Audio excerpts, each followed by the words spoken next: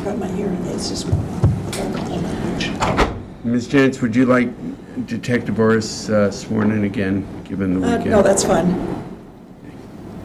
I'll just remind him.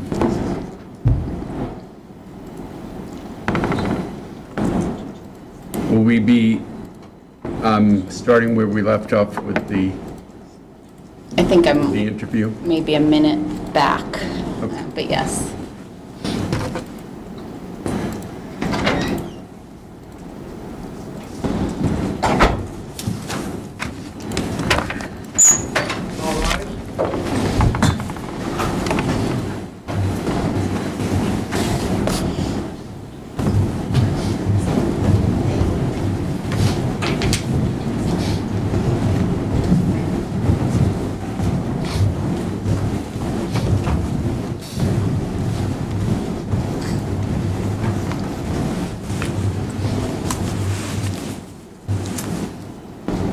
Please be seated.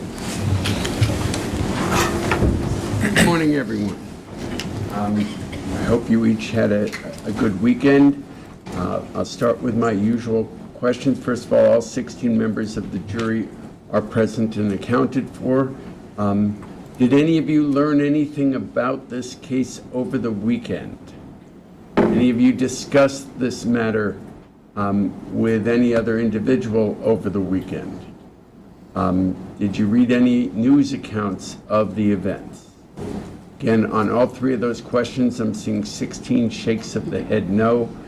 Is there any reason that any one of you cannot continue to be fair and impartial, maintain an open mind, and only decide this case once all of the evidence is in? And seeing shakes. If anyone feels that they can't, please raise your hand. Okay, seeing none, we'll continue with the trial. Detective Vooris is still on the stand. I'll remind him he's still under oath. Yes, sir. And we'll continue with the state's case. Ms. George. Thank you, Judge. Let's lower the lights. We're going to play the video. I'm going to resume my...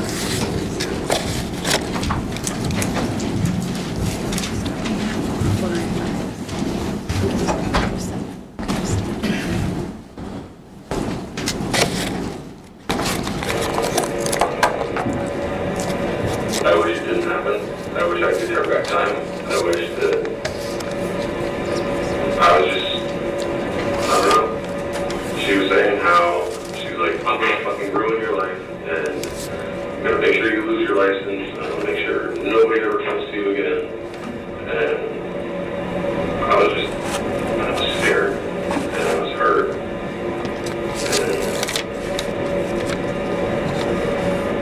Why were you saying that? I don't know, James. Like, it was ridiculous. Like, she literally was trying to break me down any way that she would, like, I don't know if you've ever just, like, wanted to be a dick, but, I mean, I don't do it that well, like, so, yeah, I'm usually just like, okay, like, he'll talk about it, fix it, you know, whatever, but... So you thought she was being kind of like a dick just to be a dick? Yeah. Alright. You know, like, I don't think that, you know what I mean, like, I suppose it would be like, if I told you guys and you're just both like looking at me, you know, but I'm sure you're thinking like, wow, this dude, what the fuck? You know, like, what pushes a man to do such a thing? Like, I would never do that. And not believe me. If you would have asked me last week, I would have said the same thing. Like, I never been here, so, and our job we're not sitting here to judge you, Joe. That's not our job. I'm not saying it's judgment, but We're fact finders, and, you know, we talk to people for a living. You know, this isn't the first time that we've talked to people that sat across the table and said that they regret things that they've done and they've done bad things. And it probably won't be the last time. no, we'll probably have a couple more today. Maybe. Hope not. I think the other important thing I wanted to just circle back to is the timeline of Friday. So, you know, when you come from New Hampshire to Vermont, you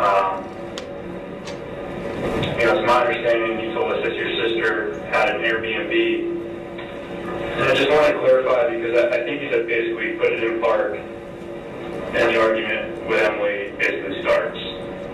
But at any point, like, did you guys engage or talk with your sister? Did you go into the Airbnb? Like, so I think, excuse me, just We hung out.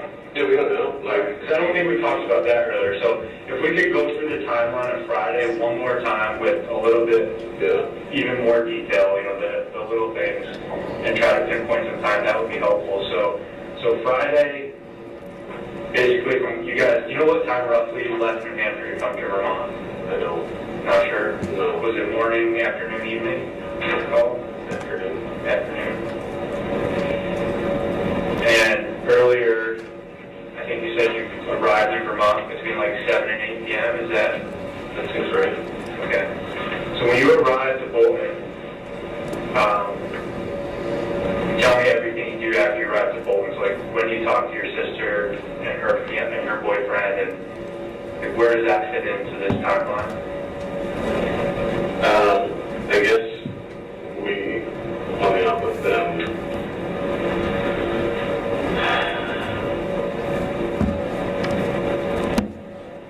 Maybe I would say safely just like from 9 to 11 or something like that. I don't know. So roughly 9 to 11. Yeah. Okay.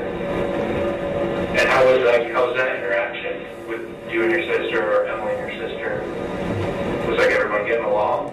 I was just happy to see my sister, and then, you know, she sat there just super quiet. She didn't really say. I think she might have just said hi to them. Where were you guys hanging out? Was it on the bus or in the? It wasn't in the Airbnb? No. Did you ever go in the Airbnb? I showered in there and had some coffee in there. Okay. The next morning. Okay. So you showered inside the Airbnb on Saturday morning after the incident with Emily occurred? Yes. Okay. So 9 to 11, you hang out with your sister on the bus. Was her boyfriend on the bus as well? What's his name? Ariel. Ariel. Okay.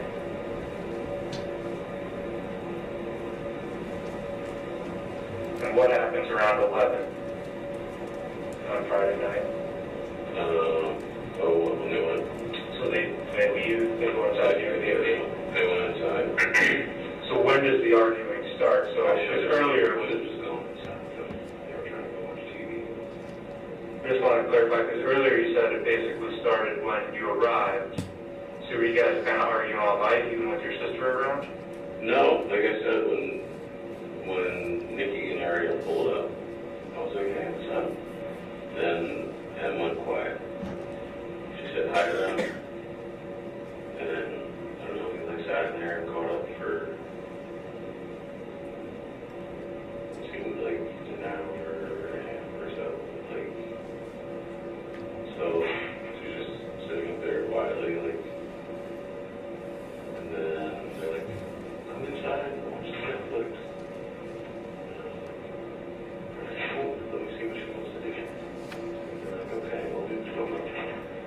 And then I was like, what are you trying to do? She said, I don't feel good. I don't want to go in. Maybe we should go in. Let's go in. No, I don't want to go in. Fuck those people. Like, fuck this place. Fuck you.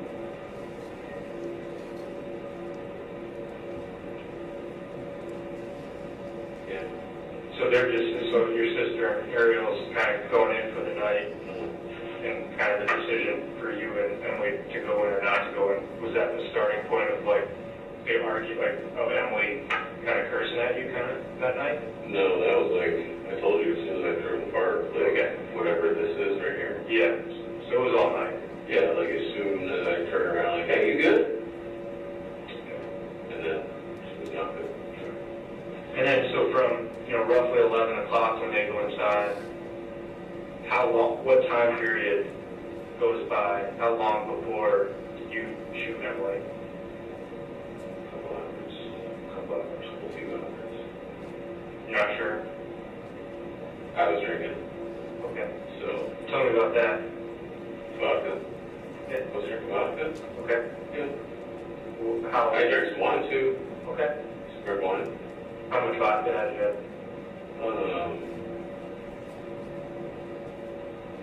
Maybe like 3 to 6 shots. Was Emily drinking? She drank. She just drank some of mine, right?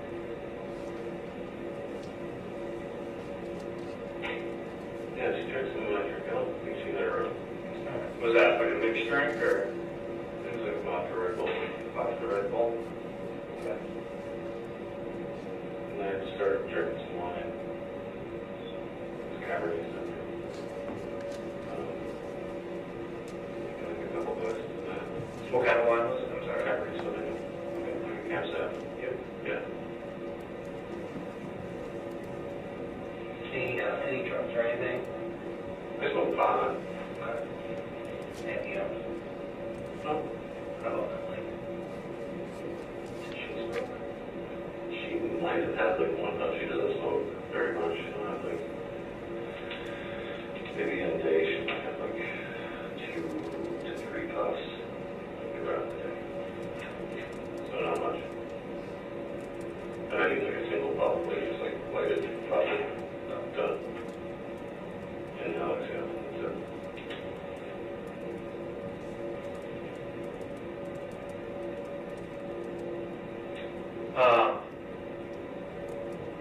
So one of the questions that I think is important to ask is, when earlier we talked about the incident where, Emily's kind of, you guys are arguing, you described her hitting you multiple times, and then she goes to lay down on the bed, and you said, you estimated, initially you said 10 to 15, but then you changed it like 5 to 10 minutes had passed before you retrieved the Glock out of the cabinet and shoot her. I think it's important to ask, and I think Emily's family and a lot of people will wonder, like, why didn't you just leave the bus? If she's laying down, the physical altercation of her hitting you is done, how come you didn't just leave? Something in my mind told me that it wasn't going to stop until I stopped it. First decision ever. Would you understand if people said, well, it had stopped? Oh, I don't mean like that particular thing. I meant like it had just been escalating, and I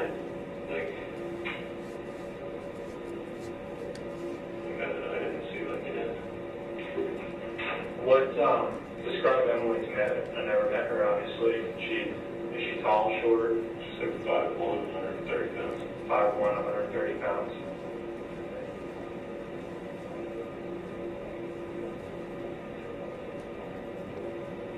Anything right now? So I think we're going to step out for a minute. Do you need more coffee or water or anything? No, I have both. You have both? You have to use the bathroom? No. Okay. I think those are your chips. No, you can eat them. I don't eat chips. Oh, you don't? Oh, no. Starches. You don't need any starch? To play games with your stomach, or you just don't need it? No, if I was going to go biking, maybe if I needed it, but I'm sitting here, not doing anything. Okay. Do you have any? I have questions. Okay, what are your questions? What happens now? I'm going to be processed and taken to a place. Is there going to be someone I can talk to? Yeah, so where we go from here is ultimately not our decision. We have bosses that we answer to. I just had typically, can you just walk me in on? Yeah, so we're going to continue to conduct the investigation. Obviously, we've been talking to you now for an hour and a half, so there's some other detectives that are looking into things and trying to piece what happened together, so we'll probably go chat with them and try to understand the best that we can what happened, and then probably maybe come back and well, I think that's something that we need to do is kind of go touch base with them and see if there's anything we want to clarify. The only other thing, Joe, that I could think of that you might be able to help us out with, and it's totally up to you, is a lot of times when we're processing this stuff, we like to get everybody's DNA that's involved. So we could ask you for just a bugle swab, like a cotton swab, yeah, just your nose. That's it, you know. We can actually go to knock that out if you're up for that. Yeah, thank you very much. Yeah. And then I would like to do, maybe at the same time, we'll do photos just to document if you do have any injuries, if that's something you're comfortable with. Is that fair? All right, we'll step out. If you need anything, you want to stop, let us know. And Actually, Not cold, but now. Okay. yeah, some hot coffee. You know that? Yeah.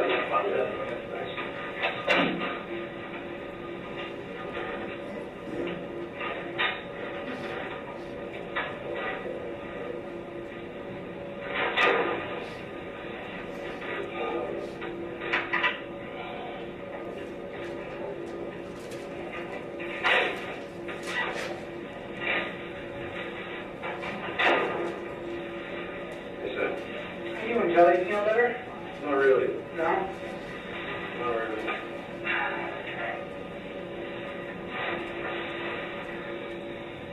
It'll take time. Just a little bit here and there. That's something that's going to happen overnight. Yeah. I asked them if they were going to take me somewhere where I would have an opportunity to talk to someone. Like mental health Yeah, it's personnel? Yeah, we can get people for you. We have those resources. Yeah. Yeah, that would probably be a good thing. I don't know that. I think their job is to ask questions and stuff, but I feel like they're really just. I need someone who's an expert at scrambled brains and how to help me use my mind again. Absolutely. Yeah. We have those resources for you. Yeah.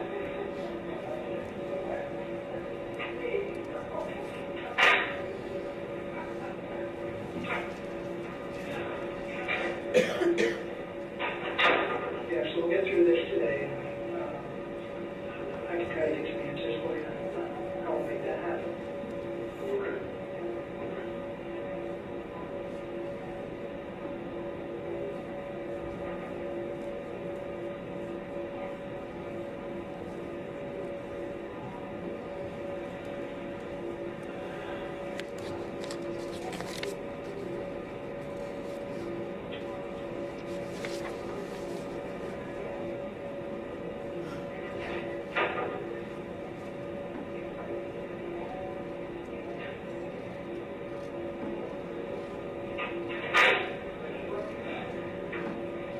Are you on?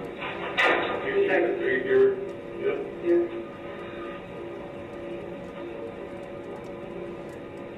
So how does it work? Like, do you guys all work with the same people, or like, is this like their case, like James and Seth? So I work with James and Seth. Oh, so you're also, so it's all like one team? Yeah, we work as a team. We go around the state. So we all work at different barracks when something happens like this, so there's an issue person or death investigation, we all work together on it. So we work with several other detectives and troopers from around the state, wherever we happen to be working. Yeah, so it's a total team effort. A lot of moving parts.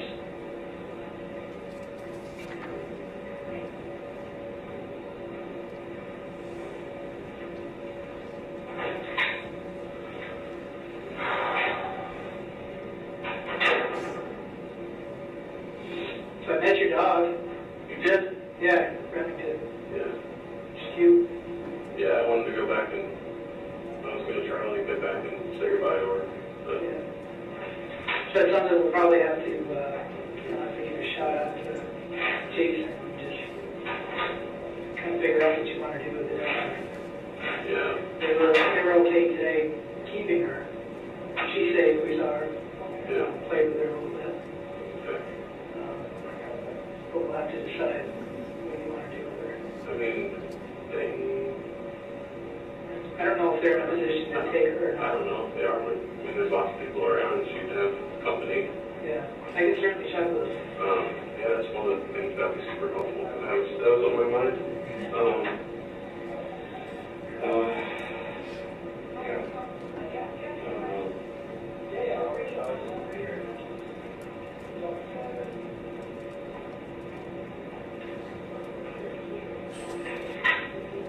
Shoot one decision, 3 seconds of my life. I couldn't even, like hearing James say, like, why can't you just like leave?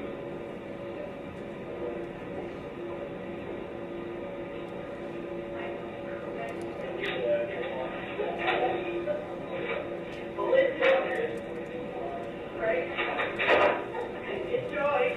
Thank you.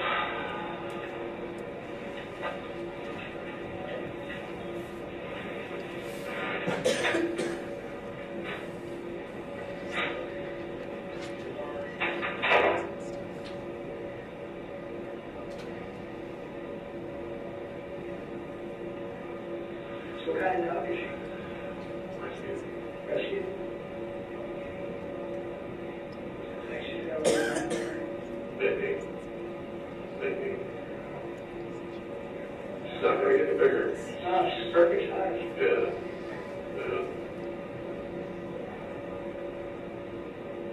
She's a perfect dog. Like, she literally doesn't, you saw her. Yeah. Like, aside from like a little bit of barking, when she first met somebody new and a little bit of jumping because she gets excited for Yeah. some love. But How old is she? she's gonna be 2 in a couple weeks and not holding. You get her here in Vermont or in New Hampshire? Sure is. Apparently those are the only 2 cups we got in the barracks, Joe. Let me dump this out and get you a hotter one. Thank you.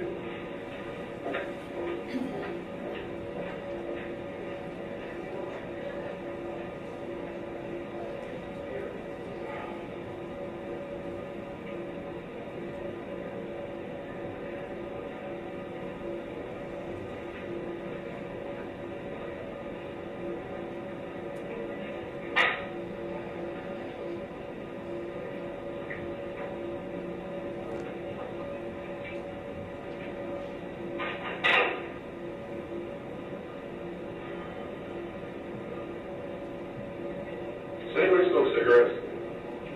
I would have to check. Did, I can try to, could you find a cigarette? I can try. Is that something that, Yeah, I can try. am I allowed to have a cigarette? Yeah, I'll see what it does. We just have to walk outside, you can't smoke in here, so, Okay. yeah, we can do that. If I can find one, I can promise you. Yeah. Do you have any? Yeah, can we get some? Perfect. Oh, wow. Yeah.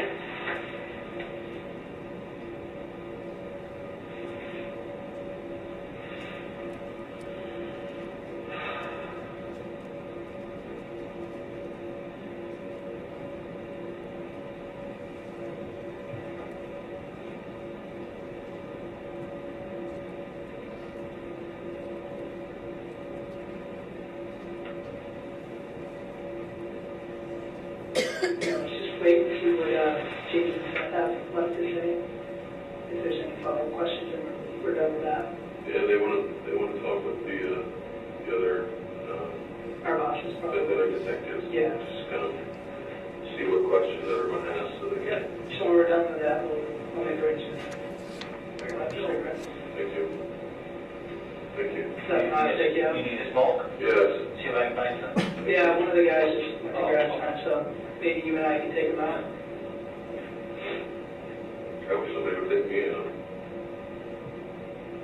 I don't know what the fuck is wrong with me.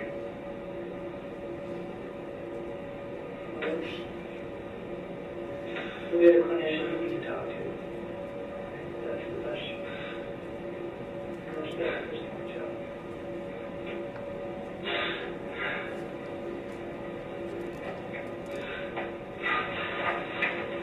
Thank you very much.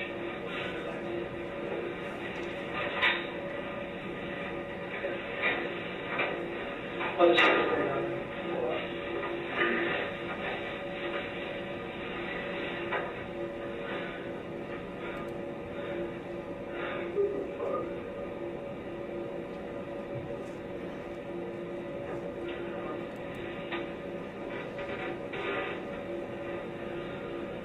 You say you've been doing this for 20 years, right? Yeah. 24? 6? Yeah.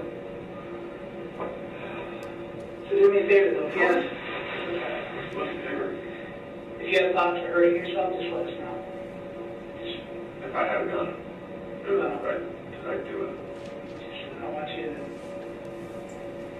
it's important for you to reach out to somebody, like, let one of us know if you're feeling that way, and that way we'll get somebody here to talk to you. All right? I mean, I can't hurt myself. We're not gonna let you hurt yourself. I can't hurt myself. I mean, I've lost the hurt from this not call. No. I got enough, but.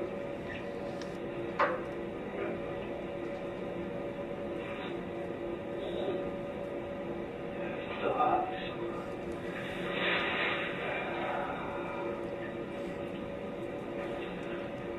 Yeah, honestly, that's where I was headed. Maybe you didn't pick me up.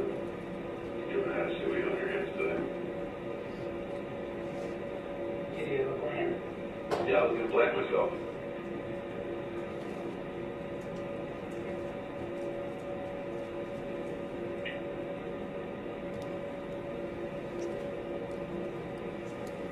Really the person I think I am, and the person that I am.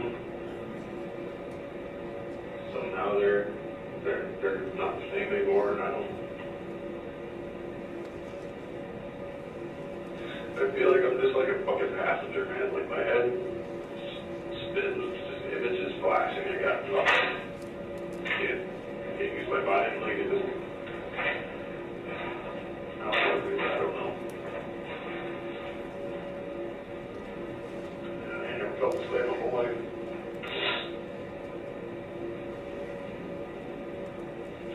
Probably. 40 plus.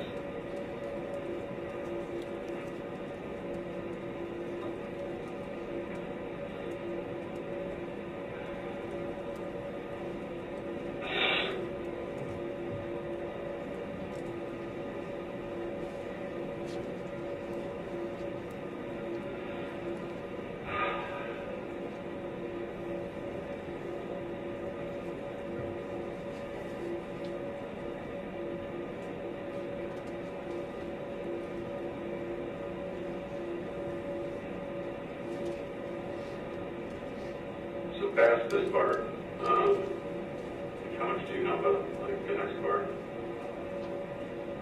Like in general, or? Yeah. So every case is a little bit different.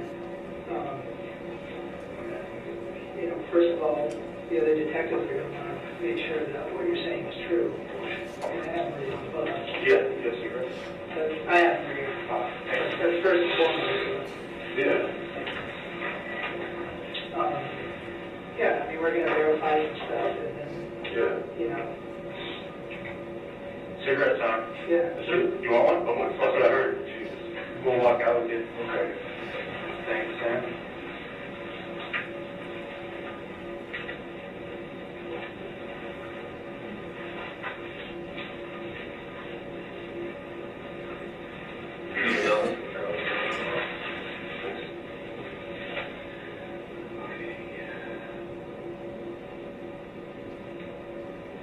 Is that your blanket, or did we? Somebody gave me this blanket. It did. I love it. Yeah, it's chilly out. Yeah. Do you want your boots or you good?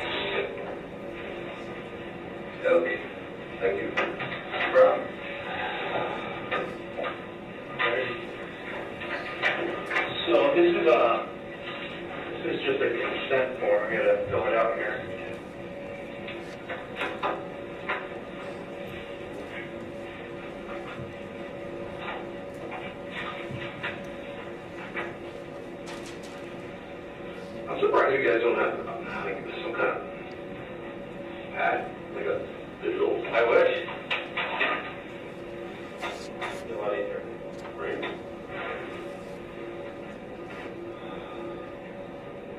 While I'm writing this about the future, something that's kind of coming to mind, and again, I haven't been on the bus, but, you know, everything that you're telling us, I'd imagine was extremely messy, and there had to be blood everywhere. A little bit. I mean, to cut arms and legs and a head, that's got to be pools of blood, right? No.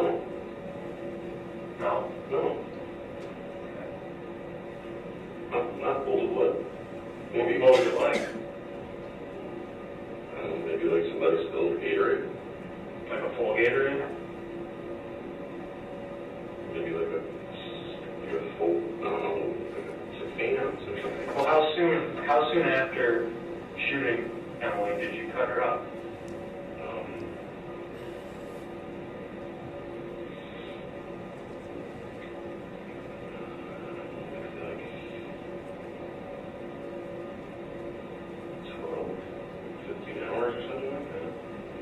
So 12 to 15 hours after.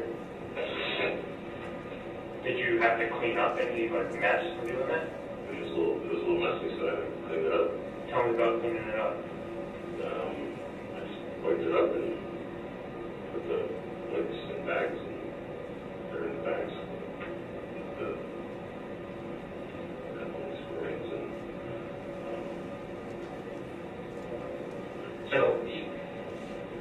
So I like these distinctions, you know, quite a very here, long ways.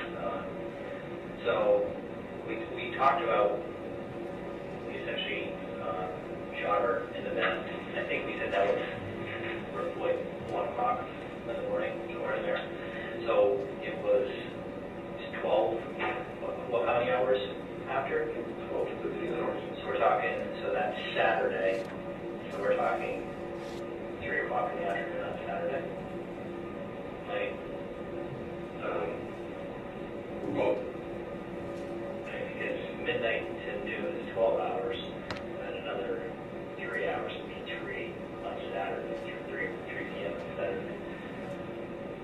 might have been So is that accurate? I don't want to put words in mouth by any means.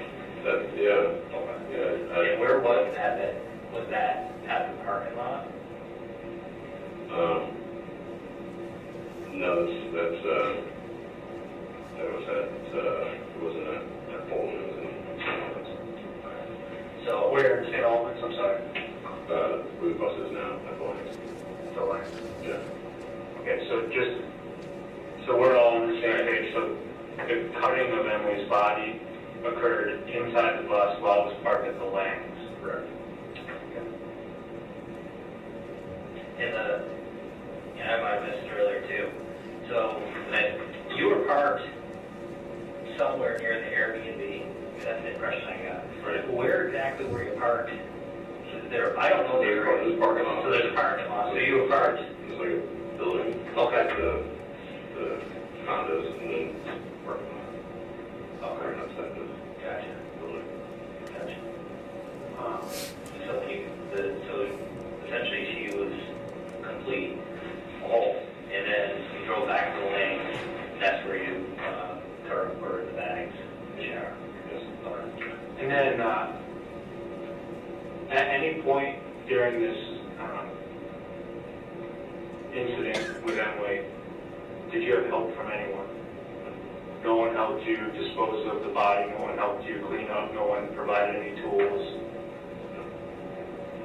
And other than Spencer, did you tell anyone else what happened? The only person I told is Spencer, you guys. Okay. All right. Do you want to read this? I think what might be helpful, I just kind of thought of this when you said it, was like if I get an aerial shot of that Bolton, and you can just mark on the map like the area you were parked. Does that sound like it might be helpful? Might be helpful for me. Would you be able to identify it on the aerial map? If it helps you, I can. And it says your name on it, so if you want to read that, you're back up. I can tell you, like, So what this is this, we talked earlier about the buccal swabs to get your DNA or to process the same. us, your consent for that, and then of the photos. So what it is, I think you might permission to Detective Seth Richardson to conduct a complete search of items listed below in their content. I understand I do not have to allow this, no threats or promises of enforcement. So essentially, we're looking for biological, we're looking for your DNA, and then other, they're going to be just photos so we can document if you have any injuries. You know, if you have some bruises that you might not be able to see, that could show in photos. Okay. Yes.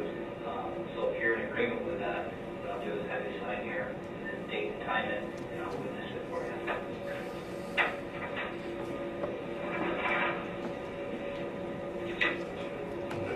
Yep. 21, what time? It's 4:40. 440. Yep. Okay. I'll witness this. So you do tattoos? You have a shop somewhere? Do you work with somebody? I used to do tattooing in like tattoo shops, and I just kind of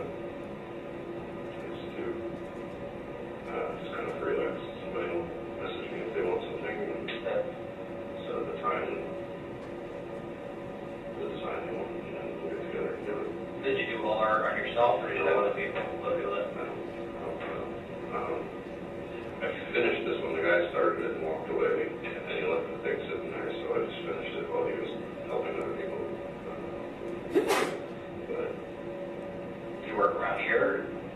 I worked at Burlington for like 10 years, and I worked in Essex for a year. Where do you work in Burlington? At Body Art. Oh,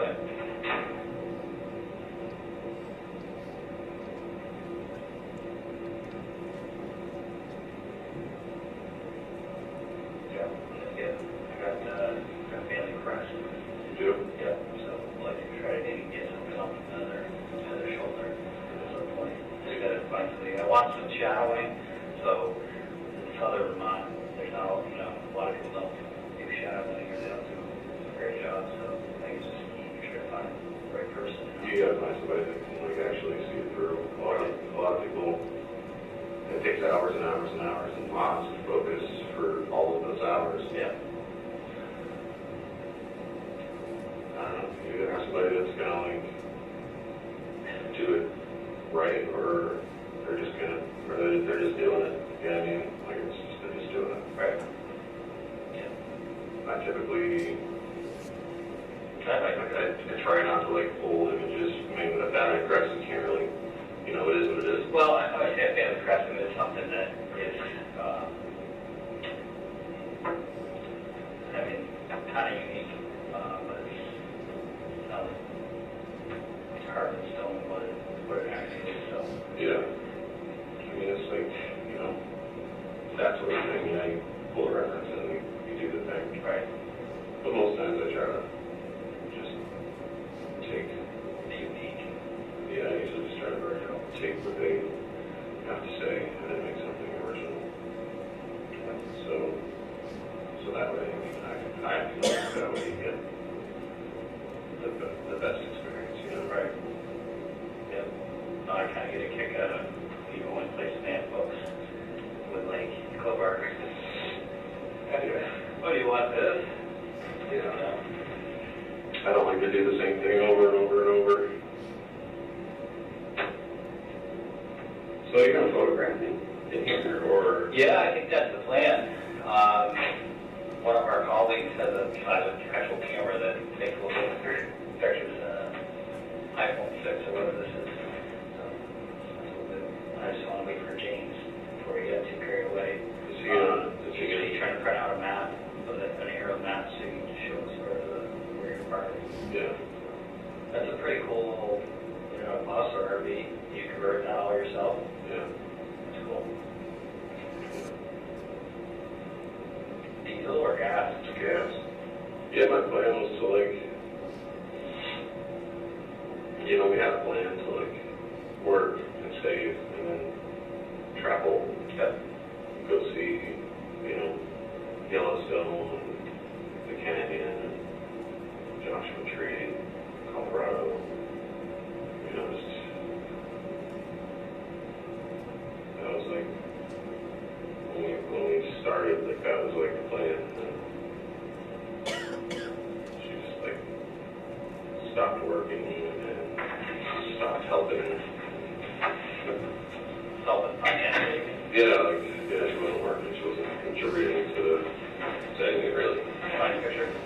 Did you? No, I don't think it's gonna work.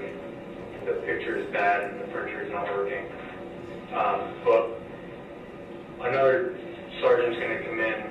She's on the crime scene team, so she just processes evidence. Yeah, I told them, like, Oh, perfect. take a picture. So when they're doing the pictures, I'll try to come up with a better picture, but the one I found wasn't that good, so I didn't want to show you.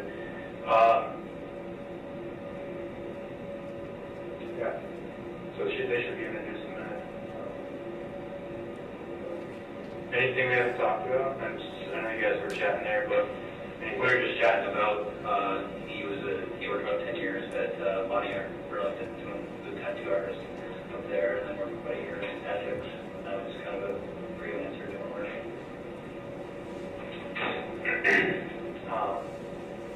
something else that kind of comes to mind, having this open conversation, that might as well ask is like,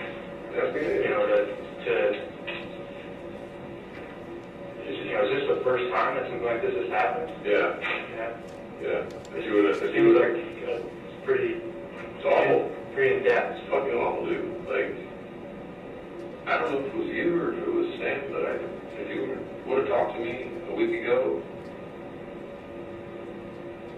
it would have been on the top of the list of things that I would never do. But it was such a fucking brutal week. Like non-stop, like morning to night. I don't know what the hell happened. It was just like a complete change. Something, I don't know if I was talking to you or Sam, but like, maybe it was you when you said I need to sleep. Fucking, my brain was like, no, like, it's not going to stop. Like, you have to stop her now.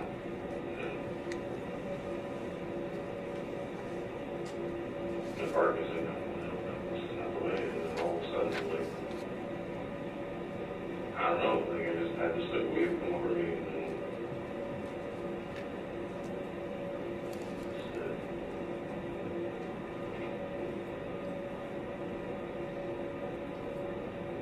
it's not good.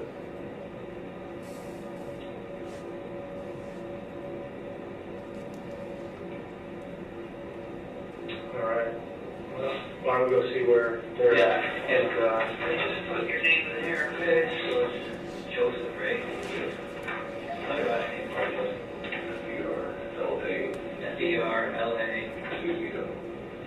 What's the number? 12-14-79. Actually, I guess it is written in your phone number, but I didn't give you an address. What's your current address? Current, I guess, like, I get mail the line. Okay. Well, I know it's gonna happen. So, at some point throughout the investigation, we're gonna probably take a look at your phone, okay? So it'll be easier for us to access your phone if we have your passcode. Yeah. What is that? 012779. Do you know where your phone is now? It's in my Jeep. In G? Okay.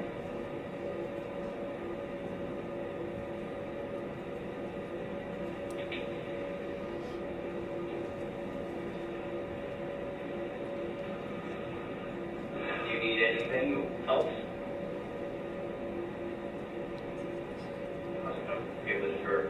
Good with coffee. Oh, yeah,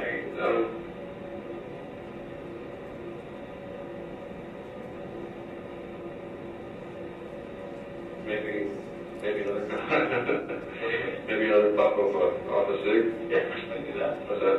Yeah. Yeah. Yeah. Let me go give it to Aimee. I'll be right back. Cool. Yep.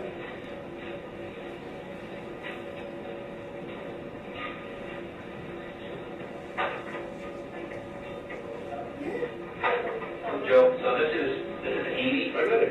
Oh, okay. So Aimee, What do you need from me? Amy's gonna take your pictures, and she's also gonna do your beautiful swab. So this is So swab of the inside of your Yep, mouth. just like a big Q-tip.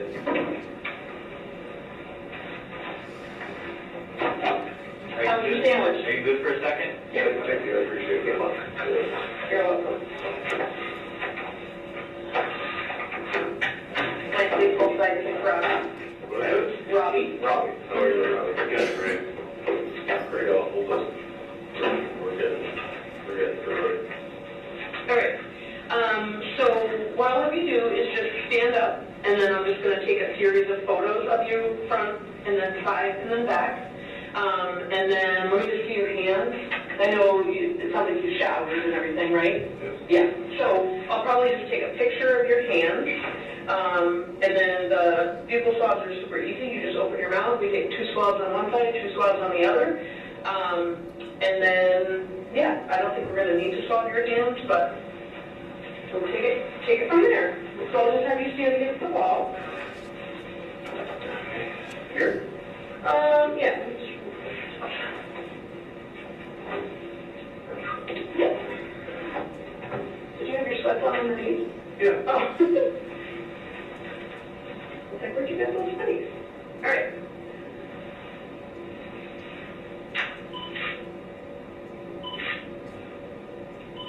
And then turn that way.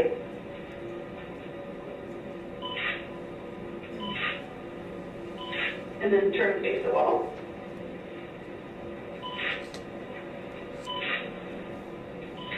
Okay, and then turn and face this wall over here. Yep.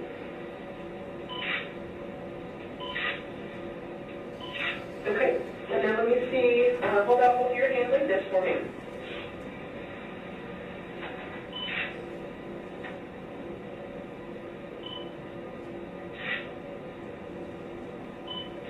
And then flip them over for me.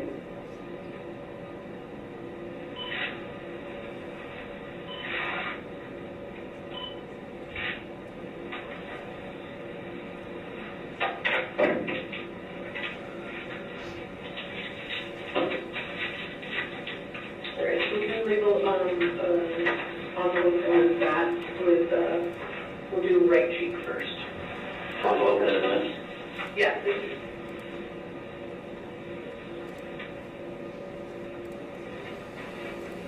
Just put an arm on there.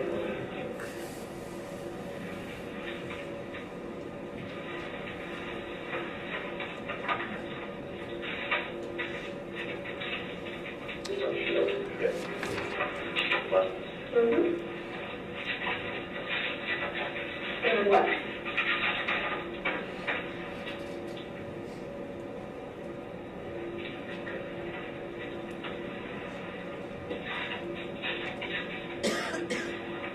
And then, let me, I'll be right back. You go for a second? Sure. Yeah.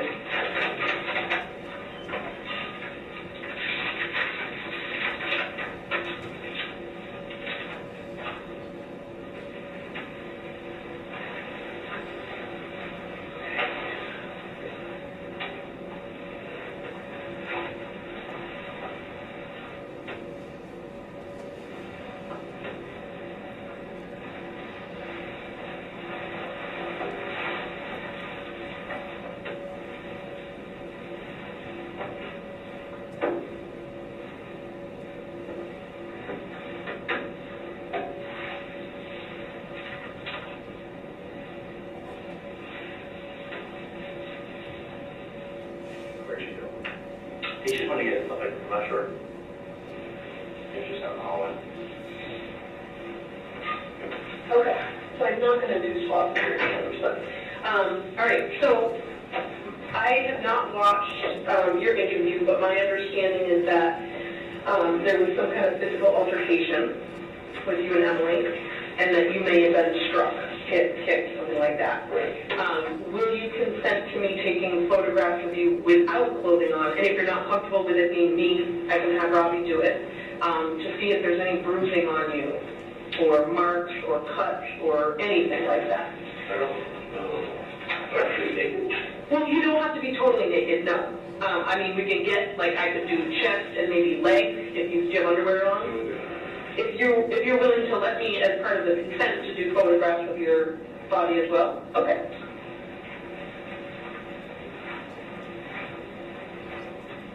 So any marks or bruises that you're aware of? I don't think so. Okay. So which holds your arms up, it can be hard to see the tab, so. What was it taking a while?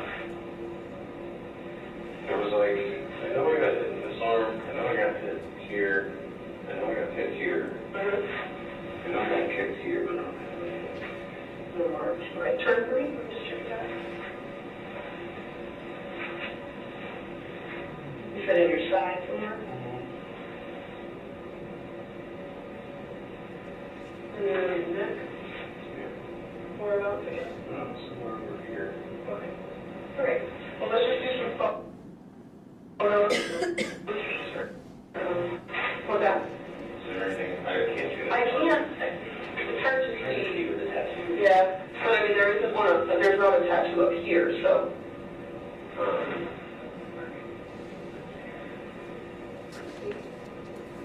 Yeah. Can you look in that box? And if not in the box, down in my camera bag, there's a small scale. So same kind of thing. We'll just do around. Come in a little bit closer to this.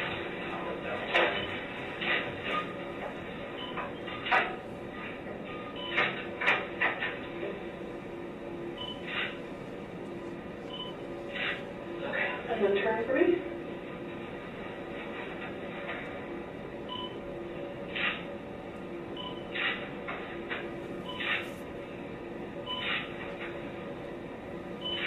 Okay, and then turn this a little bit here.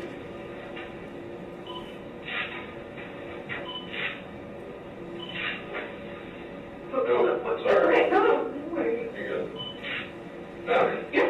Alright.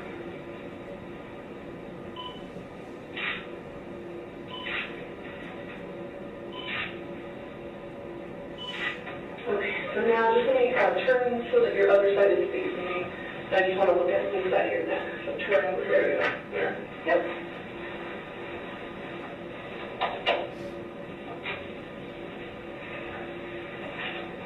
Double lighting. Hold straight to the back. Okay.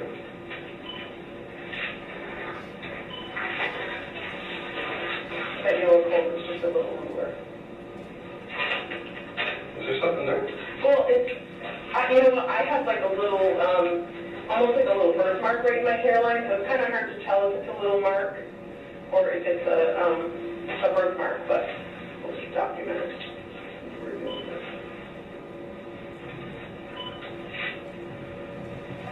Okay. All right, you're all set. Thank you.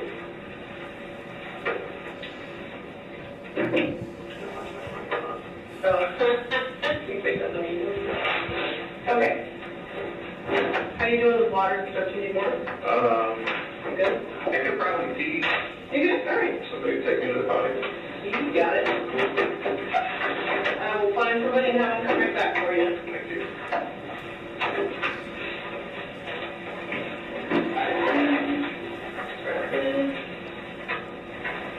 Whew, it's warm in here. Feels so good. Good.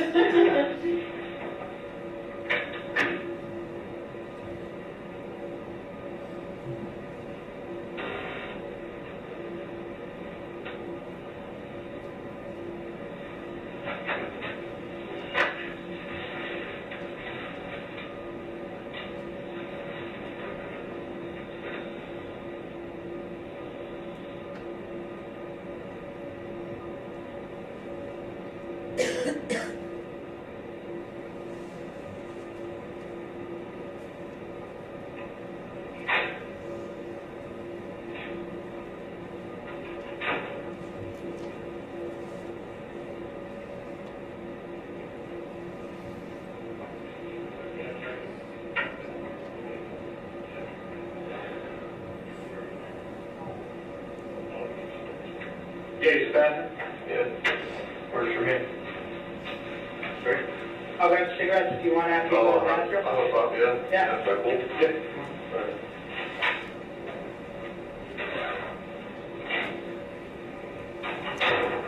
Are these your clothes you got on?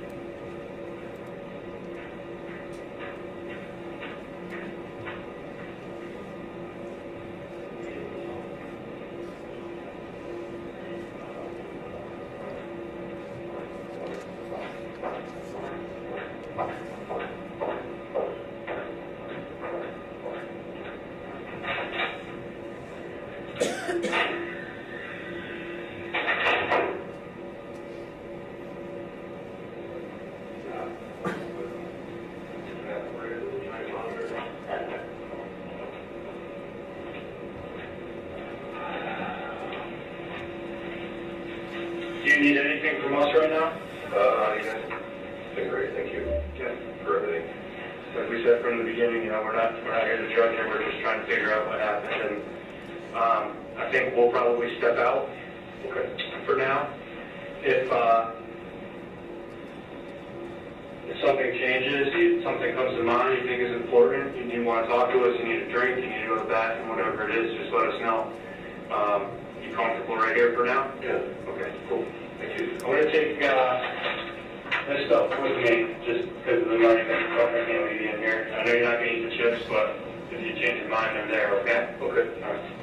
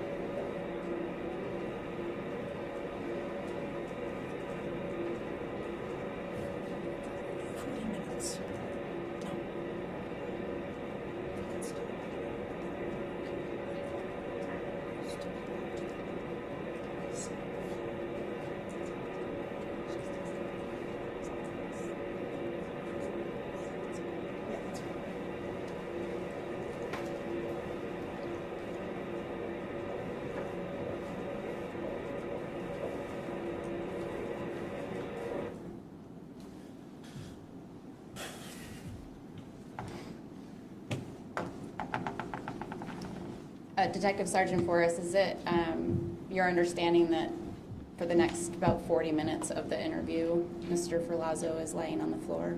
Yes. Okay. Were there any other questions asked in this room that you recall? I don't recall if he used the bathroom in that 40 minutes or not. And then after that 40 minutes, as he's leaving this room, we were bringing him to a secure holding cell. I think I asked a question about his boots, but it was nothing significant. Okay. Thank you.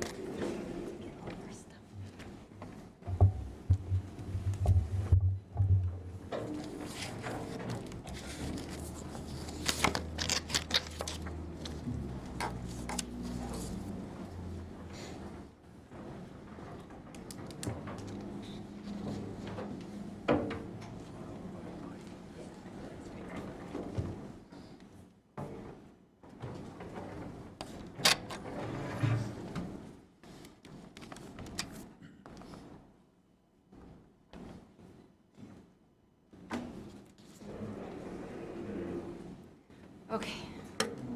No, I'm going to use that. Yeah. Thank you.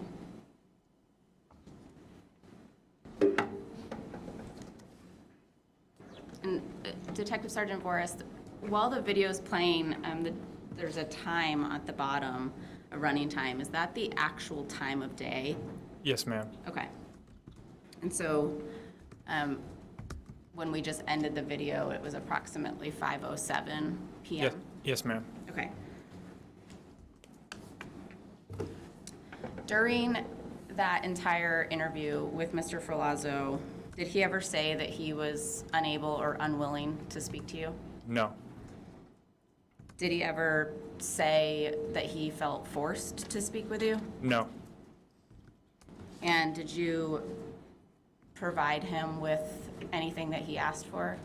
Yes, we provided him with food, coffee, water, cigarettes, bathroom breaks, a blanket. And did he consume those things? Some of those things, yes. I'm going to show you what's been marked as States 21.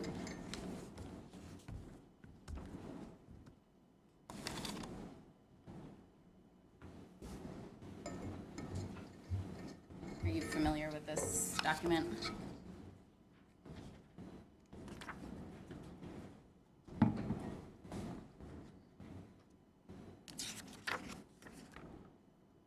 Yes. Okay. Can you tell the jury what it is?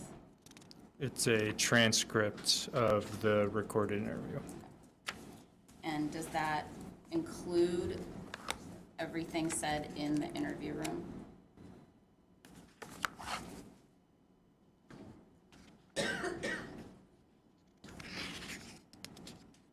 Yes, I believe so.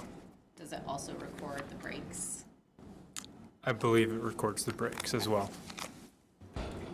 Your Honor, the state moves to admit States 21. No objection. One's admitted without objection.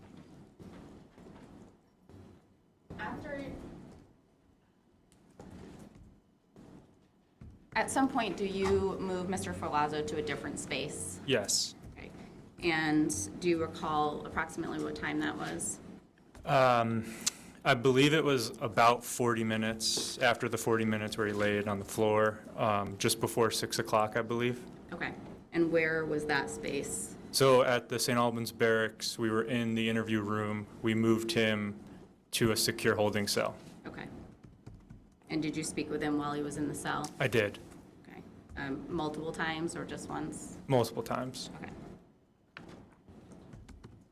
During any of the cigarette breaks or times you went in to speak with him, did you ask him more questions about Emily? There was one occasion where we asked questions about Emily. All the other occasions were to check on him, cigarette break, provide him food, that type of thing. Okay. And the time that you did ask him more questions about Emily, do you recall when that was? I believe it was shortly after 9 p.m. Okay. And was this recorded? Yes, it was. In which way? So the holding cell has a recording system. It's audio, video. So the audio wasn't captured for some reason on that system. So there's video.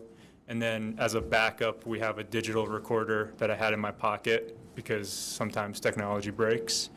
So the audio is captured on the digital recorder. Okay. And when you went in to speak with him again, did you tell him that you had more questions for him? Yes, I did. Okay. And did you read him his Miranda warnings again? I didn't reread them. I had the form, the Miranda waiver that he had previously signed. I showed it to him, and I explained all of his rights still apply. It was his choice if he wanted to talk, and we had more questions. Okay. And what was his response to that? I believe he said, "What are your questions?" Okay. And how long did you speak with him? It was about 20 minutes. Right. And have you reviewed the recording that was in your pocket? Yes, I have.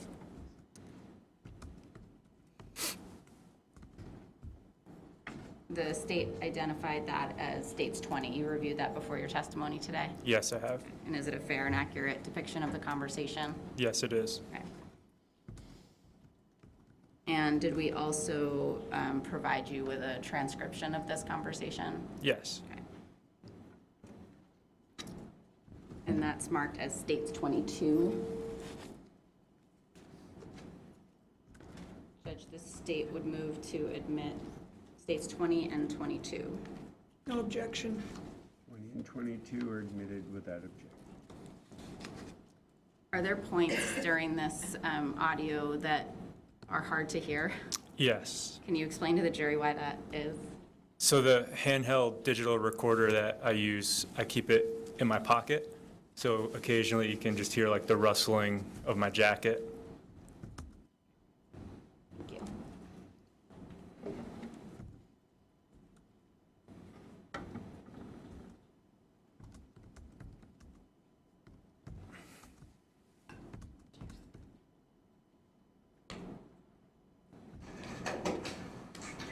It is October 19th, 2021, 9:18 p.m.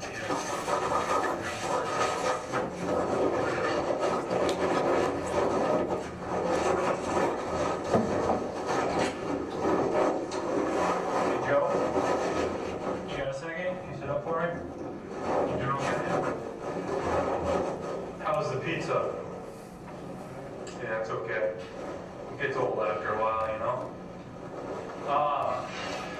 We had a few more things we were hoping to talk about. Is that something you're willing to do? Go back into the other room? We just wanted to clarify a few more things. Totally your choice.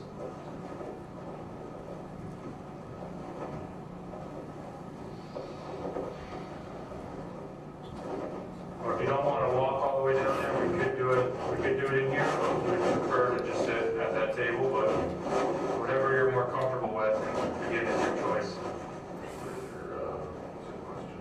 You want us to just ask them in here?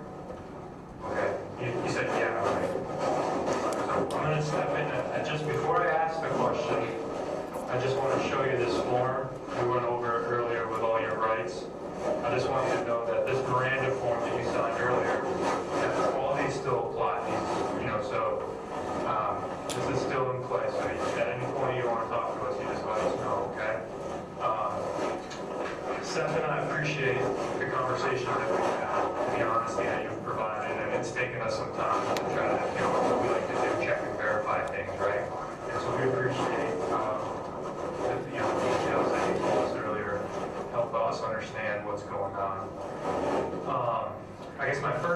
question before we get to some other specific ones. Is there anything that has come to mind sitting in here that you want to share with us? Any details we haven't talked about yet? I'm just gonna try when I'm pressed, kind of like painted. So nothing's come up that you're like, oh, I should have told him this, or I wish I had told him that? Okay. All right. And, Do you have questions? yeah, I think we have a couple. So we talked a little bit about it before, about the items that you take out of the net. Juice, all the glasses and stuff. And I was hoping that you could just, if you could remember anything more about the bag that you put that in.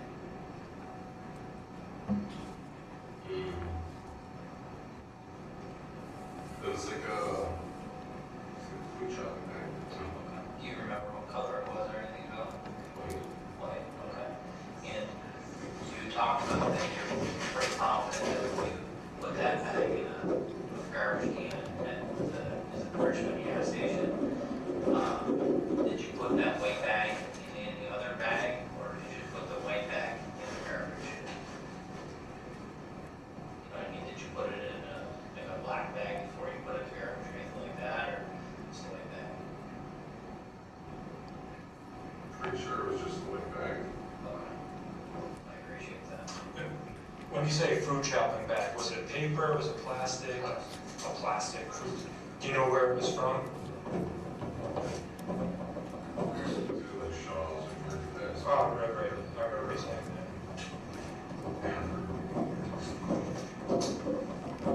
Did you buy something at Shaw's or the Market Basket that would help kind of recall like what bag it was? It's just a food bag. But had you gotten it recently, or is it old? Oh, I think I had like a lunch one. Oh, okay. All right.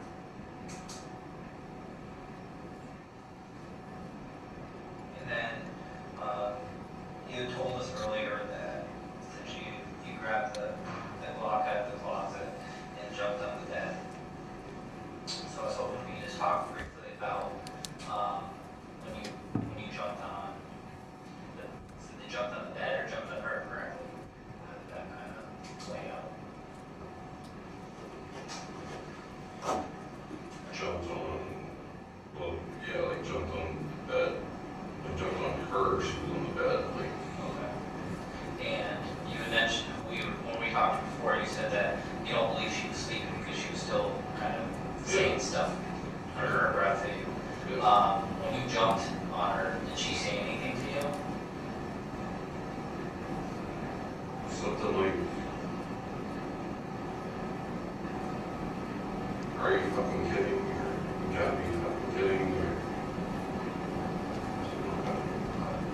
And then, what was her reaction to you? It was just like that. Like, I just jumped on her and she said, like, are you kidding me? Are you gonna be fucking kidding me? Or something like that. Did she try to fight you or anything like that? And how long, if you could estimate, was it between when you jumped on her and when you fired the first shot? Second, Okay. And how about the second shot? another second. So I don't want to put words in your mouth or anything. I'm just trying to Sure. So essentially, correct me if I'm wrong, you jumped on her and bang bang. Like that. Is that how it happened? And I think you shook your head no, but when Seth asked you if she tried to like put up a fight, did you say yes or no? There was none. There was no fight? Okay.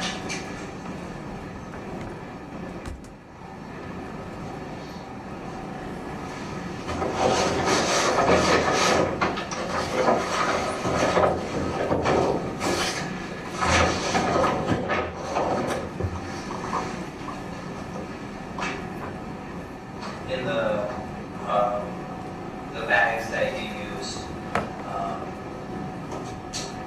where did those bags come from? The grocery store. No, the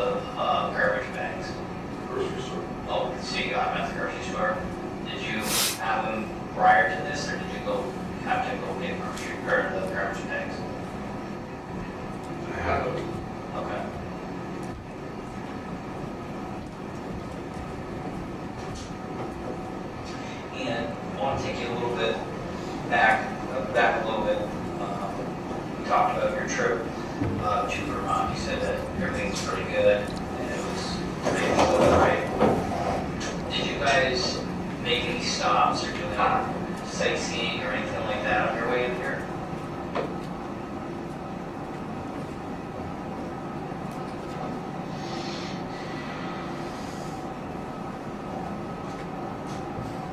I feel like I did, but I can't. I don't know if I can answer that right now. I have a hard time focusing.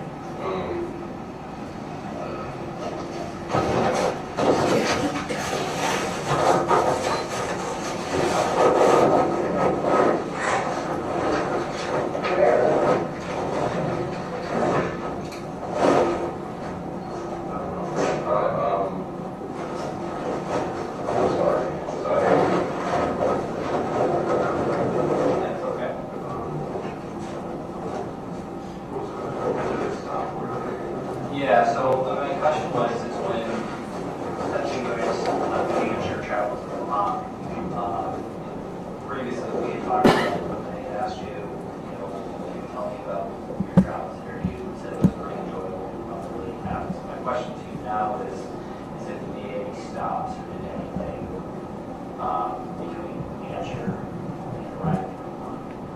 Well,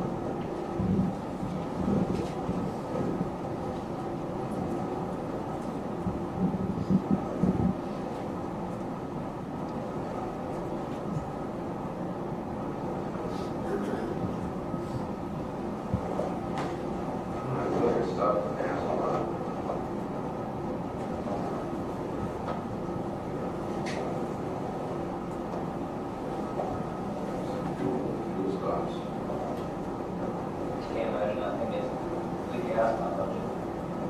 I'm probably terrible, huh?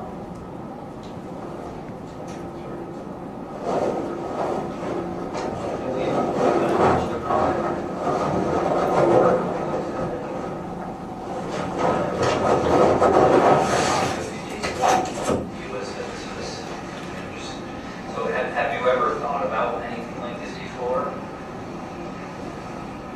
There's never a time in the past where I mean, to get under your skin. I don't want to put words in your mouth, but beating on you, as you said, kind of beating on you, and, provoking you.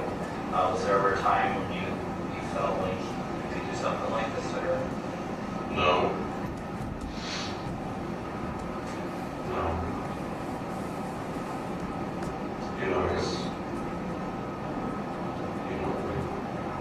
there's definitely been times that we go back and forth. She's like, I'm not killing you. Like, she would say, like, oh, like, Yeah. I want to kill him. I'm just going to kill you. I won't kill you. Just kind of. Yeah. So what do you think? How do you think this all happened? I mean, how do you feel like, you planned and you just, it happened? What do you think happened? What do you think caused this?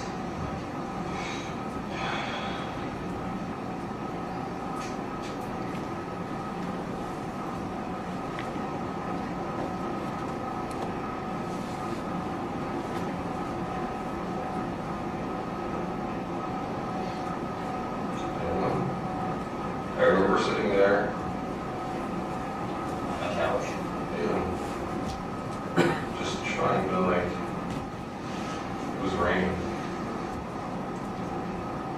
I remember I was just watching the rain. It was lightning. And I was on vacation and I was just trying to enjoy myself and stay out of the rain. And I just kept trying to, like, relax, and she just kept trying to unfurl my piece. And then it was just like, I just felt this wave come over me.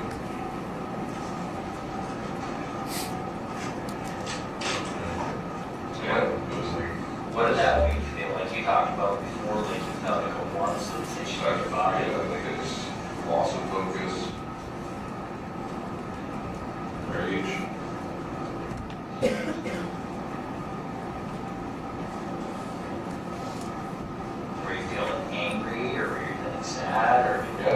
how were you feeling? I felt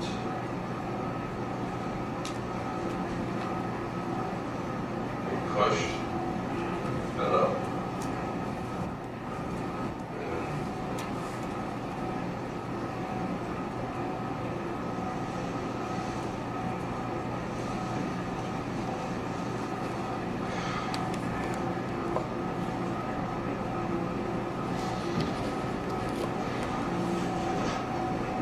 It was like, I swear it felt like an episode was every fucking second.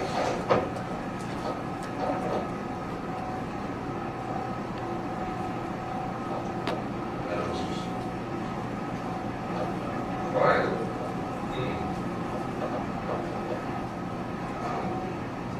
Sorry. That's okay. I don't think it's helpful. What were you feeling after?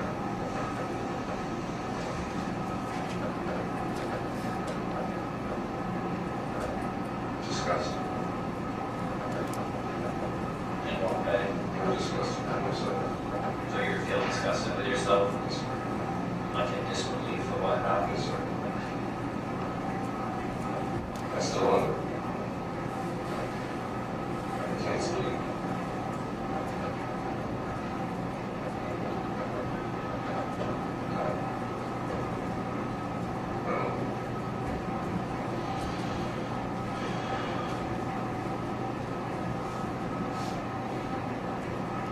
Do you have anything else? I don't think so. Anything that you want to share or questions for us before we wrap up here?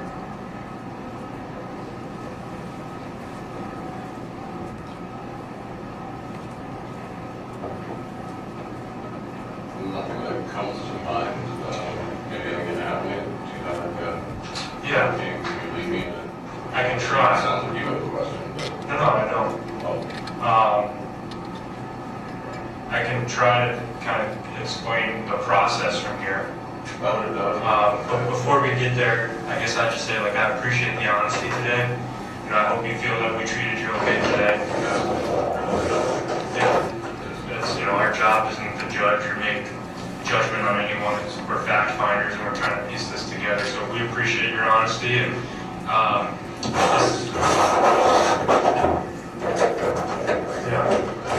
so this last piece of paper I have is just a sworn statement form. Can you just spell your last name for me? Your date of birth? Which makes you have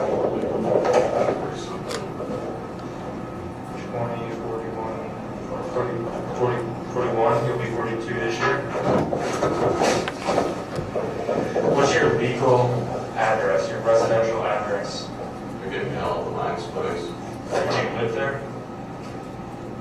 Or not really? And kind of just bounce around. Alright. What's their address? 14 Medical Lane. 14?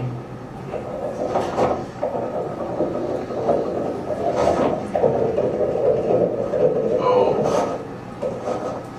So that actually has been about getting care of. I think Sam, you remember Sam? Sam.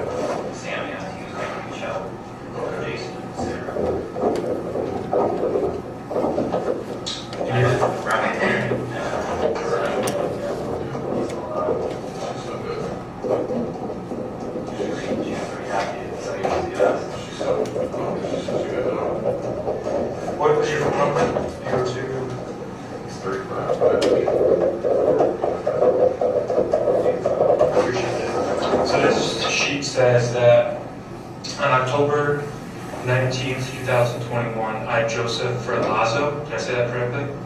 Provided a verbal and audio recorded statement to Detective Sergeant James Vooris of the Vermont State Police of my own free will without any threats or promises made to me. I am aware that it is a crime, a violation of Title 13 VSA 1754, to give false information to a police officer implicating another person or to deflect an investigation from the person or another person. The taped recorded statement is true and accurate to the best of my knowledge, belief, and ability. It's attached to and incorporated into that statement. Does that make sense? We're just asking that you swear that you told us the truth today. So feel free to read that. If you have any questions, let me know. If you agree, I'll have you sign where it says afternoon and date right underneath it. What is it, the 19th? Yep. So in terms of process, where we go from here is we have to get in contact with the state's attorney's office and let them know, we've been in contact with them, but let them know where we're at. And ultimately, we will reach out, if the state's attorney agrees, reach out to a judge and see if they think you should go to jail tonight and have a court hearing tomorrow, if there should be bail, if there should be conditions of release. All of that is determined by a judge. It's not something that we determine. We just are we provide the information and they tell us what we should do. And then most likely you'll have a court hearings tomorrow at some point. I think in Chittenden it might be in the afternoon, like 1 p.m., but I'm not positive. So we should know a little bit more about where you're going tonight in a little while. But obviously with the information that you provided, and we appreciate it, and the information that we've learned throughout the investigation, we have located Emily and she's deceased, so that we have to deal with that. Make sense? Any questions on that? Okay. We'll just have to fingerprint around it. All right, we're gonna step out. You need anything right now?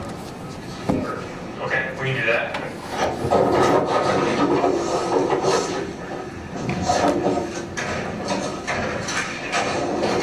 It is now 9:38 p.m. Conclude that.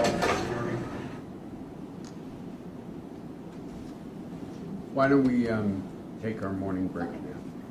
Take a 15-minute break.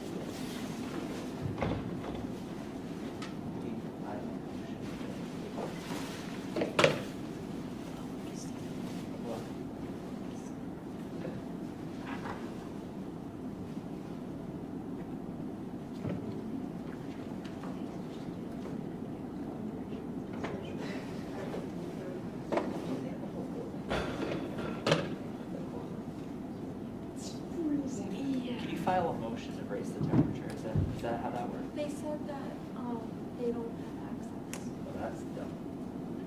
I think it's in Montpelier. That, like, Because that makes so much sense. No, it actually does though, because a lot of like buildings that are like owned by like grocery stores and stuff, like all of those don't have access to those things. So is it 70 in Montpelier? We don't know about But it. if it's like a government building, it makes sense that they can like control all of them. I think whatever person in I'm not Montpelier saying office is that- having a great time. No, I'm not. I get what you're saying. I'm just making fun of that. Should be like that. It was interesting when they would pan the breaks. The camera would pan, just stares at that for however long the break is. Interesting.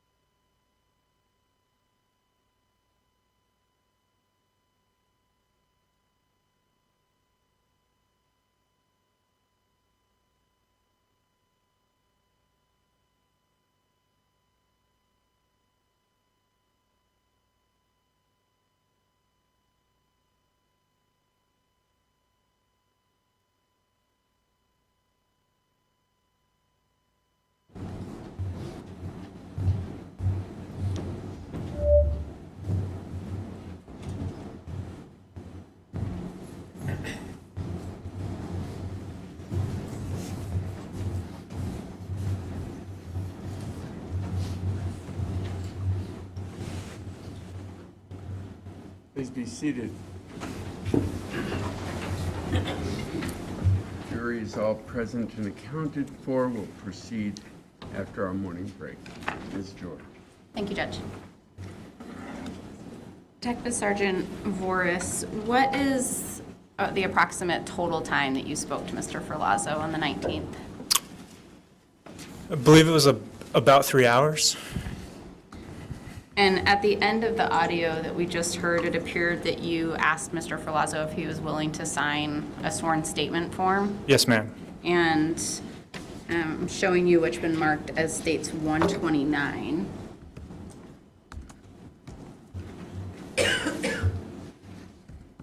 Is that the form you were going over with him? Yes, ma'am. Move to admit states 129. Any objection? No objection, thank you. Exhibit 129, states 129 is admitted without objection. Is this the form that I just showed you? Yes. On the screen? And so in the audio, in the down the right corner there, is that where Mr. Ferlazzo signed? Yes.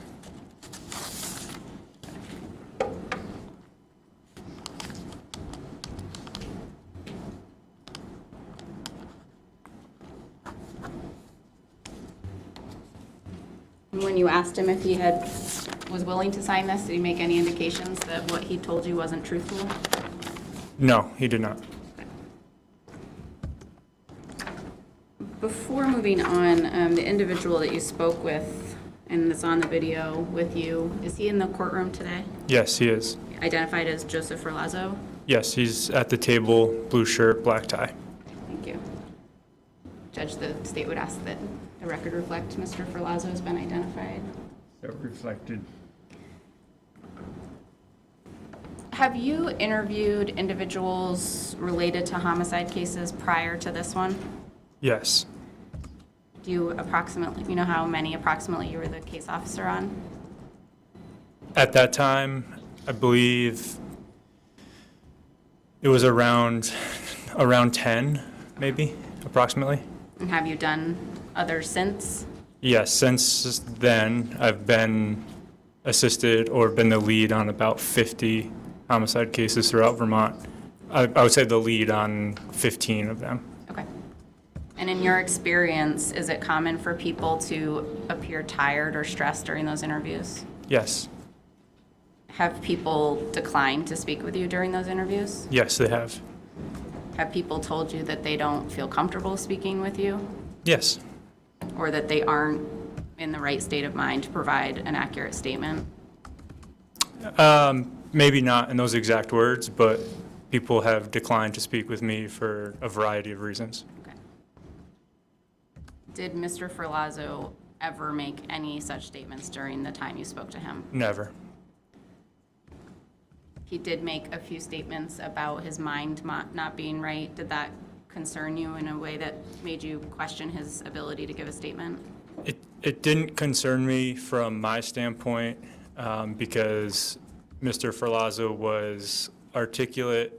He was responsive to my questions. He said he wanted to talk like very early on. There was no concern about his ability to interact and converse with me. Okay. And after you concluded the interview with him or with anybody, what's the sort of next steps you take in an investigation? So I call it like check and verify. So when someone tells us something, we try to prove it right or prove it accurate and see if there's other evidence that supports what we're being told.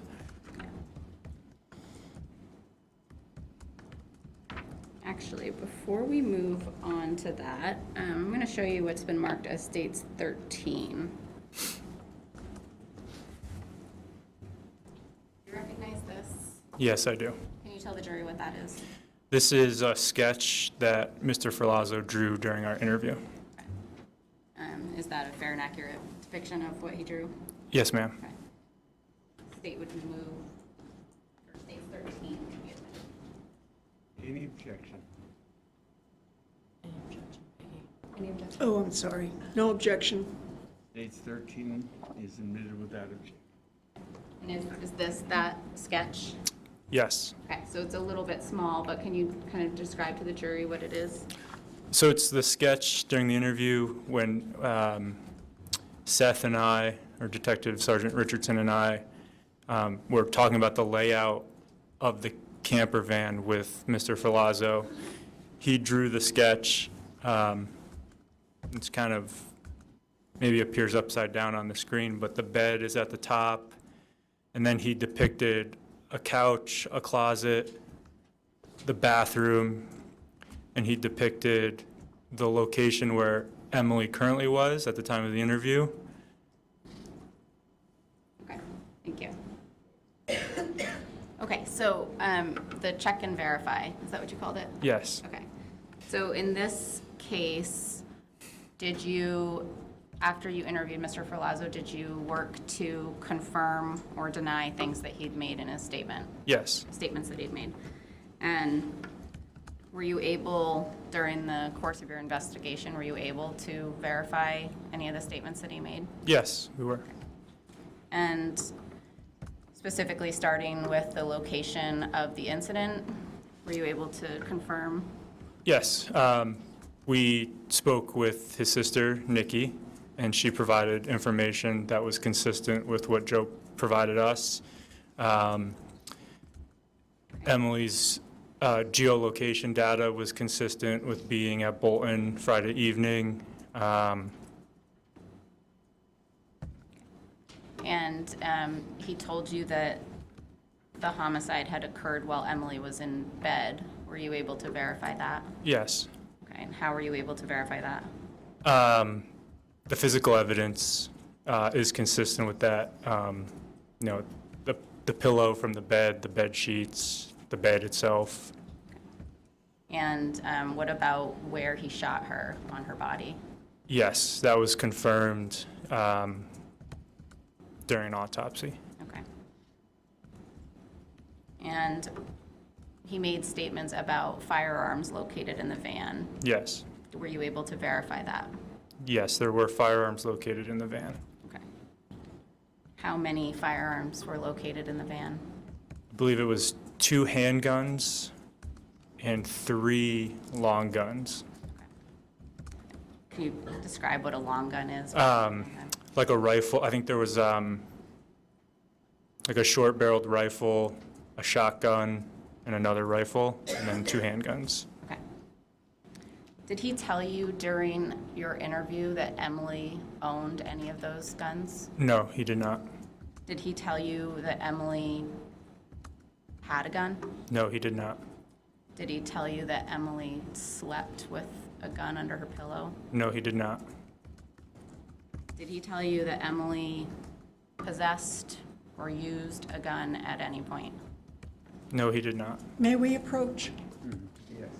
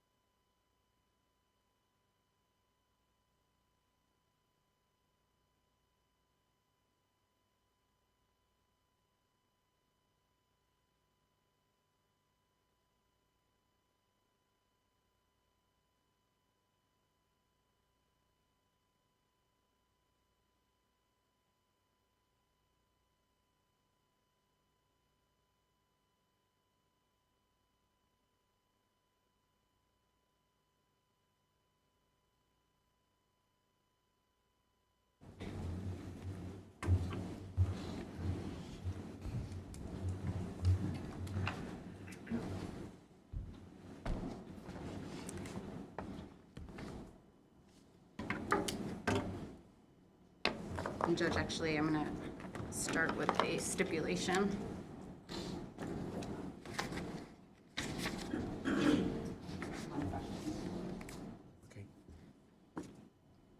Did you confirm where Mr. Ferlazzo was the following morning? Yes. Where did you confirm that he was?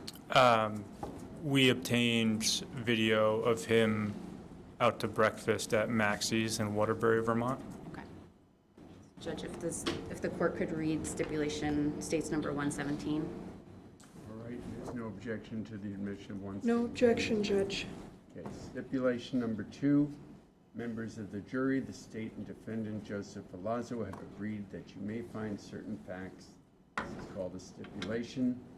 A member of the Vermont State Police collected surveillance video and a purchase receipt from Maxie's restaurant in Waterbury, Vermont from the morning of October 16, 2021. That surveillance video and a copy of the receipt was added to the case file and reviewed by Detective James Vooris. The authenticity of the surveillance video and purchase receipt is not being challenged. Chain of custody of the surveillance video and purchase receipt is also not being challenged. As with any evidence in this case, in this trial, you must decide what weight you will give this stipulation. And that's admitted as states 117. I'm going to show you what has been marked as states 14 and 15. Recognize these? Yes, I do. Can you tell the jury what they are? 15 is the receipt from Maxie's from October 16th, and 14 is a screenshot from the video from Maxie's. State would move to admit states 14 and 15. Any objection, Ms. No objection. 14 and 15 are admitted without objection.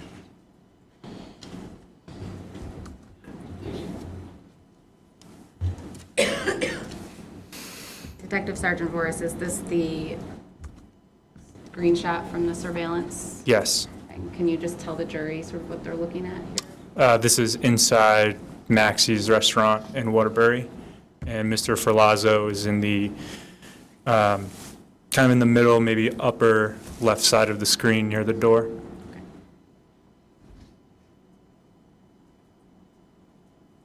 And is this the receipt from the breakfast that morning? Yes.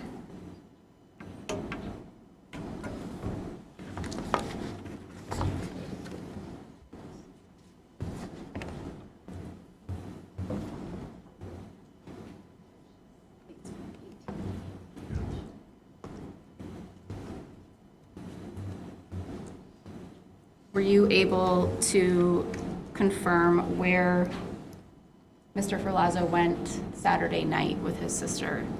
Yes. Where was that? The Truex restaurant in St. Albans, Vermont. Judge, the state would ask the court to read stipulation number 3, states 118. Any objection? No, Judge. States 118 is admitted.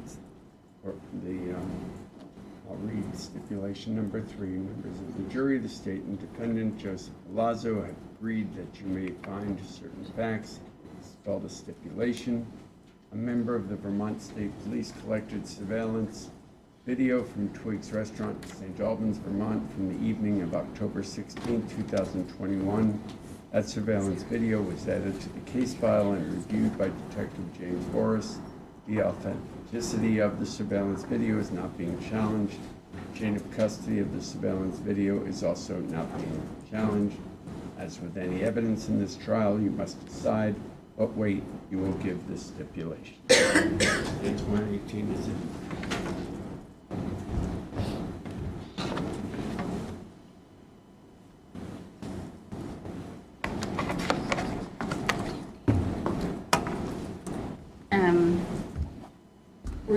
Did you provide still shots from, surveillance videos from inside of Truex? Yes. And did we have 2 different angles of that? Yes. Have you reviewed them prior to your testimony today? Yes, I have. Okay. The state would move to admit states 16 and 17. No objection. States dates 16 and 17 are admitted without objection.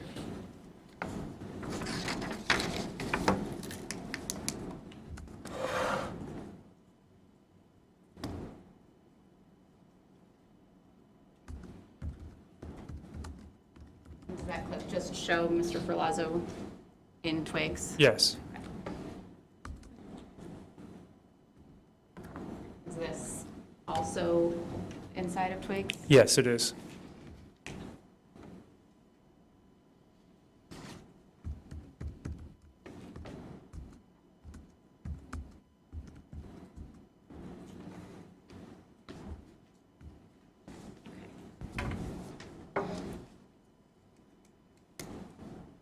Were you able to, did you ever locate Emily's stuff that Mr. Ferlazzo indicated he'd thrown away? We did not. Okay, and that was her phone and her wallet, And her glasses, yes. glasses. And did VSP, members of VSP attempt to find these items? Yes, we did. We were unsuccessful. And you were looking, how long after he allegedly threw these things out were you looking for them? So we had several detectives and troopers that were assisting in the investigation starting, on the 19th, which were several days after this all occurred. Right, okay. Were you able to confirm whether or not he gave his sister a tattoo? Yes, we did confirm that happened.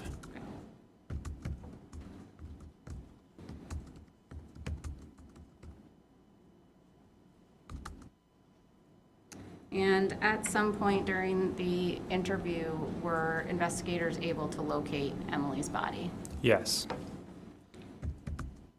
And was she located where Mr. Ferlazzo said she would be?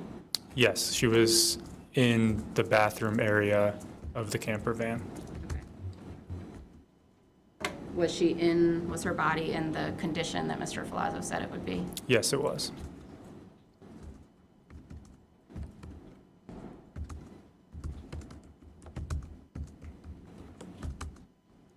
Did you locate the saw that Mr. Ferlazzo said he used? Members of the crime scene search team located it in the camper van in the area where he said it was, behind the driver's seat. Was there anything you learned after the investigation that Mr. Ferlazzo did not tell you during the interview? Yes. What was that? I learned after Emily's autopsy that she also sustained stab wounds. Okay. During your investigation, were you able to determine how tall Mr. Ferlazzo is? Yes. And how much he weighed? Yes. And what was that? I determined that through his DMV records. And what is his height and what did he weigh? It was 6 feet tall and approximately 200 pounds. Okay. Did that seem consistent with your interactions with him? Yes. As part of the investigation, did you seek a warrant for call detail records for the phone number and physical phone belonging to Mr. Ferlazzo? Yes, we had, there were separate search warrants for his phone number, a search warrant for Emily's phone number, and a search warrant for Joseph's physical cell phone. Okay. And did you receive those records in return? Yes, we received records for both phone numbers and for, the cell phone went to TI, our technology unit. Okay. Did you review the records? So the call detail records, or the records associated with the cell phone carrier, so Joseph's phone number was 802, I think it was AT&T, and Emily's phone number started with 603 area code. Those carrier records I looked at briefly, but ultimately are analyzed by our technology unit. And then I did look at the data that came off of his phone myself. Okay.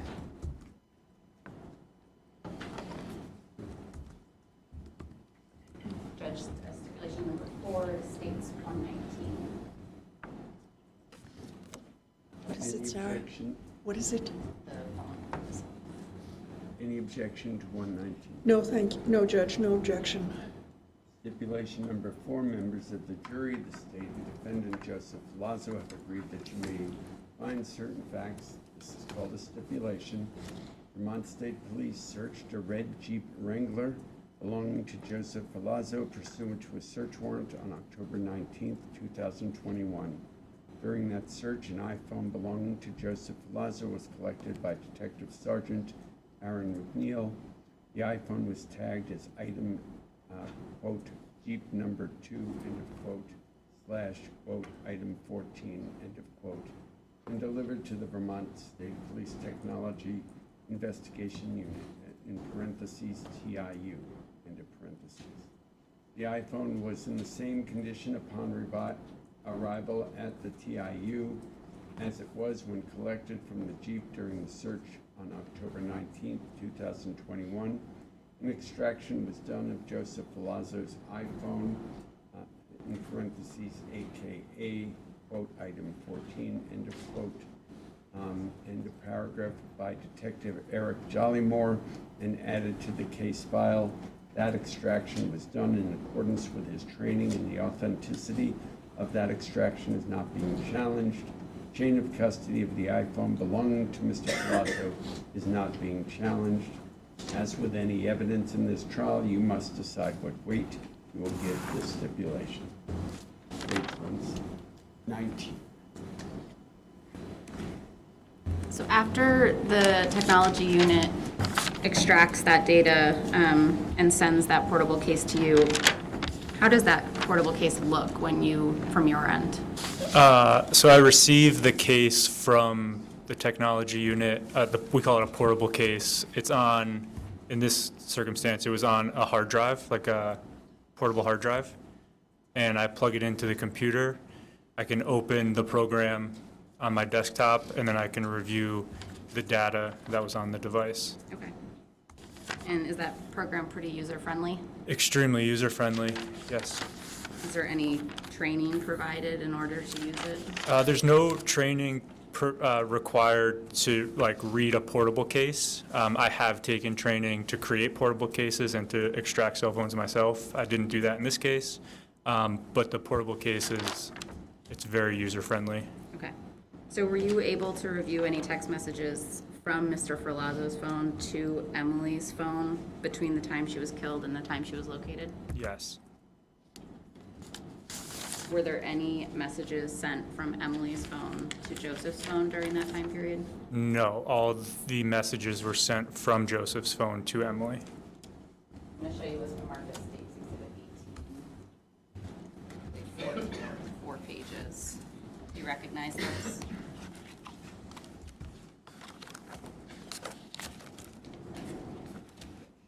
Yes, I do. And can you tell the jury what this is? These are the messages that were observed, from Joseph's phone within that portable case that were sent to Emily's phone number. State cease to admit 18. Any objection to it? No objection. 18 is admitted without objection. She's talking.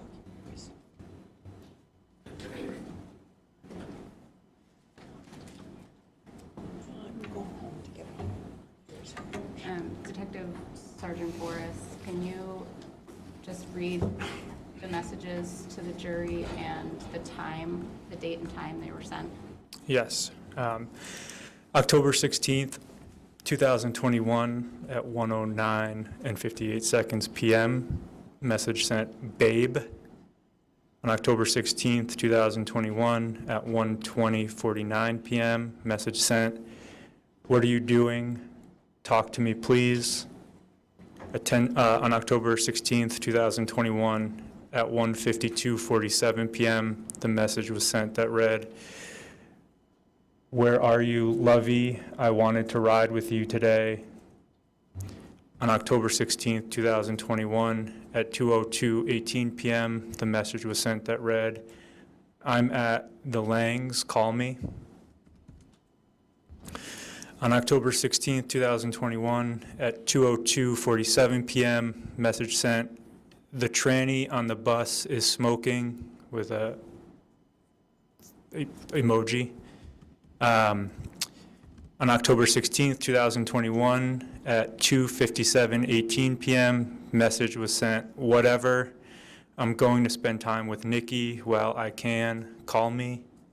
On October 16th, 2021, at 8:09:48 p.m., WTF, babe. On October 17th, 2021, at 8:45:24 a.m., message read, good morning, Bubby. I miss you. Please call me. Nikki just messaged me. You want to meet up in Burlington for some snacks and whatnot. On October 17th, 2021, at 2:03:02 p.m., the message read, hello, question mark, question mark. On October 17th, 2021, at 8 p.m., the message was sent that read, please M, pick up. On October 17th, 2021, at 8:12:12 p.m., message 2 emojis were sent. On October 18th, 2021, at 12:05:48 a.m., the message read, this is far enough. Get your ass home. I gotta go back to NH. Are you coming back? On October 18th, 2021, at 12:05:48 a.m., I believe that's the same message I just read. On October 18th, 2021, at 1:05:36 a.m., random question, where is the extension cord? I want to plug the fan in. October 18th, 2021, at 9:06:19 a.m., good morning, baby, with an emoji. On October 18th, 2021, at 10:25:51 a.m., you're an asshole. I don't deserve this shit. Is that all of the messages that were sent? I believe so, yes.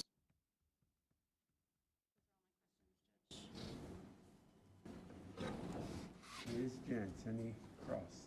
Yes, thank you, Judge.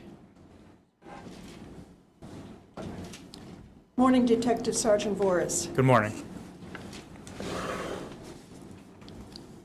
On October 19th, the day Mr. Ferlazzo was interrogated by you and Detective Richardson, Spencer Lemons had already contacted the police through the 911 call and relayed to the police information that he had saying that Mr. Ferlazzo admitted to killing Emily. Isn't that right? Yes.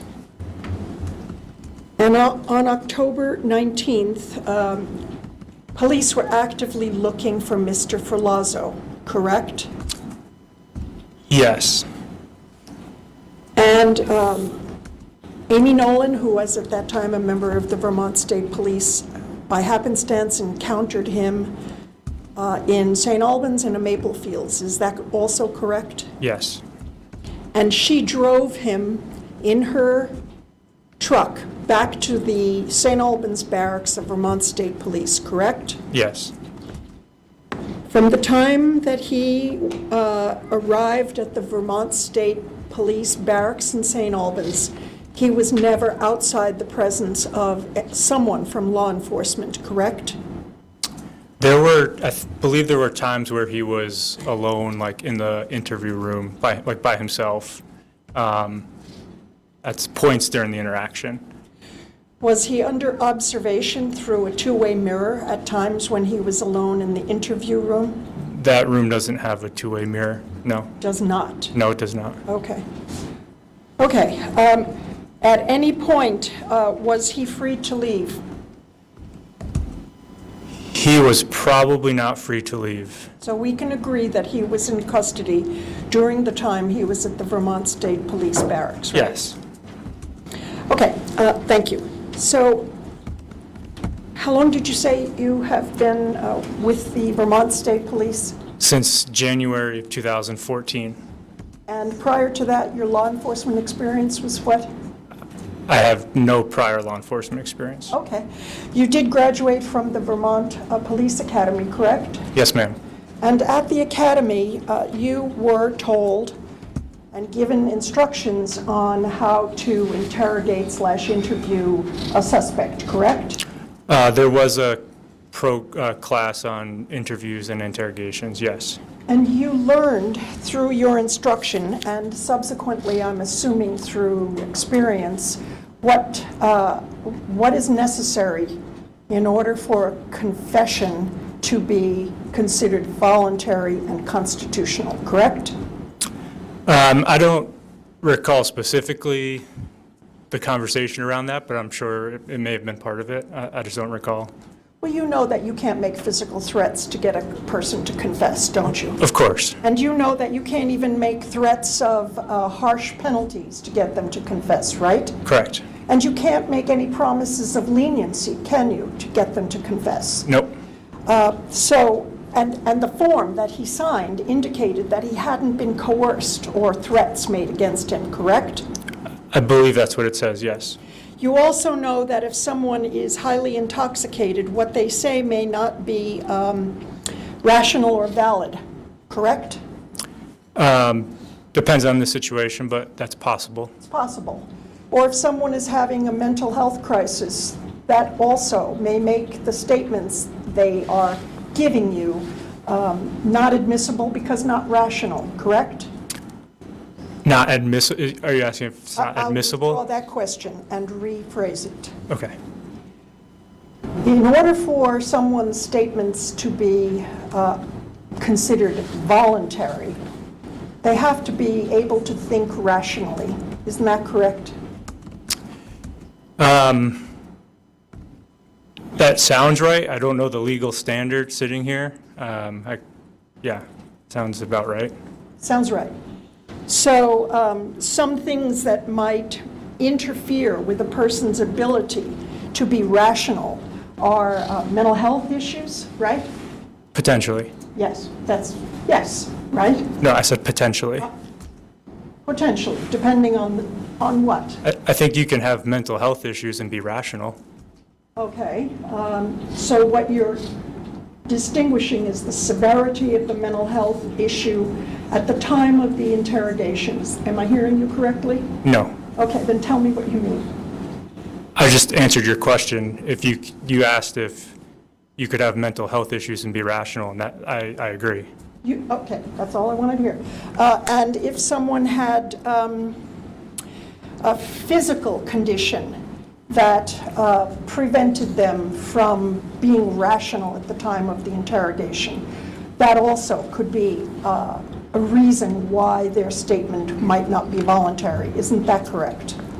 A physical condition? Yeah. Potentially. Okay. So, for example, I'll give you some examples. If someone is severely injured and is unable to speak, to give a statement coherently, that would be a situation you would consider as not voluntary, wouldn't you? Could the parties approach? Yes.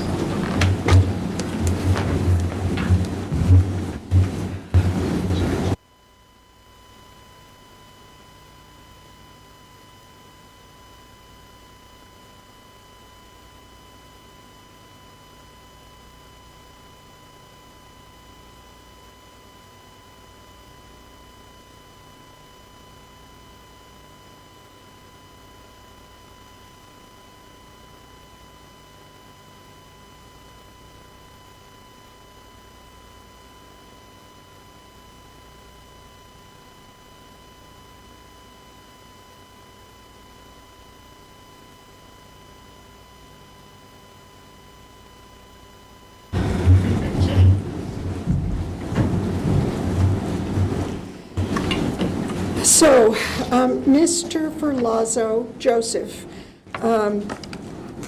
came into the barracks and interacted with a couple of people before you and Detective Richardson came into the room to talk to him, correct? Yes. He was given coffee or a drink of water, correct? Yes. He was given a donut, I think, correct? Yes.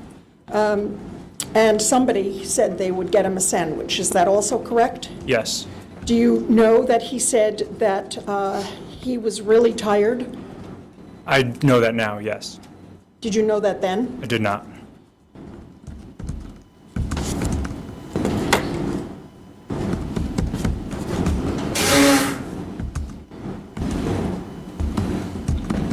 One of the first things he asked you was, what time is it, what day is it, correct? That was not me.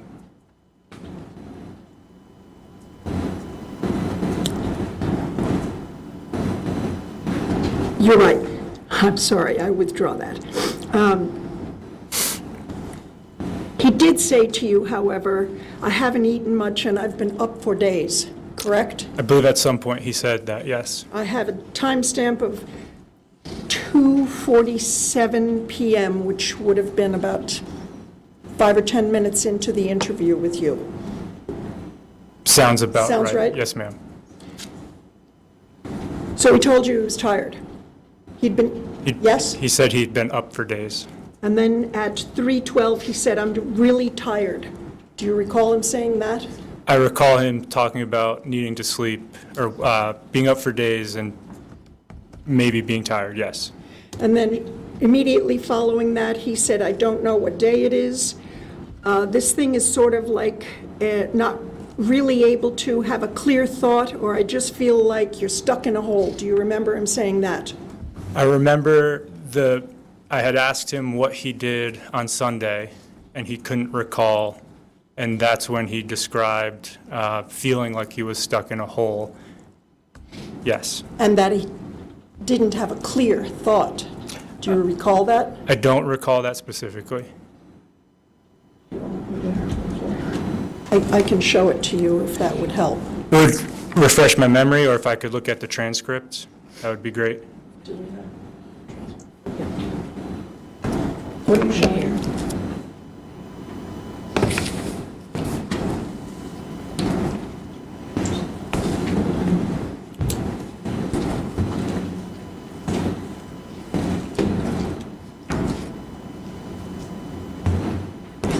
God's sakes. But this doesn't have the timestamps. I know. I'll find it.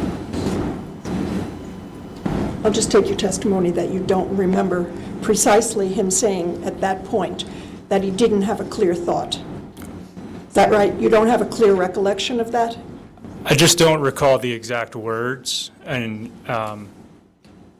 so that's my testimony. Okay. But something to that effect.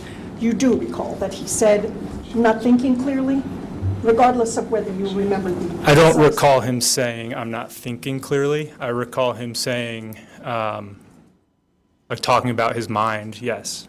And what about his mind? What do you recall him saying? Just generally, he was having some trouble remembering some things, and I think at one point he said he was trying to blank page it, I took that to trying to forget about what happened. Mm-hmm.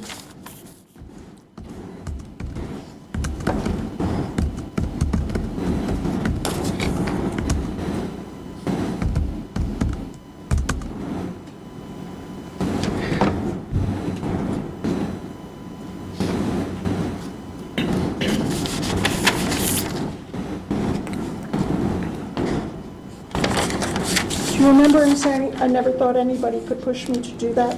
I do. Do you remember him saying, my mind is so broken, I can't think straight? I recall seeing it, reviewing the interview. I'm not sure if I was in the room at that point. I just don't recall, but I recall seeing that, yes. That he said that, whether it was to you or to another law enforcement? Yes. Do you remember him saying, I'm not okay? I do.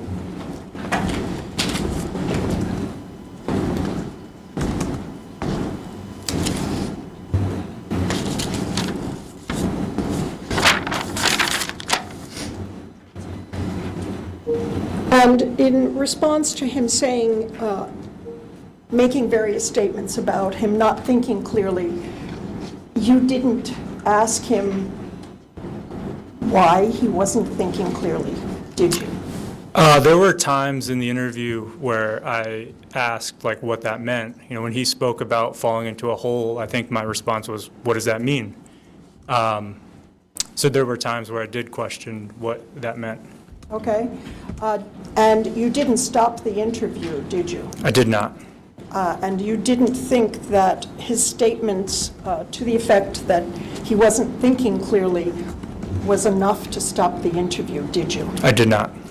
And when he said early on, I haven't slept for days, you didn't ask him if he needed to sleep before you spoke to him, did you? I did not ask him if he wanted to sleep before we spoke.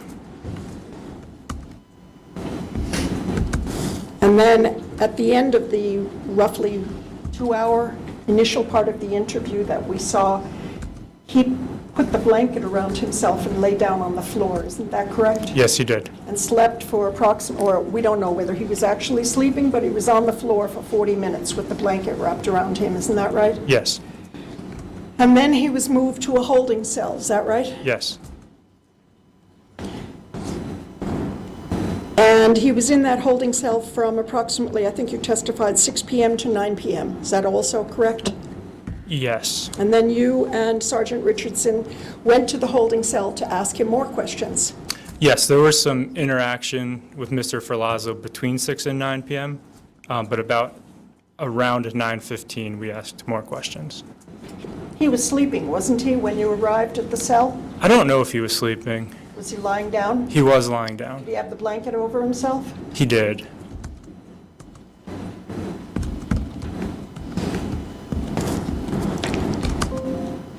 We all just heard the audio of your interview with him at about 9:17 or something like that? Around that time, yes, ma'am. Sounded very sleepy, didn't he? I would say he sounded like Mr. Ferlazzo. I don't Okay, think he sounded well- sleepy. Well, your only interaction with him was the original interview. I'll withdraw the question.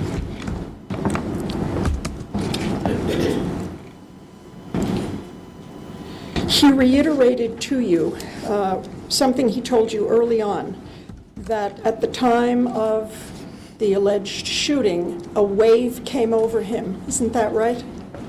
He did reiterate that, yes. And he had originally told you he had a feeling of warmth come over him. Isn't that right?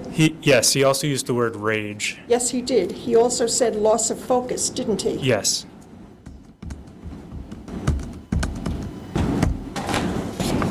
That's okay. That's okay.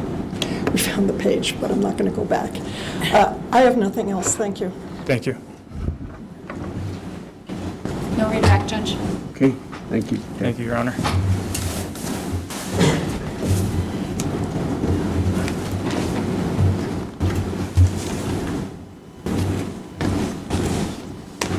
Does the court want to start the next witness? If you have a witness available, why don't we start? Who's next? Seth. Seth.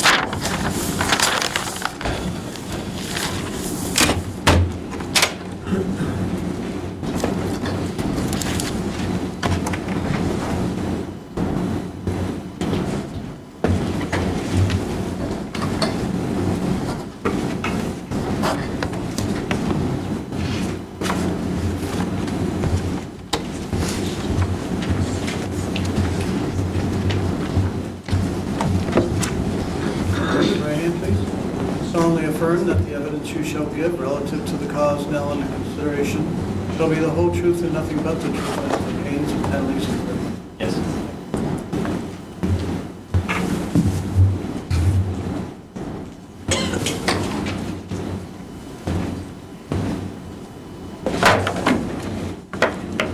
Good afternoon. Good afternoon. morning. Can you state your name and spell your last name, please? Seth Richardson, Richardson. Okay. And how are you employed? Currently employed by the Vermont State Police. Okay. The acoustics in here are not great, so try to keep your voice up so they can hear you in the back.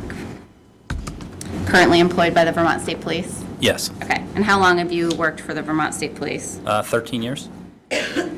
Were you employed by them in October of 2021? Yes, I was. And at some point, did you become involved in an investigation related to Emily Ferlazzo? Yes. When did you become involved? It was on the morning of the 19th. And in what capacity did you become involved? So I'm a detective sergeant assigned to the major crime unit. My commanding officer had contacted me and asked me to respond. Okay. When the major crimes unit is needed, are all of the members of the major crimes unit sort of brought in? Generally, yes. Okay. And so where did you travel from? My residence in Rutland, Vermont. Okay. Upon arrival at the St. Albans Barracks, what tasks were you given related to this investigation? So I was paired with Detective Sergeant Sam Truex, who is since retired. We were asked to go to the Lang's residence, inquire if Jason Lang would participate in the interview, and if so, during that interview, if we could obtain consent to search his property. Okay. And did you search the property? Yes.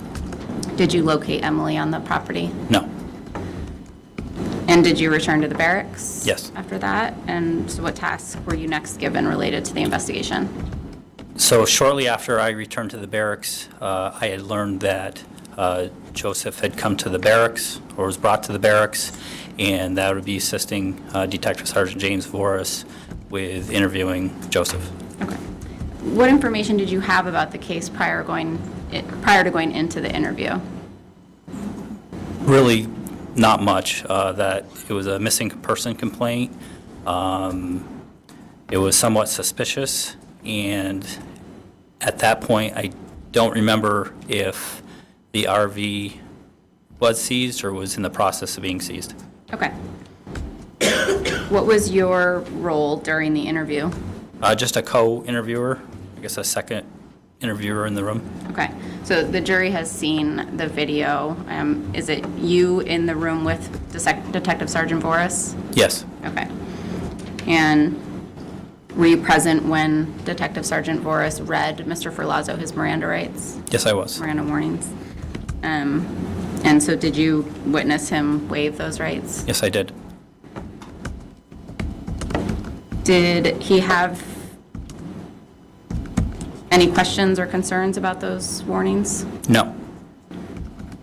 Did he make any statements about wanting to talk to you? Joseph was eager to talk to us. Joseph said he was there to talk to us. He told James that essentially didn't need to beat around the bush. Okay.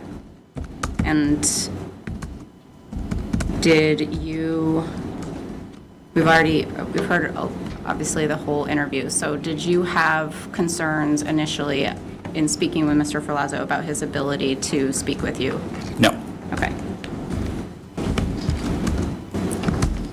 Was there ever a time in the times that he was spoken to where it wasn't recorded? No. Did you ever feel like he wasn't responding to the questions appropriately? No.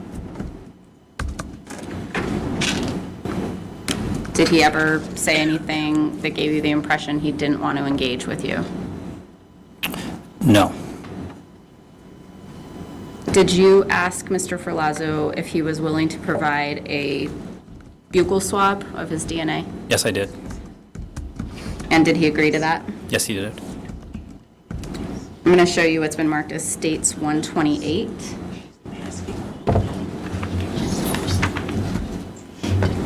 Do you recognize this? Yes, I do. Can you tell the jury what it is? This is a Vermont State Police consent to search form. The form here, the biological is checked off with corresponding DNA and photos of Joseph Ferlazzo. That's my signature as a witness, and that's Joseph's signature on the sign line. Move to admit States 128. Any objection, Ms. Johnson? 128 is admitted without objection.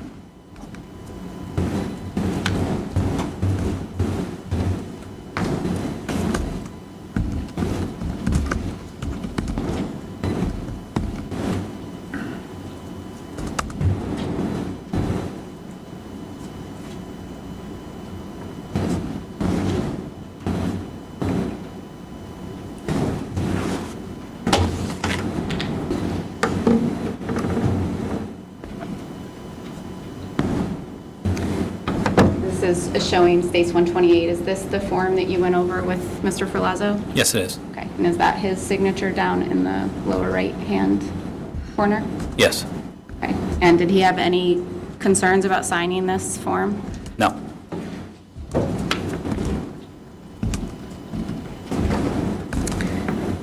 After completing the initial interview, did you bring Mr. Ferlazzo outside for a cigarette break? Yes, I did.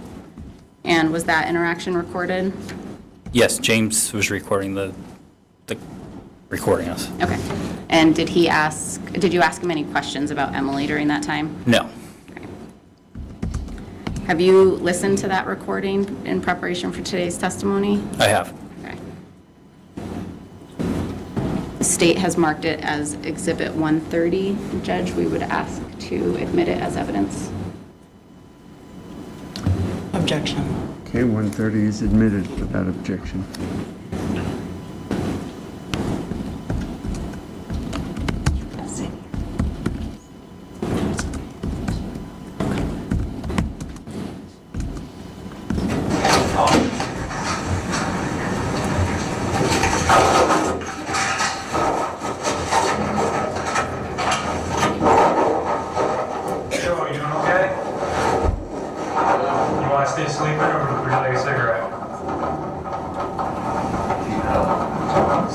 Seth is gonna grab one. I know you asked for one a while back.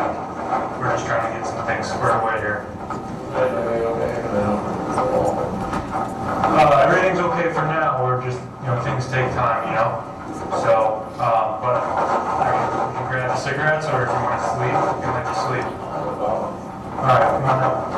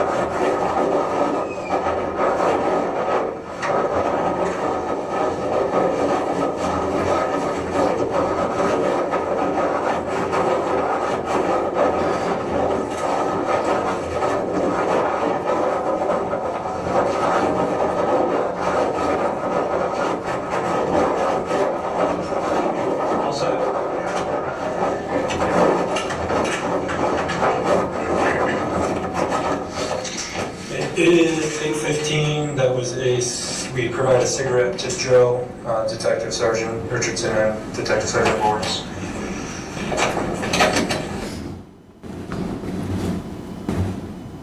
Parts of that are difficult to hear. Can you give just a quick summary of sort of what was discussed? Yeah, so essentially, Joe and I were having a conversation about when my workday started, when I was scheduled to be finished my shift, apologized to me. Joe was wearing a sweatshirt that I also have. We talked about that, the weather, and that's really it. Okay. Your Honor, the state would seek to admit 131, which is the transcript of that conversation. No objection. It's 131 is admitted without objection.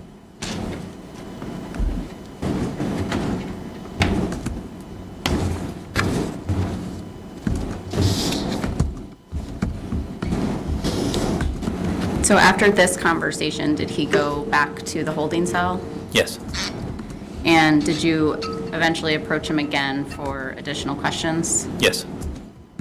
The jury has heard that recording. It appears that you asked most of the questions during that interaction. Yes. What was the primary purpose of that later interview? To try to discern where Emily's belongings were. I think there was a question about. I think there was a question about some shoes, glasses, cell phone. We were trying to figure out where that stuff was. Okay. And he had stated to you that he believed they were in he'd thrown them out in a market basket, grocery bag? Yes. Is that right? And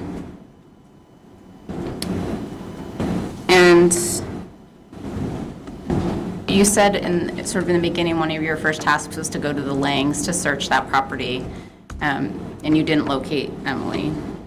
Where was Emily ultimately located? Inside the RV or van. Okay, and was that on the Langs property? At one point it was, yes. Okay. Thank you, that's all I have. You have some questions, Ms. Johnson? I do, Your Honor. Why don't we take them up at one? We'll take our lunch break. Again, please don't discuss the case with anyone. Don't try and find out any information about the case from any outside source.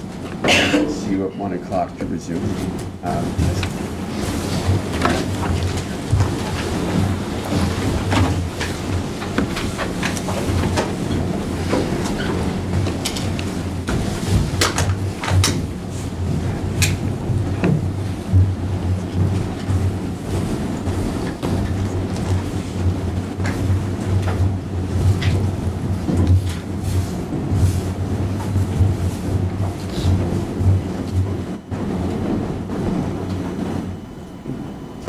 See everyone at 1.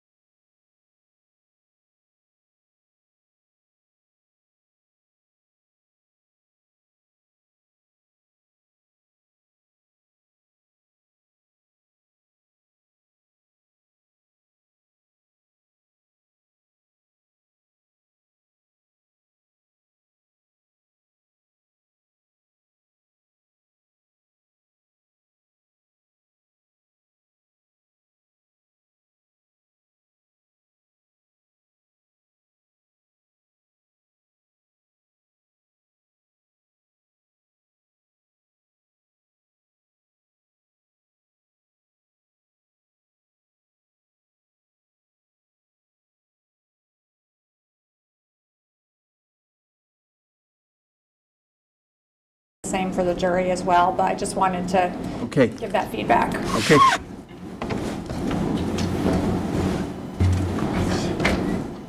We're back on the record in State versus Joseph Ferlazzo Jr. Those last comments were in that case after a lunch break, about 1:08 p.m. now. The testimony of Detective Sergeant Richardson as soon as the jury comes in.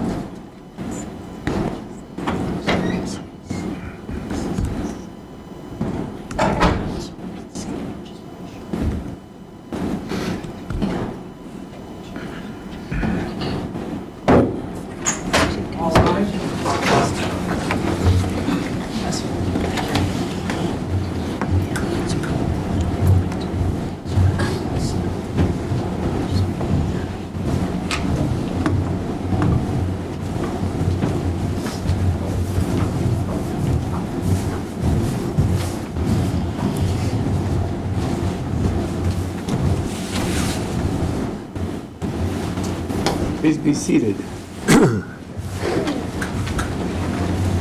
Jury is all present now after lunch. I'll ask the questions I always ask. Did anybody learn anything new about this case or anything about this case while at lunch? Seeing all shakes of the head no. With that, we'll resume the testimony of Detective Richardson, who is still under oath. And I think we're on cross, Ms. Johnson? We are. Thank you, Judge. Good afternoon, Detective Richardson. Good afternoon. I believe before lunch, when Ms. George was questioning you, she had asked you if you had recently reviewed or viewed the interview video. Yes. I'm assuming that's correct. Yes. Okay, just making sure. So, Ma'am, I reviewed the video that she was referencing, not the entire, over. Okay. That's fine. I understand. Thank you. Do you recall at the beginning of the interview, Mr. Ferlazzo saying, I haven't really eaten much and I've been up for days? Yes, I do. And then he followed that up by saying, my mind isn't right. Do you recall that? I remember something to that effect, yes. Okay. Did you or Detective Vooris didn't inquire further as to what he meant by that, did you? No. You had no concerns at that point that he might not be able to provide an accurate account of what happened because he was saying at the outset, my mind isn't right. Is that correct? Yes. That was a long question, sorry. And at various points during the interview, Mr. Ferlazzo stated that he was really tired, correct? I don't know how many times he stated it, but yeah, I know that he stated at least once that he was tired. Fine, thank you. Do you recall about an hour into the interview, roughly, Mr. Ferlazzo said, I'm just really tired. I don't know what day it is now. I'm not able to have a clear thought. Do you recall that? Not specifically, no, I don't. Okay. Would it help if I showed you the transcript to refresh your recollection? Sure, yes. Okay. So I'm going to show you, oh, I haven't marked it, sorry. They have, it's defendants A.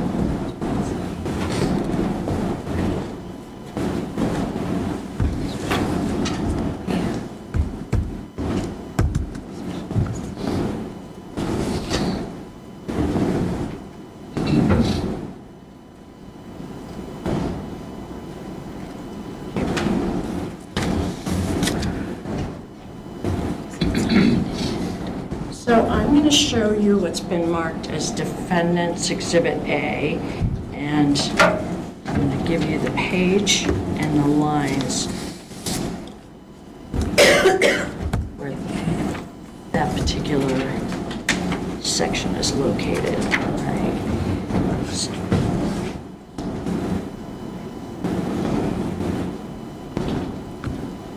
I'm going to show you, this is a transcript of the entire first segment of the interview, and this is page 32, and it's lines 11 through 13, and yeah, that's, take a look at that.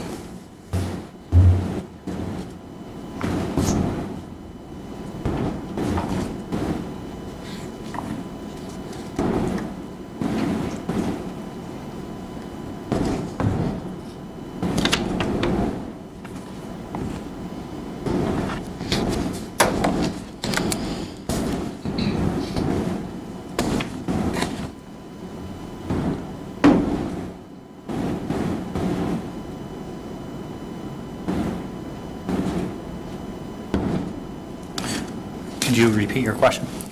I just asked if you recall him saying that at that point in the interview. So- Right, can you reference what he said, what you're asking me? Sure, sorry about that. So I asked you if you recall, about an hour into the interview, Mr. Ferlazzo saying, "I'm just really tired." I believe he also referenced something about falling into a hole, and I don't know what day it excuse me, it is now. I'm not able to have a clear thought. Yes. Thank you. And again, looks like there was no concern about resuming the interview, no concern that he wasn't able to provide accurate information. Is that correct? Correct. Do you recall, Joseph, at one point, Mr. Ferlazzo was being asked to provide more details about what happened on Friday and early Saturday, and he said, "All I can remember is like a jumble. It was basically like flashes, like if you go to a disco and look up and there's nothing." Yes, I do. Again, that type of jumble and flashes did not concern you as far as the way he was thinking? Excuse me, it didn't, because before and after, he gave other accounts of the way he was feeling and felt at the time, which made sense to me. Okay, thank you. About an hour and 10 minutes into the interview, do you recall Mr. Ferlazzo suddenly putting his head down and suddenly asking for water? I don't. Okay. At that point, you don't recall that you and Detective Vooris, when he put his head down and asked for water, both of you did in fact say, "Okay, we'll get you some water," and then you left? I don't remember that, no. All right. And Detective Truex came in, so I'm guessing on the video at that point, he was hyperventilating and crying. So you did not witness that, is that accurate? No. Okay.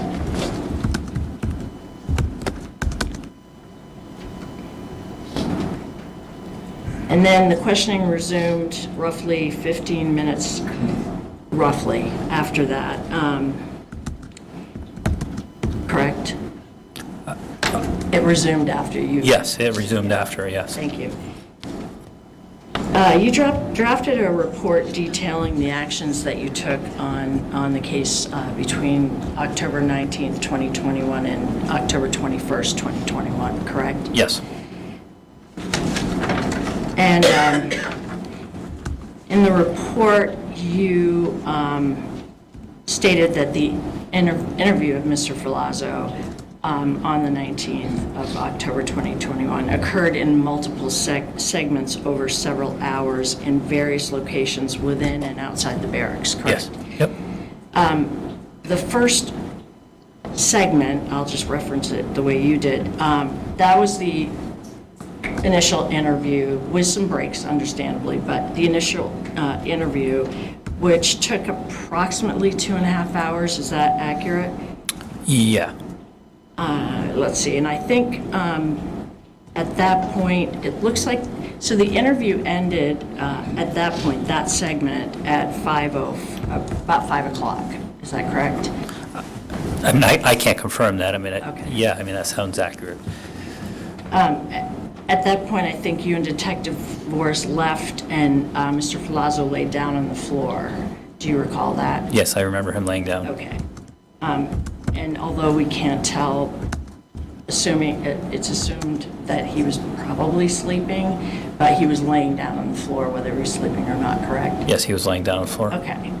And then at about 6 or 10 minutes of 6, after he'd been laying on the floor, he was moved to a holding cell, correct? Yes.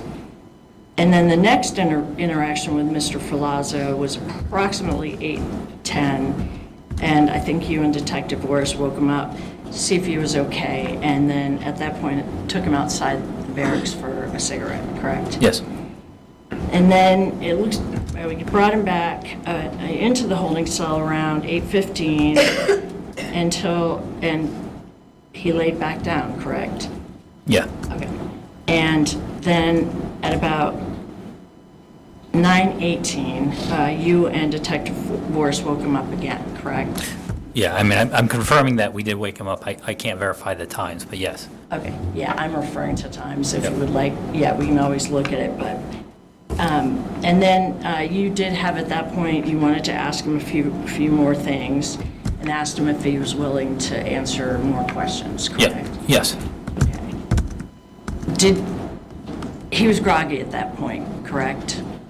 No, I wouldn't say groggy. Okay. As alert as he was previously, or? Yeah, I would say so. And you told him again that you had some additional questions. I believe you also gave him the option of going back to the interview room or remaining in the holding cell, correct? James asked him, Okay. gave him the choice. It's yeah. hard, it was hard to tell since that was audio. All right, thank you.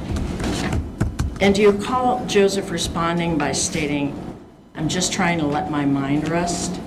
Yes. Okay. But at that point, you resumed the questioning, correct? Yeah. And I believe that lasted about another 20 minutes, correct? Correct. Okay. I have no further questions, thank you. No redirect, Judge. Okay, thank you. Thank you, Your Honor. You're all set.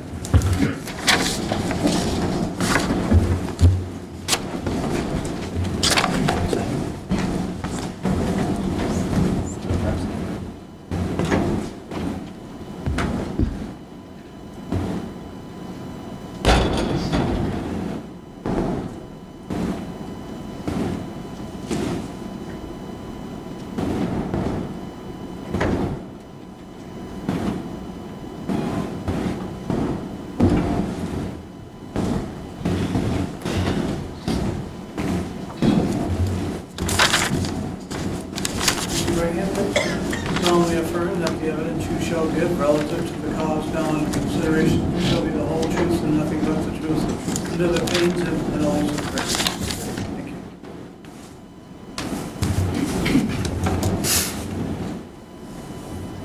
Good afternoon. Good afternoon.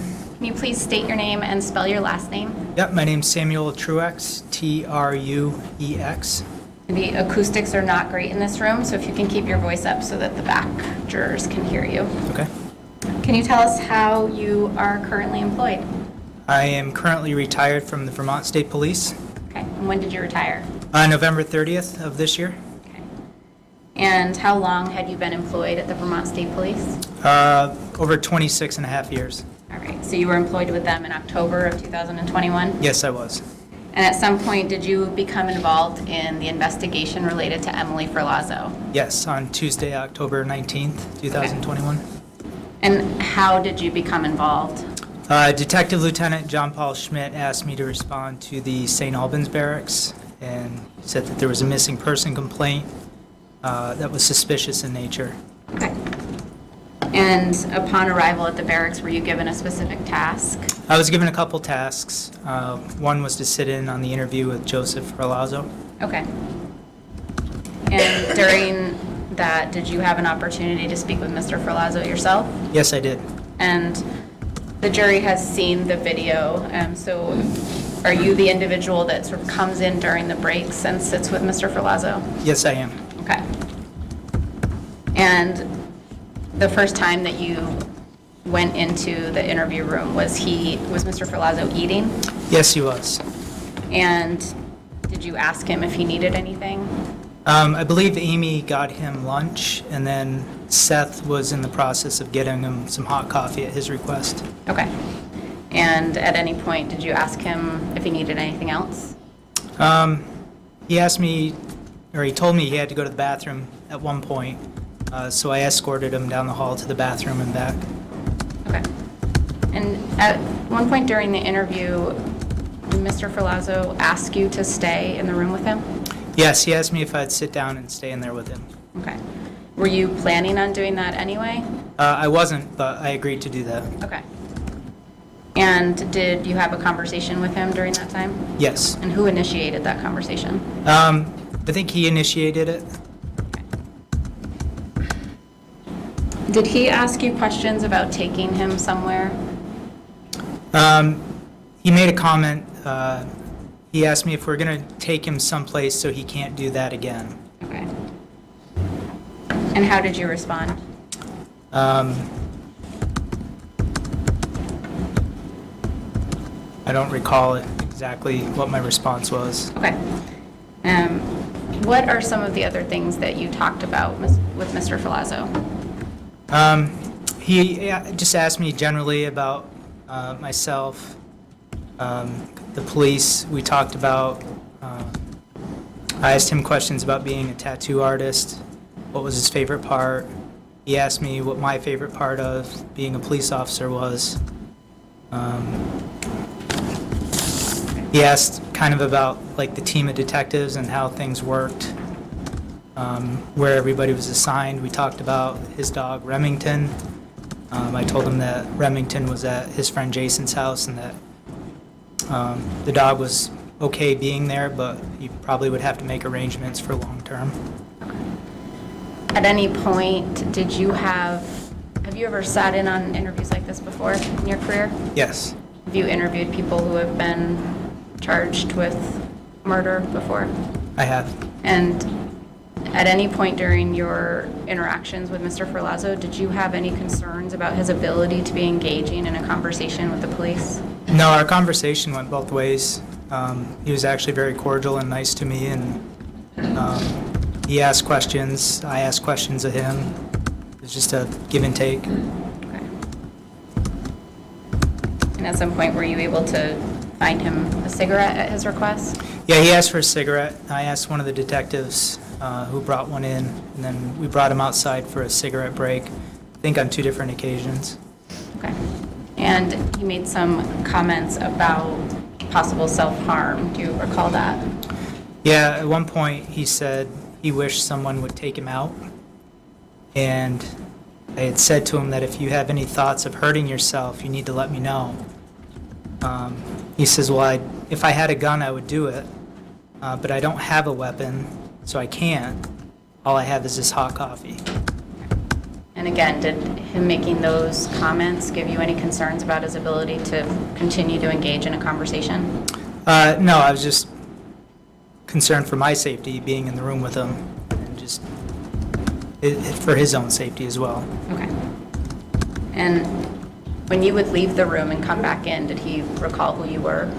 Yes. Did he recall you by name? Yes. When I left after, well, he was still eating, he just said, "Thank you, Sam," when I stepped out of the room.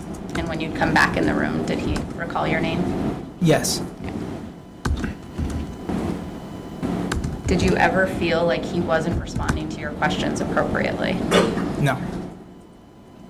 At any time that he asked for anything, did you get him what he asked for? Or did anytime he asked for food or drinks? Yeah, if he needed food, if he wanted another hot coffee, to use the bathroom, another cigarette. We were very accommodating.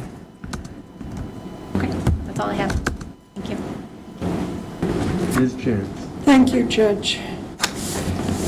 Good afternoon. Good afternoon. So, make sure I'm at the mic. You've described kind of almost like a switch flipping back and forth between engaging in small talk with Mr. Ferlazzo and him expressing concerns about, or him becoming upset. Is that fair to say? Yeah. And both of those occurred during your interactions with him, right? Yes. You do recall him saying at least once that his brains were scrambled, don't you? Yes. And that he was not thinking clearly. You recall that as well?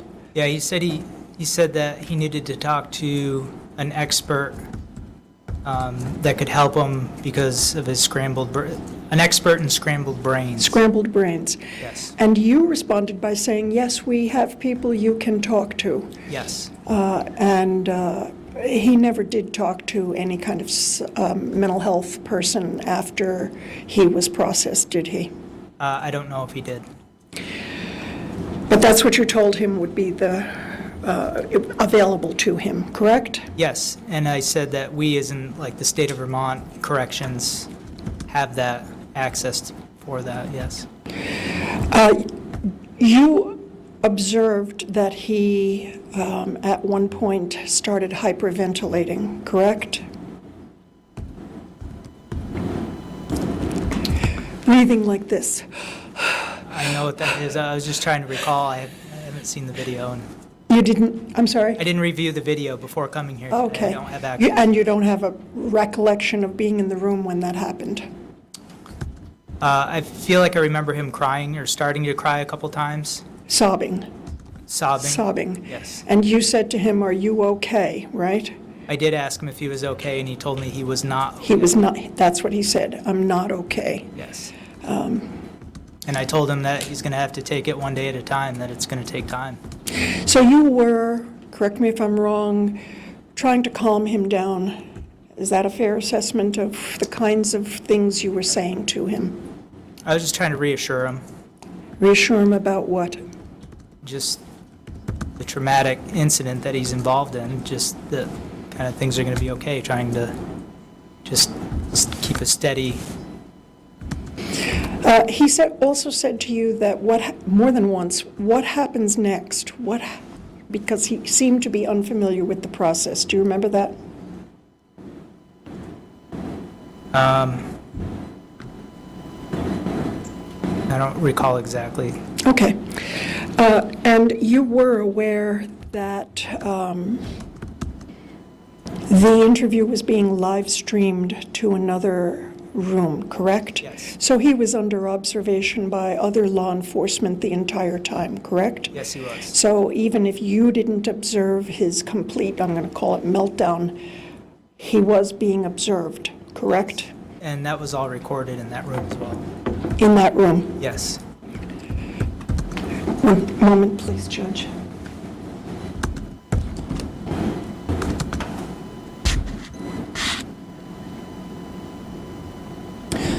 Thank you. I don't have any other questions for you. Okay. Any redirect? No, Judge. Thank you. You're all set.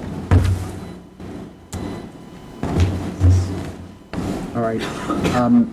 Next witness, there may be a number of exhibits, so we have to gather them and discuss them a little bit, but we'll be back with you probably 10 minutes.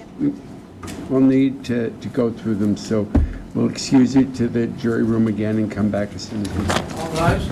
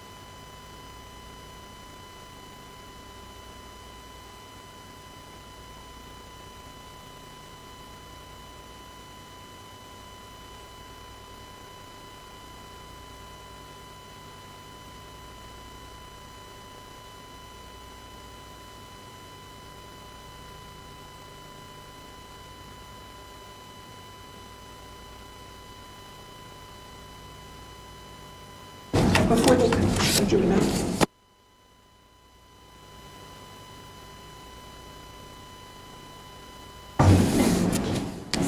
All right, I should be able to deal with this without my computer. How are we doing? We're doing great, Judge.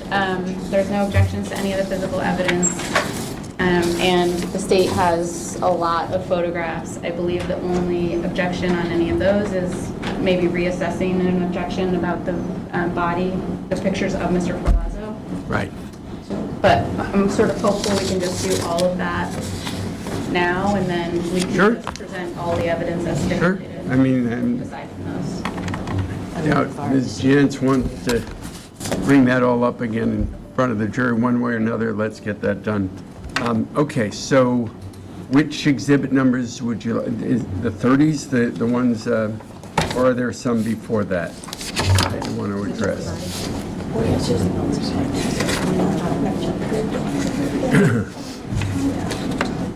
25 to 36.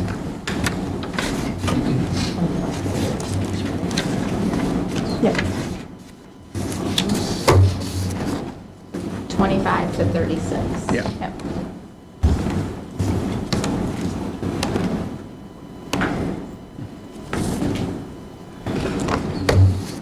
I can't do the objection because it's your witness. Do we need this right now, or can we move that at this point? Oh, you're going to use that for all these exhibits? Yeah. It's just, I'm sorry I can't see you, Ms. Jones. I can move it back. I just Can wanna make you, sure that just at least for now, while we're talking about this, and then we can move Just to it back? clarify, Judge, do you want us to renew the grounds for the objection to exhibits 22 to 36? Well, you can renew it for the reasons already stated, or if there's anything you wish to add to those reasons, you may bring that up now. Renewing it for the reason. Go ahead. Just renewing it, Judge. All right. Same objection. Is there anything specific in my order? I did mention other things regarding specific tattoos that were reflected. Do you care if those come in? No? So the only exhibit I thought about, if I can get it back up.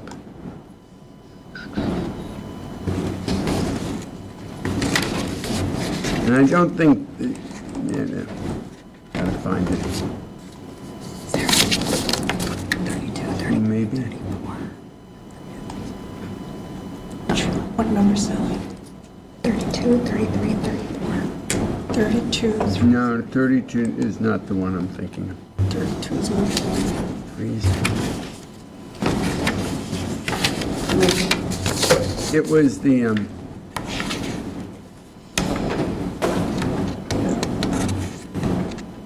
think it's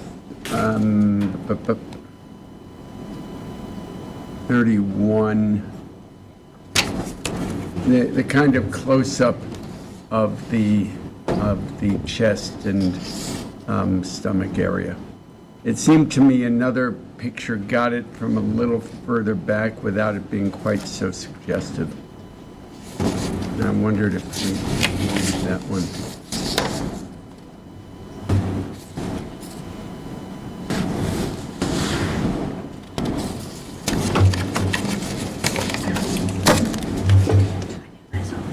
Are you asking me, Your Honor? Oh, no, I finally got the picture up. Which number is it, Judge? It's 31. It's not, again, it's another picture which shows the whole body. It shows a touch more than the far off picture, which I think might have been 30. Let me see.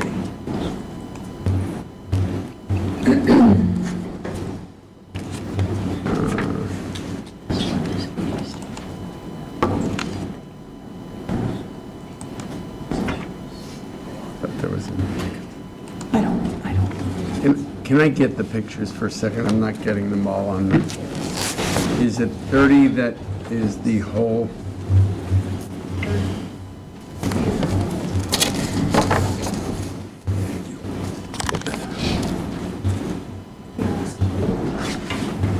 No, it was 29. I thought that captured it.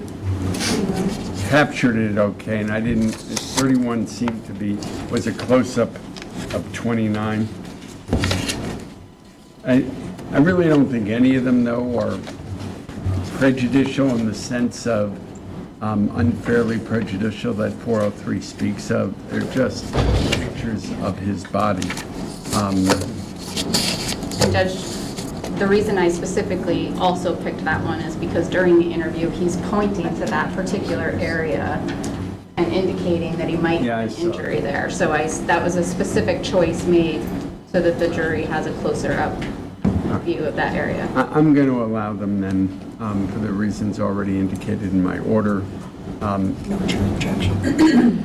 If Your Honor would note my objection, our original objection. We have in mind your Thank you. original objection. My understanding, though, is there's nothing specific to any of the tattoos that are reflected on the picture that's problematic. That's correct. Other exhibits that you wanted to discuss? No, nothing else, Judge. So there's nothing else no other photographs? No. Would you approach for 1 minute?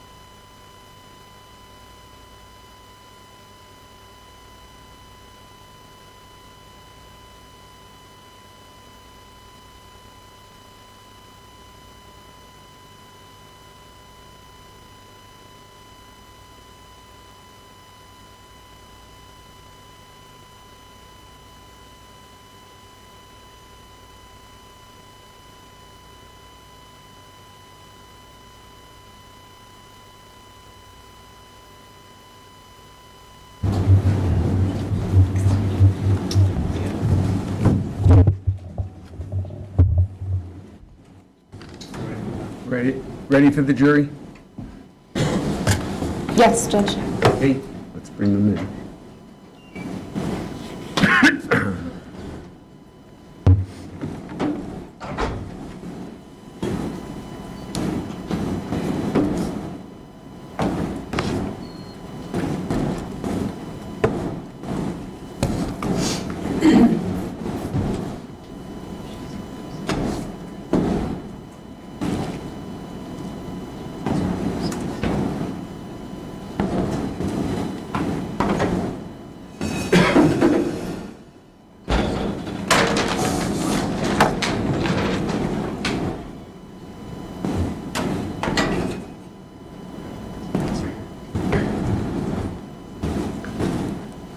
Are there any stipulations coming in?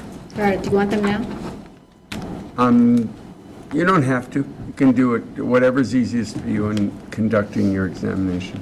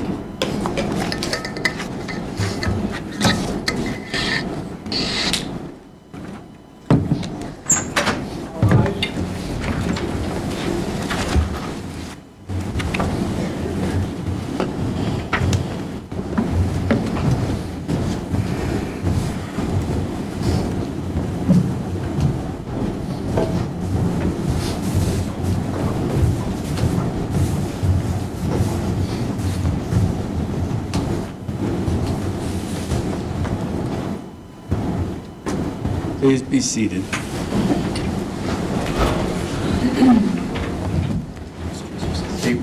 We're back in the record in State versus Joseph Ferlazzo, Jr., 21 CR 8967. The parties have had an opportunity to meet and discuss various exhibits, and I think we're ready to proceed. Ms. George. Thank you, Judge. The state would call Aimee Nolan.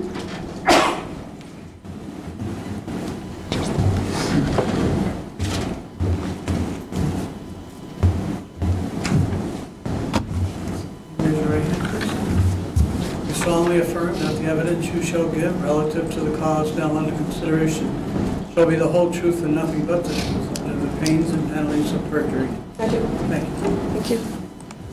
Come on. Good afternoon. Good afternoon. The acoustics in this room are not good. Okay. So if you can keep your voice up so the jurors in the back can hear you, that would be appreciated.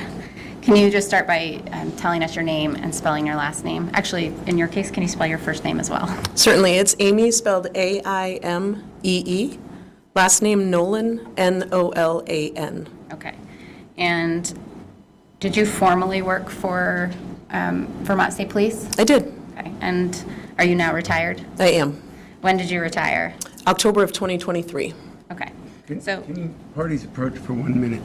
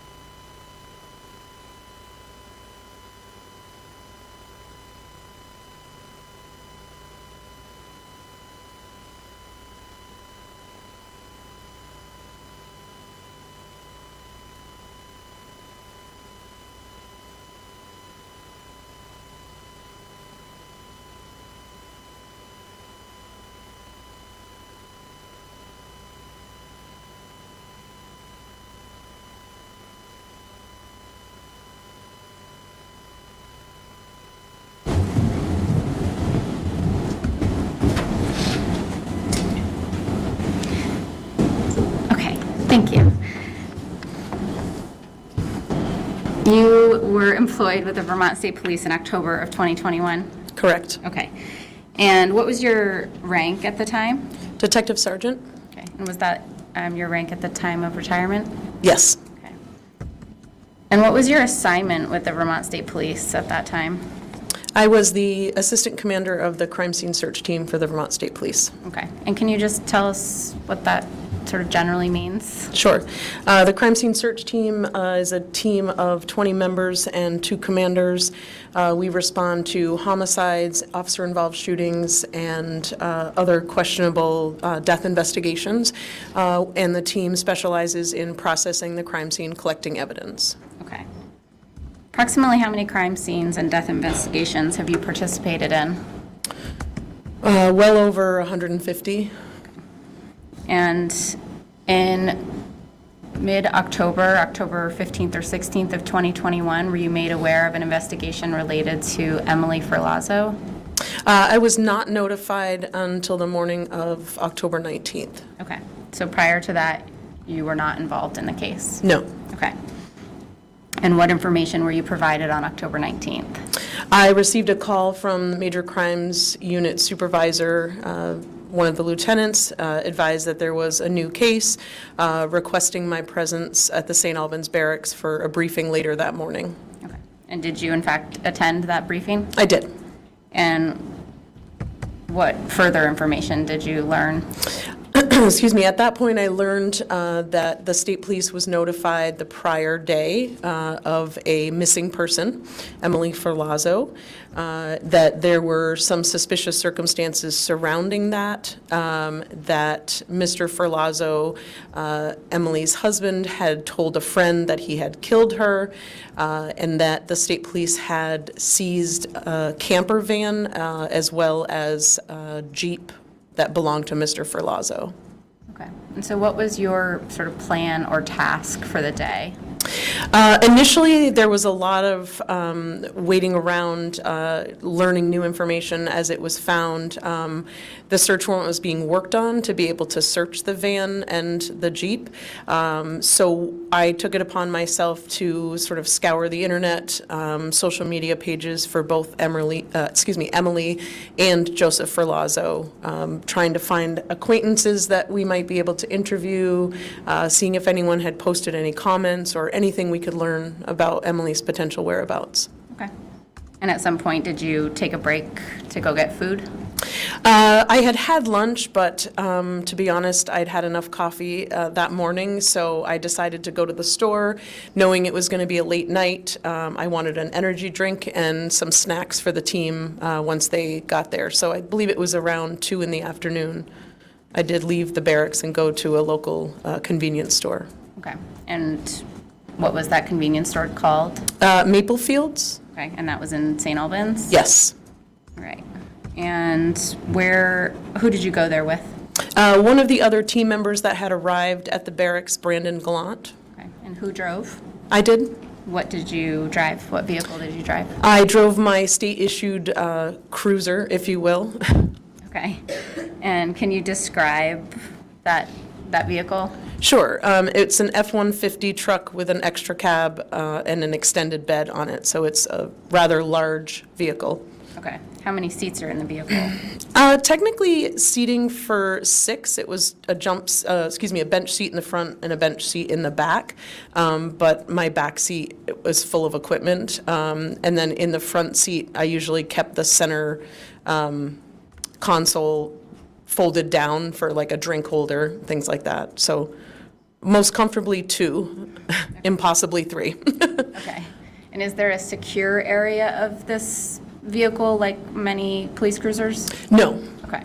So the entire inside of it is accessible? Open, correct. Okay. Does it have any sort of Vermont State Police insignia on it? No, completely unmarked. What were you wearing that day? I was wearing my crime scene uniform, which is a pair of cargo style, I'd say tan pants, a green polo shirt with the state police emblem, and it said CSST on it, but that was covered with a plain black fleece, so I didn't have any obvious markings of the state police on my person that day. And you weren't wearing a state trooper uniform that we've all seen? No, I was not. Okay. How far away is the Maple Fields from the St. Albans Barracks? It's approximately a mile down the road. Okay. So can you tell the jury what happened when you pulled into the Maple Fields? Sure. Due to the size of the truck, it wasn't practical to park in sort of a normal parking spot, if you will. The back end of the vehicle would stick out several feet. So I often chose to park, not in a parking spot, along a parking lot edge or something like that.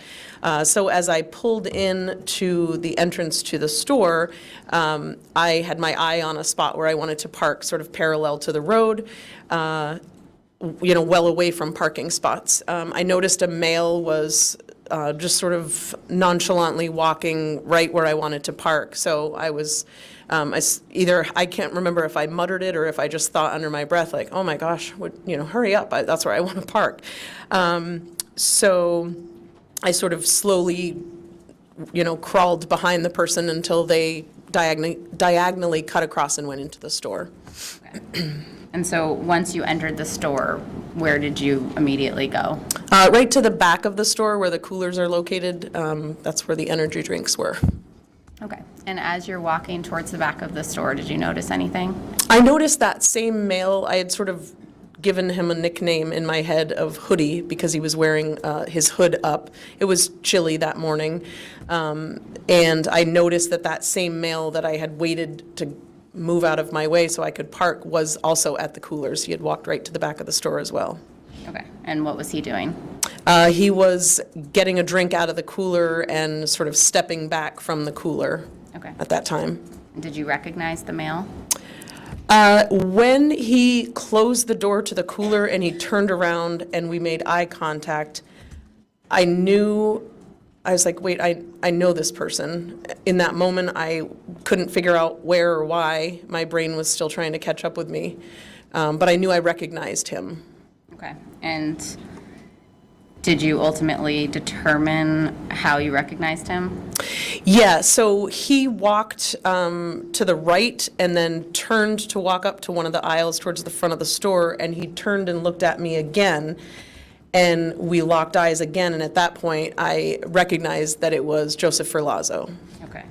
And how did you recognize him? What have you seen? So I had spent, like I said, a lot of that morning sort of scouring through social media. I had seen dozens of pictures of Mr. Ferlazzo as well as Emily.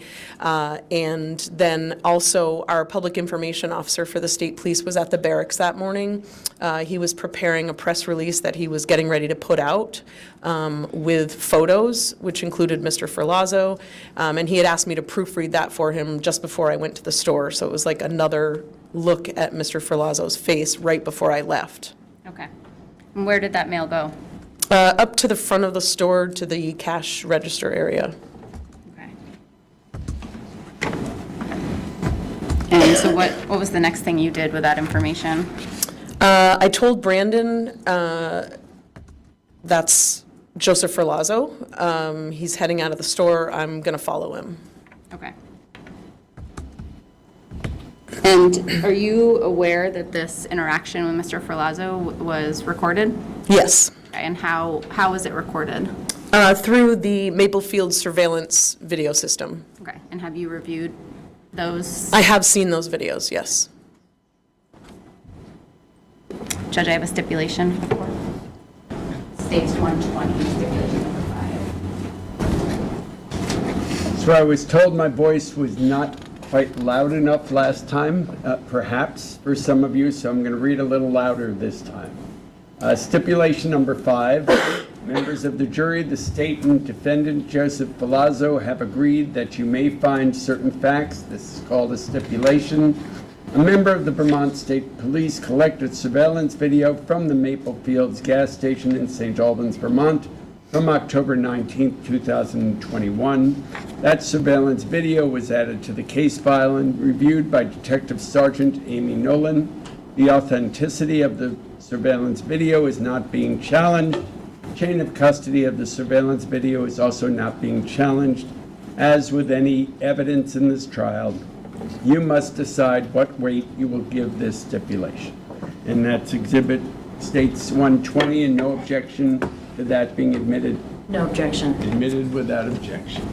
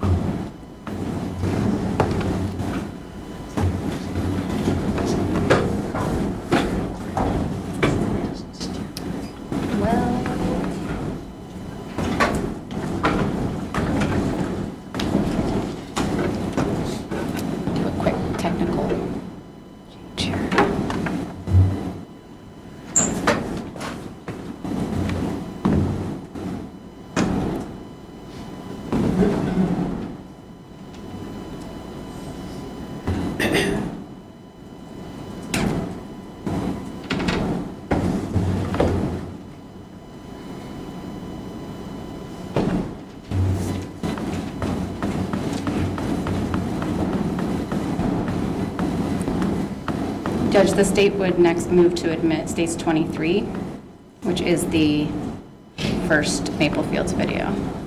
No objection. States 23 is admitted without objection. I don't think that was heard. Go back here. States 23 is admitted without objection. Thank you, Judge. Sorry about that.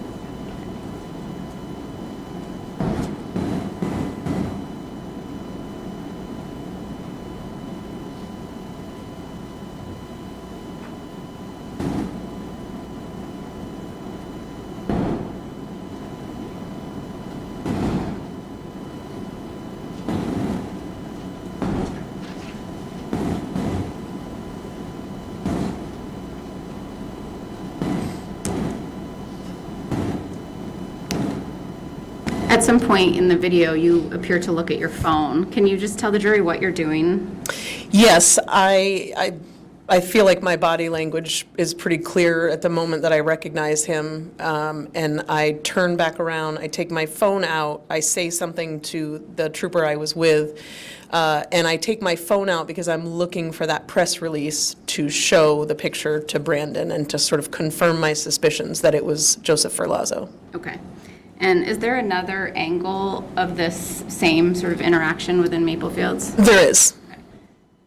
Judge, the state would move to admit States 24, second Maple Fields video. No objection.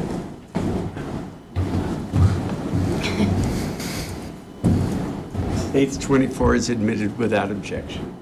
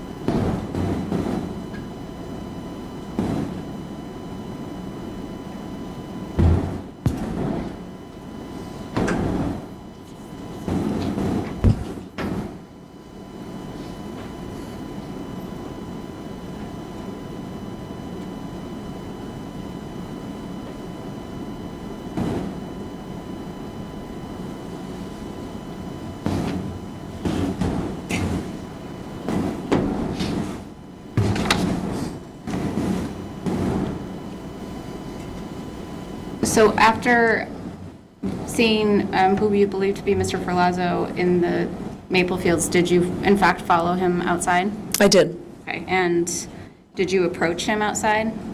I followed behind him. He was walking along the front of the store. Okay, and what did you do? What was your interaction? I said, Joseph, Okay. and the male kept walking, no acknowledgement. So then I said something to the effect of, hey, state police, can you stop for a second? I just need to talk to you. Okay, and did the male stop? He did. Okay. And what did you do? Once the individual stopped, did they stop and actually turn around to face you and interact with you? He did turn around and then took a very long, almost exaggerated drink of his energy drink, just looking at me, sort of the proverbial deer in the headlight look.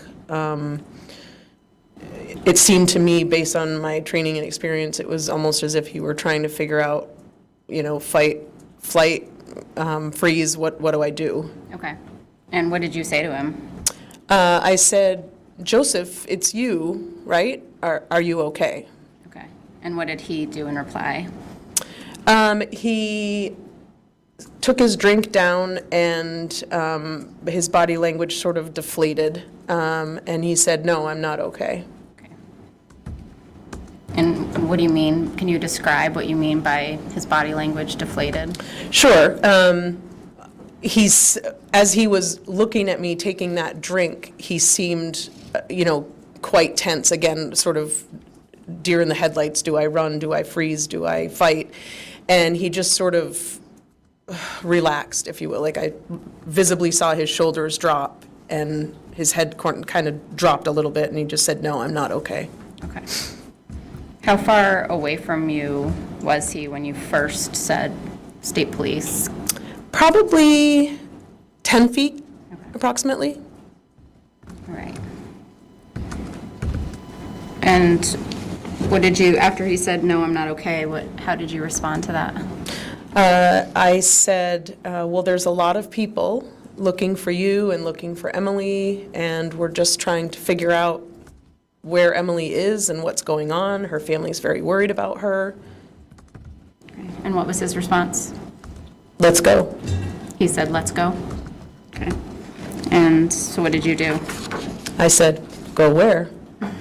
And he said, wherever you're taking me. And I said, I'm not taking you anywhere. You're not under arrest. But if you want to come with me, I'll give you a ride to the barracks, and we can get a detective just to talk to you. Okay. And did he agree to that? He did. Okay. And did you bring him in your vehicle? We started to walk back across the parking lot towards my truck, yes, and stopped about halfway across the parking lot. Okay. And why did you stop halfway across? There was a moment where I thought Mr. Ferlazzo might pass out. He seemed a little unsteady on his feet. I said, you're okay. I asked his permission. I said, if it's okay, I want to just put my hand on your shoulder. And I did. And I said, I got you. I said, you're okay. I'll get you to the barracks and you can talk to somebody. Okay.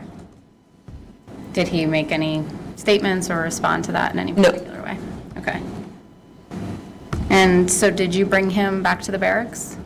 I did. The other thing that we did sort of in that halfway point was I asked him and explained before I could give him a ride. It was our sort of protocol that we had to pat somebody down for weapons before I could allow him in my cruiser with me, and also because I don't have a typical cruiser with what they call the cage in the back to separate the officer from a person that they've picked up for some reason. So he said that was fine. He indicated he had no weapons, so I patted him down real quick, and then I got into the driver's seat, and Brandon walked him across to the passenger seat. Okay. Did Brandon also get in the car? He did not. Okay. Was that because there wasn't any room? Yeah, I told him I would come back and pick him up. Okay. I didn't think we needed to sit three across the front seat. Okay. So it was just you and Mr. Ferlazzo in the ride back to the barracks? Correct. And did you speak to him during that time about Emily? Not about Emily. I asked him, like I said, it was cold that day. I asked him, are you cold? He said he was. I turned the heat up. I said, have you been out all night? Based on the interactions that I knew had occurred the night before, he said he had. I asked him if he, was thirsty, if he was hungry. He said he was. And so, again, I told him, I turned the heat up and I told him I would get him something to eat once we got back to the barracks. Okay. How long were you in the truck with Mr. Ferlazzo? Less than 5 minutes, probably. Right. Did you see anything on the way to the barracks that sparked a conversation? Yes, there was, so at one point in the video, as I start to walk towards the front of the store, I turned to Brandon and I told him to call dispatch to let them know what was happening. So that message had gotten relayed, and there was a trooper coming to the store, lights and sirens. Okay, and did Mr. Ferlazzo say anything related to that? He didn't. I sort of chuckled and said, I think they're looking for us. I said, but we're good, right? And we continued on, and I placed a call to my lieutenant at that time. And could Mr. Ferlazzo hear that conversation with your lieutenant? Yes. Okay. Did you make any other calls during that time? I also, actually, let me back up. Before calling my lieutenant, I got on the radio to dispatch, and I clarified, I am in the truck with Mr. Ferlazzo. All units can stand down. I'm headed to the barracks. Okay. Do you have a recollection of what time you arrived at the barracks? I would say it was probably, if this interaction was around 2, as I remember, I would say probably 2:15. Okay. Approximately. And when you arrived at the barracks, where did you park? I drove around to the back side of the barracks, into the gated parking area of the barracks. Okay. And did Joseph get out of the car? I can't remember. I think I walked around to his side of the truck and opened the door for him, if I recall correctly. Okay. And did you ultimately get him into the police barracks? Yes, the station commander of the barracks was outside waiting for us, and together we walked inside the building, yes. Okay. And did he still have the drink that he bought at Maple Fields? At that point, I believe he did, yes. But did you had said earlier you told him you would get him some food and drinks. Did you do that? Eventually, yes. After a short period of waiting for an interview and a detective to be ready for Mr. Ferlazzo, as this was obviously not planned, I returned back to the store and got a sandwich and some chips. Okay. At any point in your interactions with Mr. Ferlazzo, did you ask him any questions about Emily? I did not. Okay. And is the person that you identified in Maple Fields as Mr. Ferlazzo and brought back to the barracks, is he in the courtroom today? He is. Can you just describe to the jury what he's wearing? Certainly. He's sitting at the defendant's table wearing tan pants, a light gray shirt, and a black tie. Okay. The state would request that the record reflect that's Mr. Ferlazzo. They're directed. Is it your understanding that he was then interviewed by Detective Sergeant Vooris? Yes. Okay. And were you told at some point after what he indicated had happened to Emily? In stages, yes. Okay. And so did you become involved in this case in a sort of different capacity at some point? Certainly. What I was there for initially, and that was in the role of crime scene search team. Okay. What was the first thing you did related to that role? Based on Mr. Ferlazzo's statement, where there had been an altercation, my first assignment, if you will, was to photograph Mr. Ferlazzo to see if we could detect any marks, bruises, scratches, anything like that. Okay.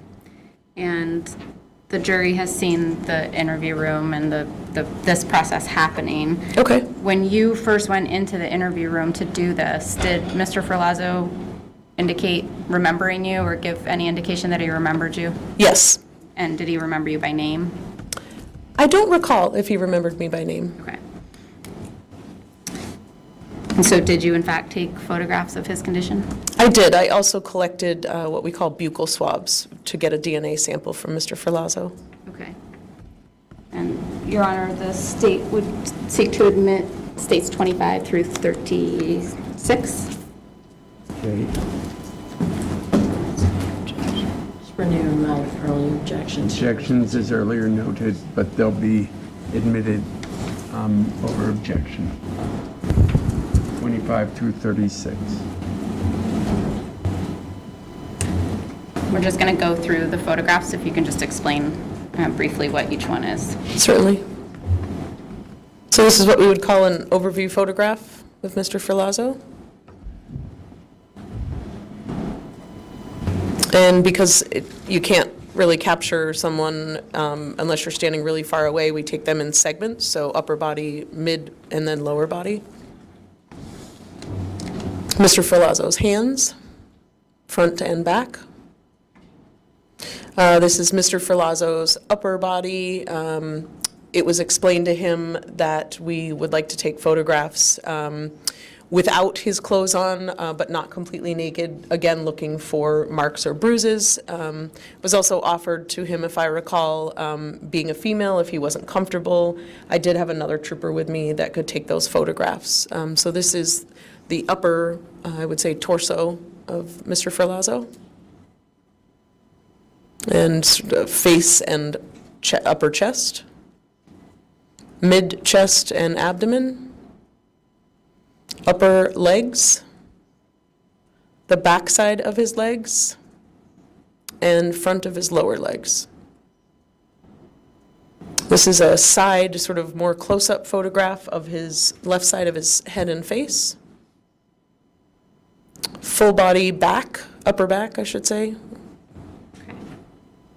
And did you note any injuries or observe any injuries or marks on his body? There was one mark, and I remember asking him if, that was an injury or perhaps a birthmark. It was really hard to tell. I believe it was on the left side of the back of his head, sort of right in his hairline. So it was hard to detect. Other than that, I did not see any marks on his body. Or bruises? No. Okay. And you did already state that you collected the DNA swabs? Yes. Do you recall, were those swabs from the cheek titled Item 1A? Yes. Or 1? And were they brought to the lab for testing? They were. Okay. Did you also supervise the collection of evidence from the van in question? I did. And have you reviewed all of the photographs taken of the van? I have. Great. Judge, the state first has a stipulation. Number 6, states 121. Yep.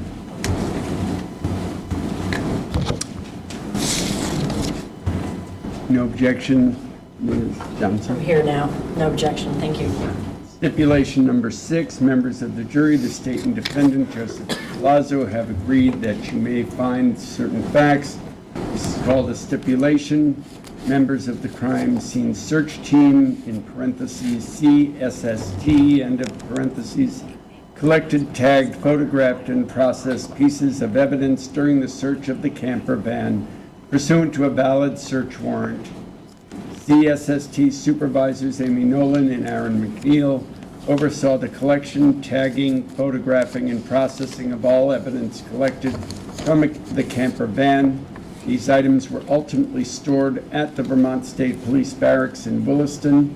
These items were the same condition upon arrival at the barracks as they were when collected from the camper van during the searches on October 19th, 2021 and October 20th, 2021. Chain of custody is not being challenged as it relates to these items. As with any evidence, in this trial, you must decide what weight you will give this stipulation. And that's State's Exhibit 121, admitted without objection. Thank you, Judge. And the state would first move to admit states 37, 38, and 39. No objection. Exhibits 37 through 39 are admitted without objection. Detective Sergeant Nolan, can you tell the jury what this photo is? Certainly, this is a view of the right side, or if you're looking at the van from the front, the left side of the van that Mr. Ferlazzo and Aimee were traveling in. Okay. So these double doors on the right side here is the entrance? Correct. And this one? This is the driver's side of the vehicle. And the rear. Okay.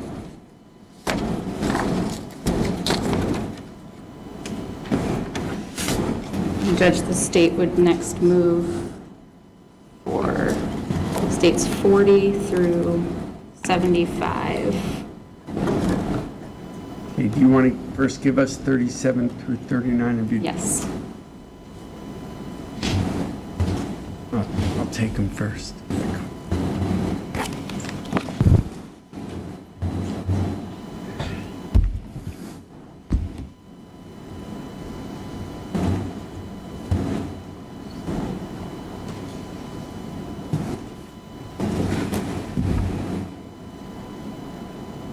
Any objection to 40 through 78? No objection, thank you. Or exhibits 40 through 78 are admitted without objection. So we're gonna, the next group of photographs is from the inside of the van at the time of the search. What was the authority to search the van at the time? We had a search warrant. Okay. So I'm gonna show you first states 40. Can you tell the jury what this is showing?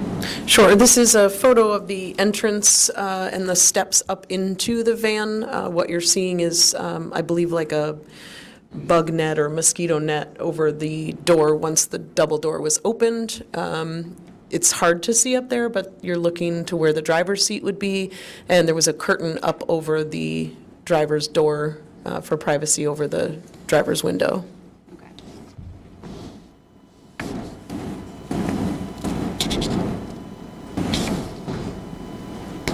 You described for the jury what this photo is of? This is the bathroom of the van with several black household garbage bags on the floor of the shower.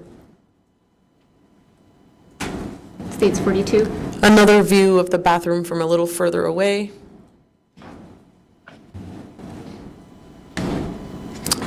Another photo of the bags in the bathroom. Here, the bags are numbered with placards that we use to identify our evidence items. So you're seeing 1 through 7. Here you're seeing items 1 through 8 laid out on butcher paper. Bags were taken out one at a time and placed onto butcher paper as we removed them and numbered them. Okay. And is this how you refer to the bags moving forward, is by these numbers? Correct. Okay. States 46?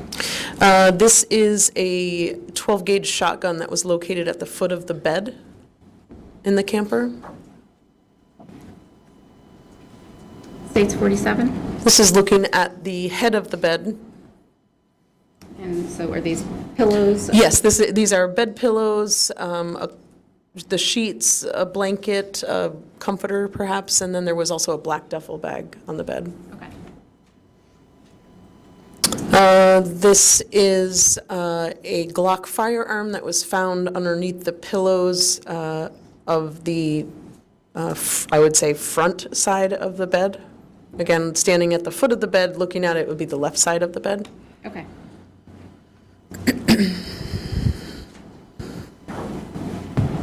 A more close-up image showing the Glock firearm. Okay. And it's the 11 next door, next to it mean that it was labeled item 11? Correct, evidence item number 11. Okay. And was there a magazine in this firearm? There was. And I guess first, can you describe to the jury what a magazine is? Sure, a magazine is what holds the rounds of ammunition in a semi-automatic pistol like this. So the magazine sits up into the grip of the firearm, and that's, again, where the cartridges are held. Okay. Do you know what the magazine capacity was? It was a 15-round magazine, so it would hold 15 cartridges, excuse me. Okay. And were you able to tell how many rounds were in the magazine? There were 9 in the magazine. Right. And was there a round in the chamber? There was. Okay. And so was the round, the 15-round magazine with that was in the bullets, was in the firearm, was that labeled as 11A? Yes. Okay. I'm going to show you what has been marked as 79 and 79, state 79 and 79A.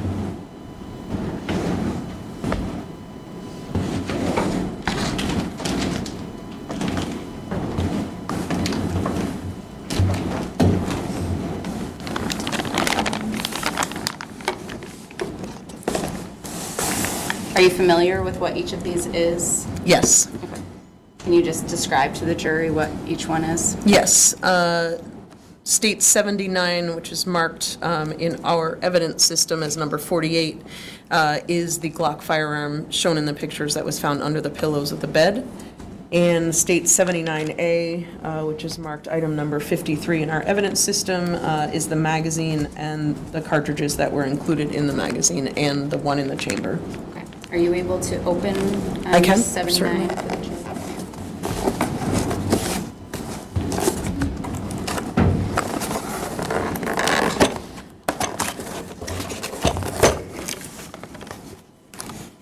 Okay. Yeah, if you can just show it to them.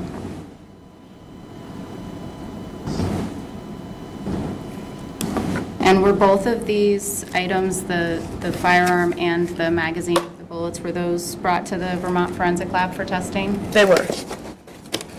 Looking at the bullets that were in the magazine, are you able to tell whether there's a head stamp on them?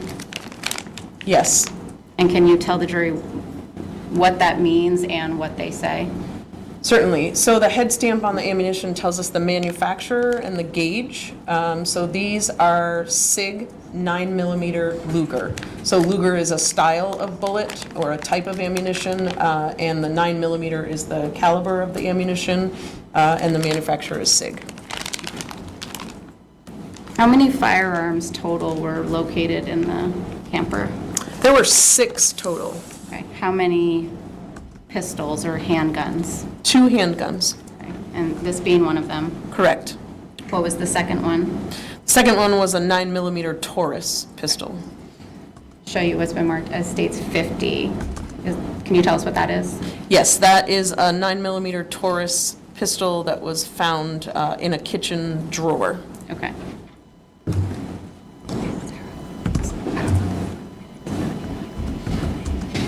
Oh, I'm sorry, Judge. The state would move to admit 79 and 79A. Any objection? No objection. They're admitted without Yeah. objection. Where should I put them, Your Honor?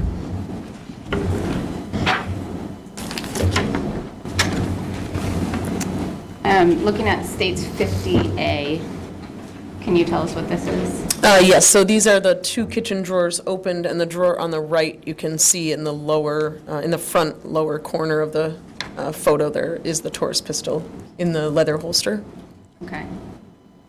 Another view of that sort of more close up. So this is where that second handgun was located when you searched the van? Correct. And that holster was on it? Yes. Okay. Can you tell the jury what this is?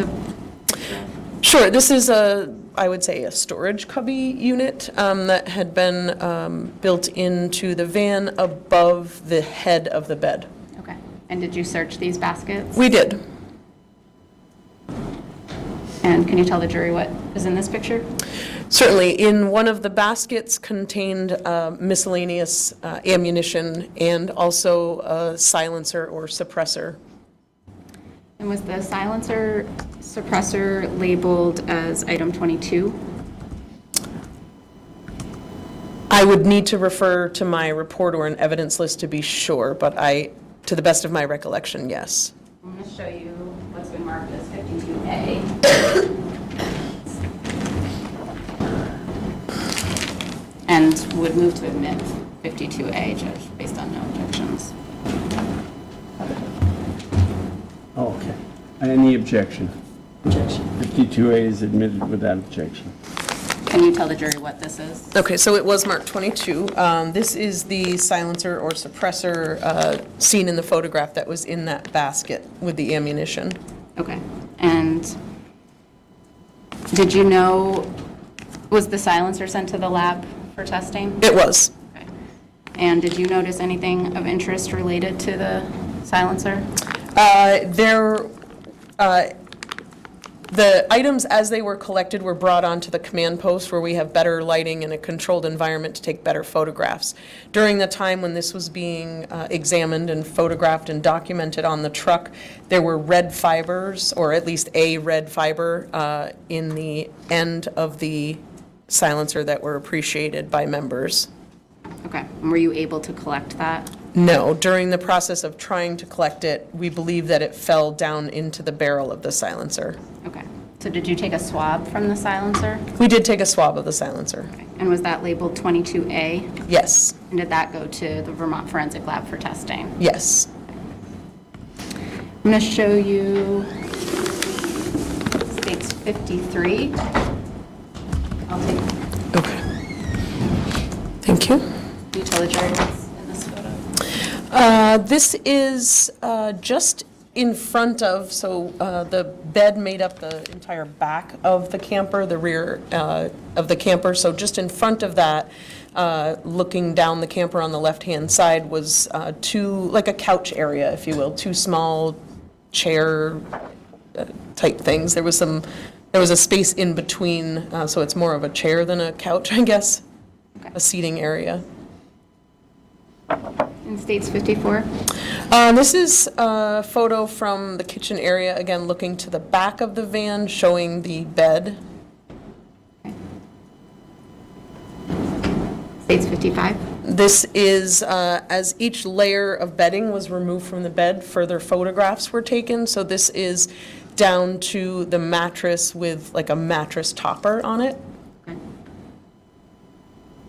This is the mattress outside what you see in the previous photo, the underside of what you could see in the previous photo. Okay. This is the bed, the shelf that the mattress laid on after the mattress was removed.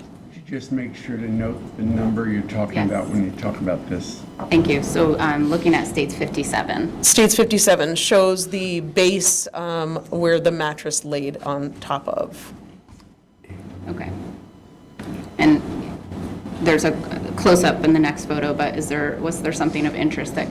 There is a red-brown stain on the 4th panel of wood up. Okay. States 58. Yeah, so this is a red-brown stain on the panel where the mattress had been laying on the bed. Okay. What was the significance of taking the photos of the mattress and then of the wood underneath? So when we brought the mattress outside of the van and took photographs of both sides, it was pretty clear that a bleeding event happened on what ended up being the underside of the mattress, the way we found it, right? On the left-hand side, so the side closest to the inside of the camper. There was a significant blood stain there. While that stain was still wet, the mattress was then flipped, so the stain is more on the right side or the back side, towards the back of the camper. Okay.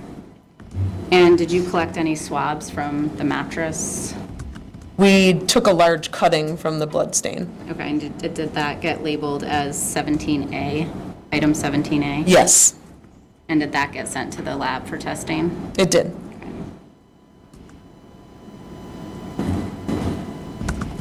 I'm looking at States 59. Can you tell us what this is a picture of? So this is the floor area, and you see the driver's seat of the van and the contents behind the seat. There is a faded red toolbox of sorts that had a red-brown stain on it, as well as, very hard to see in this photograph, but you can see the handle of a saw that was also collected. There's the saw. State 60, is that the saw that was in the previous photo? Yes. And State 61? State 61 is a close-up view of the end of the saw with a red-brown stain on the end. Okay. And was DNA swab collected from the blade, the reddish-brown stain on the? It was. And was that identified as 32A? Yes. Yes. And was that also sent to the lab? It was.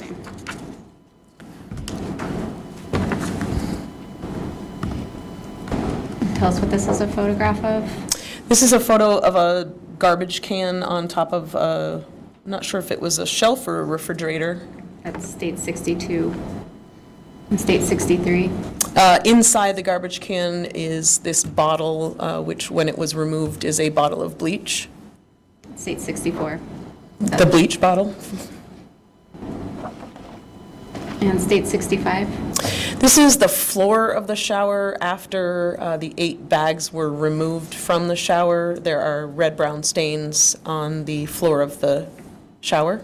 Okay, and was a swab collected from the tub drain? It was. Was that labeled as item 36?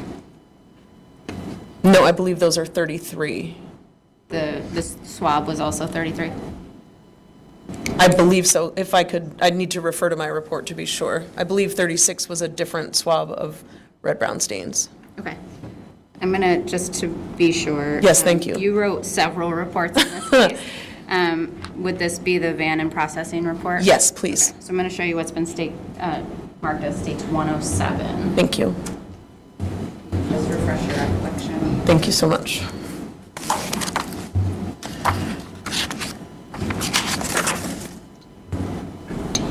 So 33, as depicted by the placard, 33 was 2 swabs of the shower floor that are seen there. Okay, thank you so much. Yes. I'm gonna just go back to the bleach bottle for 1 minute. When this picture was taken of the Hannaford bleach bottle, was there a known significance at the time? That the van, we believe that the van had been cleaned. Okay. All right. State 66, can you tell us what this is? This is a not very clear photograph of the contents in what would be the passenger side floor area. There's various items there, but the item of significance to us was the Swiffer wet jet mop. Okay. And State 67? Yes, this is a photo once the mop was removed out of that area. State 68? 60 shows the bottom side of the Swiffer pad that is dirty with some red-brown stains as well. And State 69? This would be the side that sticks to the Velcro, so the upper side, but you can see that the red-brown stains have soaked through to the other side of the cloth. And State 70? State 70 is a bag that was also located in that area, shown a few photographs ago where the mop was. This is a garbage bag that contained a pair of gloves. Okay. So this bag was not located in the shower, is that? Correct. This was not in the shower. Okay. And State 71? Those are the gloves that were inside of that bag. State 72? This is the center console area of the van, and we're just sort of taking that photograph to show the area, and the next photograph gives you what we're actually taking a photo of. State 73? This ring was recognized by me as being Emily's engagement/wedding ring. Okay. And how did you recognize that? From my time earlier in the day going through social media posts, there's a photograph of Emily and Joseph on what appears to be their wedding day, and the ring is depicted in that photograph. So state 74, is that just a closer? That's a closer view of the ring, yes. And state 75? This is another photograph because on closer examination of the ring, there were red-brown stains on the ring. Okay. And so state 76, is this the photograph that you located on Facebook? That's one of the photographs where I recognize the ring, yes. Okay, and so this is a photograph of Mr. Ferlazzo and Emily Ferlazzo? Yes. And she appears to be wearing that ring. Is that the importance? Yes. Did you also go to the Bear Run condo in question? I did. It was a few days later, but yes. Okay.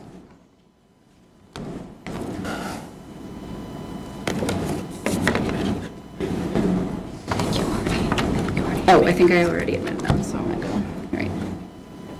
State 77, can you tell us what this is? So this is a photograph of the parking area. It is depicting the front of my truck, my cruiser at the time, as the parking lot was rather narrow, but a parking area that goes for the condos. Okay. And state 78? Another view of the condo. And what was the significance of these photographs? This was the condo that Mr. Ferlazzo's sister had rented for the weekend when Joseph and Emily came to visit them. And were you also present for the autopsy of Emily Ferlazzo? I was. Okay.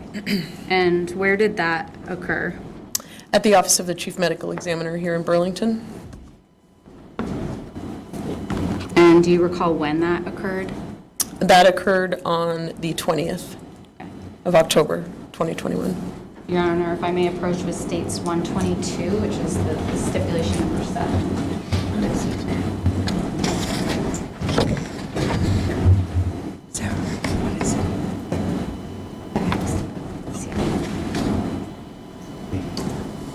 Any objection to stipulation of number 7? Thank you. And 122 would be the state exhibit number.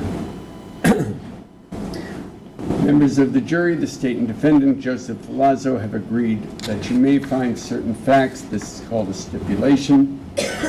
8 black garbage bags were collected on October 9, 2021 by Vermont State Police Detective Sergeant Aimee Nolan during a search of the camper pursuant to a valid search warrant. The 8 black garbage bags were transported to the office of the Chief Medical Examiner by Vermont State Police Detective Ben Katz. These bags were x-rayed by Dr. Shapiro at the office of the Chief Medical Examiner on October 20th, 2021. Bags number 1 and number 2 did not contain human remains and were examined by Detective Sergeant Aimee Nolan of the Vermont State Police.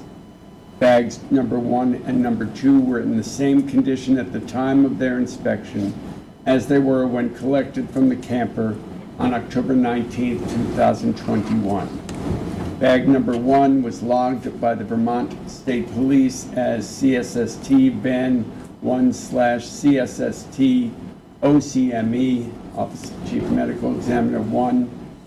Bag number 2 was logged by the Vermont State Police as CSST Van 2/CSST OCME 2. Bags number 3, number 4, number 5, number 6, number 7, and number 8 contained human remains, and the contents were examined by Dr. Stephen Shapiro. Bags number 3, number 4, number 5, number 6, number 7, and number 8 were in the same condition at the time of their inspection as they were when collected from the camper during the search on October 19, 2021. Bag number 3 was logged by the Vermont State Police as CSST Band 3 slash CSST OCME 3. Bag number 4 was logged by the Vermont State Police as CSST Van 4 slash CSST OCME 4. Period. Bag number 5 was logged by the Vermont State Police as CSST Van 5 slash CSST OCME 5. Bag number 6 was logged by the Vermont State Police as CSST Van 6 slash CSST OCME 6. Bags number 7 was logged by the Vermont State Police as CSST Van 7 slash CSST OCME 7. Bag number 8 was logged by the Vermont State Police as CSST Van 8 slash CSST OCME 8. Chain of custody of these items is not being challenged.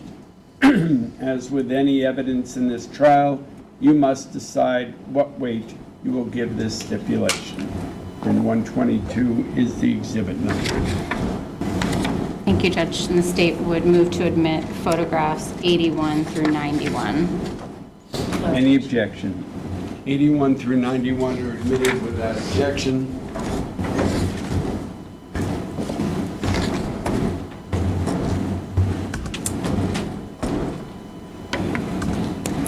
Okay, so you said that the autopsy of Ms. Ferlazzo occurred on October 20th of 2021? That's correct. What was the first thing that you did in the autopsy? All of the bags were placed into a transport bag. And the first thing that was done was that bag was documented and then opened. And then each bag was x-rayed. Okay. What did you discover in the first bag? In the first bag was a red throw pillow. And for the record, I'm showing you what's been marked as states 81. Yes, the pillow, as you can clearly see, appeared to have 2 bullet defects in it.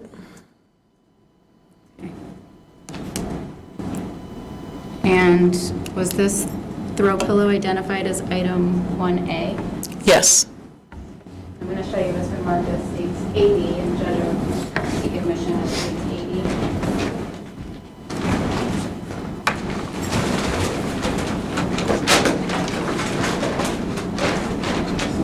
80. That's 80? Yes.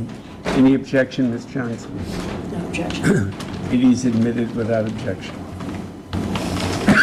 Can you just describe for the jury what this is and the significance? So this is the red throw pillow seen in the picture, along with the original packaging that it came in.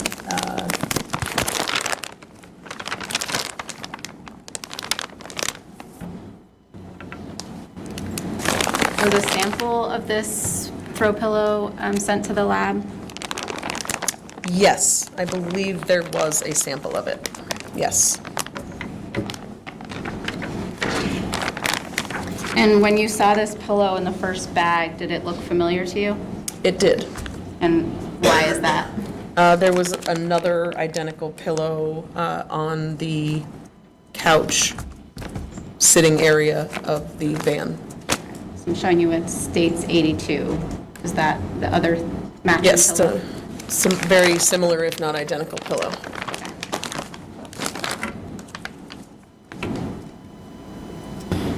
And what did you discover in the second garbage bag? There was a bed pillow, which had a gray pillowcase on it. In between the pillowcase and the pillow was a projectile. And there was also a gray sheet, a fleece sheet in the bag. Showing you what's marked as states 83. So this is the gray pillowcase with the projectile on the pillowcase. Okay. And Was this projectile labeled as item 2A?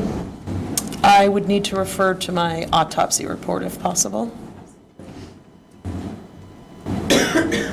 Would it also likely be on the evidence? It would, tag? yes. I'm going to show you what's been marked as States 108 for your recollection, Thank you. your autopsy report. But I'm also going to just show you what's been marked as 83A. Okay. Yes, 2A. So that is the projectile that was located between the pillow and the pillowcase? Correct. We've moved to admit States 83A. Ms. Johnson, any objection to 83A? No. 83A is admitted without objection. And in States 84, can you tell the jury what this is? This is a projectile that was located within the actual pillow, not the red pillow, the other pillow that was in the bag. Like a bed pillow? A bed pillow, yes. And was that projectile labeled as item 2B? Or 2B, I should say. 2B.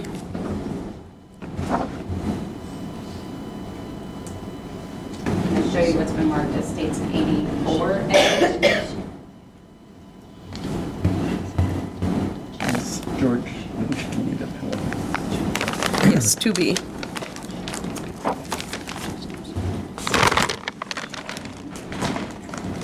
Move to admit States 84A.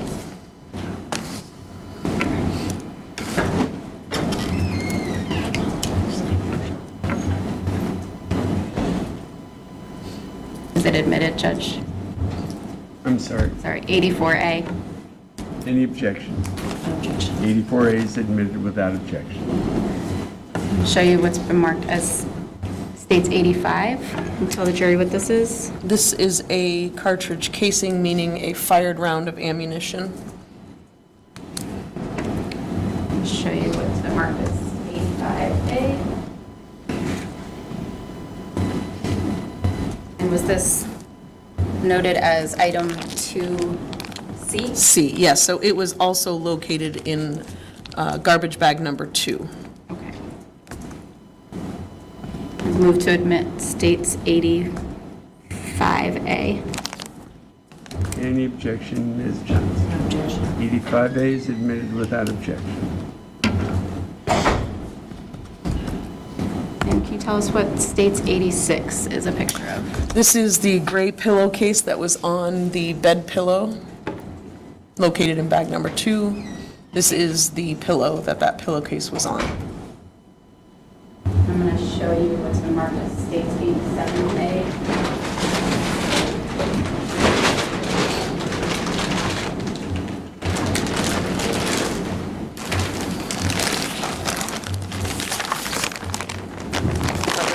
Jury, what that is? This is the pillow depicted in that photograph that was in the gray pillowcase. And anything of significance you can still see?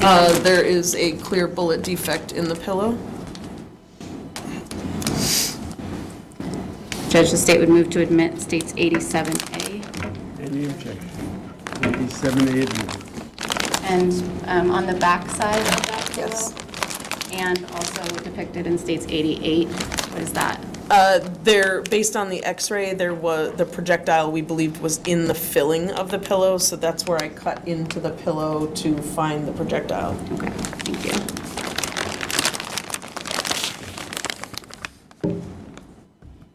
And States 89? This is the fitted bed sheet that was also in bag number 2. States 90? These are 2 unfired rounds of ammunition, also located in bag number 2. And States 91? This is a projectile that was removed from bag 4. I'll show you what's been marked as States 91A, and also item 4A. Yes. Thank just tell us again what that is? Yeah, it's a projectile. And that was discovered in bag number 4? Yes. State would move to admit 91A. No objection. Admitted without objection. And was that item, that last item sent to the lab for testing? It was.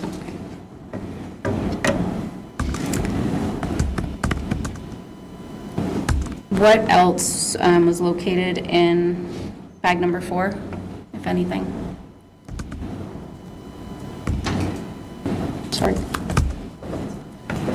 Emily's head. Okay. In looking at that, were you able to determine Emily's identity? Yes. And how were you able to determine that? I recognized Emily from photos. Okay. I'm going to enter stipulation number 8, Judge, states 123. Any objection, Ms. Johnson? Stipulation number 8. Members of the jury, the state and the defendant, Joseph Ferlazzo, have agreed that you may find certain facts. This is called a stipulation. 8 black garbage bags were collected on October 19, 2021 by Vermont State Police Detective Sergeant Aimee Nolan during a search of the camper pursuant to a valid search warrant. 8 black garbage bags were transported to the office of the Chief Medical Examiner by the Vermont State Police Detective Ben Katz. These bags were x-rayed and further analyzed by Dr. Shapiro at the office of the Chief Medical Examiner on October 20th, 2021. Bags number 3, number 4, number 5, number 6, number 7, and number 8 contain human remains. Those remains were identified as Emily Ferlazzo, date of birth July 25th, 1999. Emily Ferlazzo's identity is not being challenged. Excuse me. As with any evidence in this trial, you must decide what weight you will give this stipulation. States Exhibit 123, admitted. What did you discover in the 5th bag? I'd like to refer to my report if I could. Yes. And that's, remind me what number that is? States? That is states 108.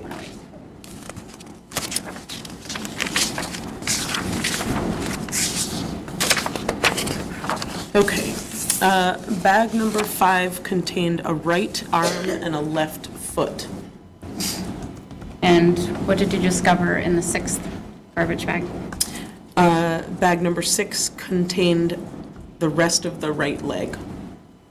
And the 7th garbage bag? And number 7 contained Emily's torso. And the 8th garbage bag? Left arm and right foot. And did you also collect swabs from the remains found in these bags?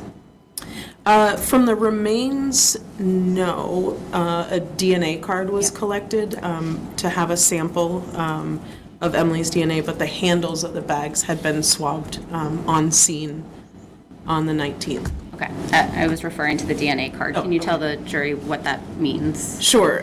During autopsy, because it's always standard protocol to have a DNA sample of a victim or a decedent on file, so a blood sample is taken, a drop of blood is placed onto a card, and that's called a DNA card. Okay. And was that DNA card labeled as item 15? Are you able to, is it in your report? Yes. Yes. Okay. And was that sent to the Vermont Forensic Lab for testing? Yes, it was. When you were examining the remains, did anything about a particular area of the body surprise you given what you knew about the investigation? Yes. What caught your attention or what surprised you? Dr. Shapiro actually drew my attention when he was examining Emily's torso. Okay. And so did you look for yourself to see what had caught his attention? I did. And what about the body did you observe? Several stab wounds in Emily's torso. Okay. And what were the What were the sort of approximate location of these stab wounds? Mostly upper chest, one particularly which would have probably entered her heart. And any on the backside of her torso? I believe there were a few on the back as well. And so did learning of this additional information during the autopsy lead you to search for anything additional in the van? Yes, so because I was at the autopsy, my partner, Aaron McNeil, had shown up in the later evening on the 19th. So on the 20th, because I was going to the autopsy, he was sort of overseeing we thought we were wrapping up processing, but learning this information during autopsy, the focus then became collecting all knives found on, or in the van, excuse me. Okay, and so did you have Aaron McNeil go into the van and collect those knives? He was still working in the van that following day, so we just sort of said, okay, we're now need to focus on any knives found. Okay, thank you. That's all I have. Thank you.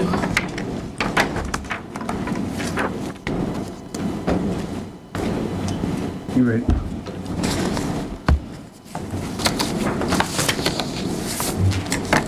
Good afternoon, Detective. Push it, Just a few follow-up questions. And for clarification, you attended the autopsy as an observer, correct? As an evidence collector. Okay.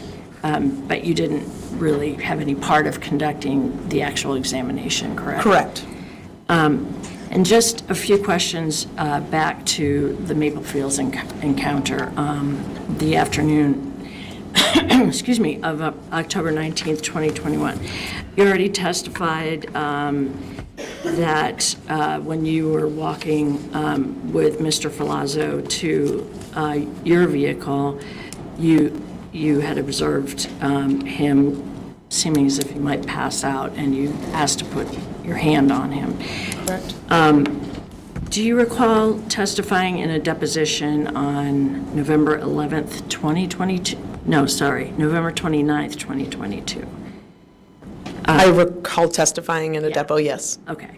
And in the deposition, you also described him at that particular point as he looked woozy. Do you recall that? That would be accurate. Okay. And you also described him as wobbling as he was walking. Do you recall that? Yeah, that would be accurate as well. Okay. And also in the deposition, you described him as looking pale and pasty. Is that accurate? Yes. Okay. As you were walking with Mr. Ferlazzo to your truck, did you ever tell him he was free to leave? No. Okay. But he was essentially in custody, correct? No, not at that point. So if Mr. Ferlazzo had tried to walk away at that point, though, you probably wouldn't have allowed it, correct? I would not have allowed it. Okay. I'm just briefly, when you arrived at the St. Albans Vermont State Police Department, Vermont State Police Barracks, there was not an interview room available at that time, correct? Correct. And Mr. Ferlazzo had to stand, everyone was standing and waiting in the hallway until the interview room cleared out, correct? There were 3 of us with Mr. Ferlazzo at that time in a hallway, correct. Okay. And you had stated in your report, as well as your deposition, that you offered Mr. Ferlazzo a chair as well as some water because, as you stated, he appeared physically exhausted and barely able to stand. Is that correct? Yeah, he was leaning against the wall. Okay. I have no further questions. Thank you. Thank you. Okay. Ms. George? No redirect, Judge. Okay, thank you. Thank you, Your Honor. May we approach, Judge? Come on up.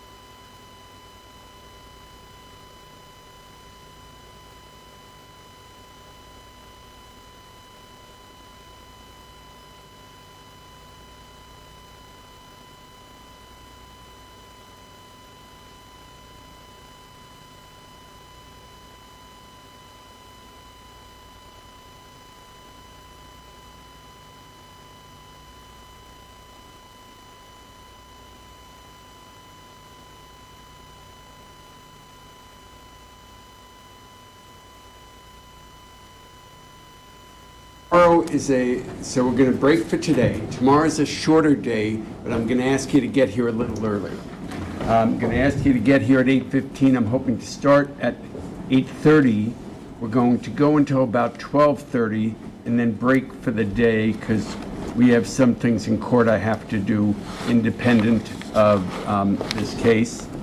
And then we'll start again and might get through the evidence on Wednesday. That's at least the hope. We'll see how things go, but so far we're definitely ahead of schedule. All right? So we're going to release you for today. Same admonition, please, please, please don't talk to anybody about this case. Don't try and find out any information about it or read any news sources of any kind or social media posts. And with that, have a good night, and we'll see you at 8:30 tomorrow morning. All rise.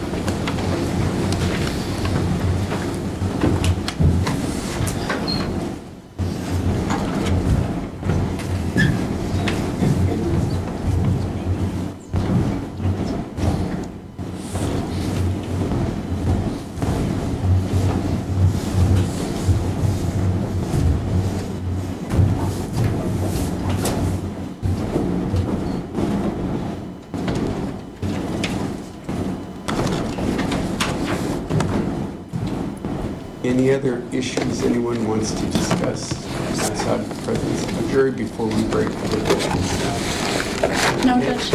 Thank you so much. Tomorrow, why don't you all get here at 8:15 just to make sure there are no additional issues to take up before your first hearing. And we'll start at 8:30? Okay. Can you just ask for reading the evidence? Yes, Yes. so. The court is us to keep it, okay. Thank you.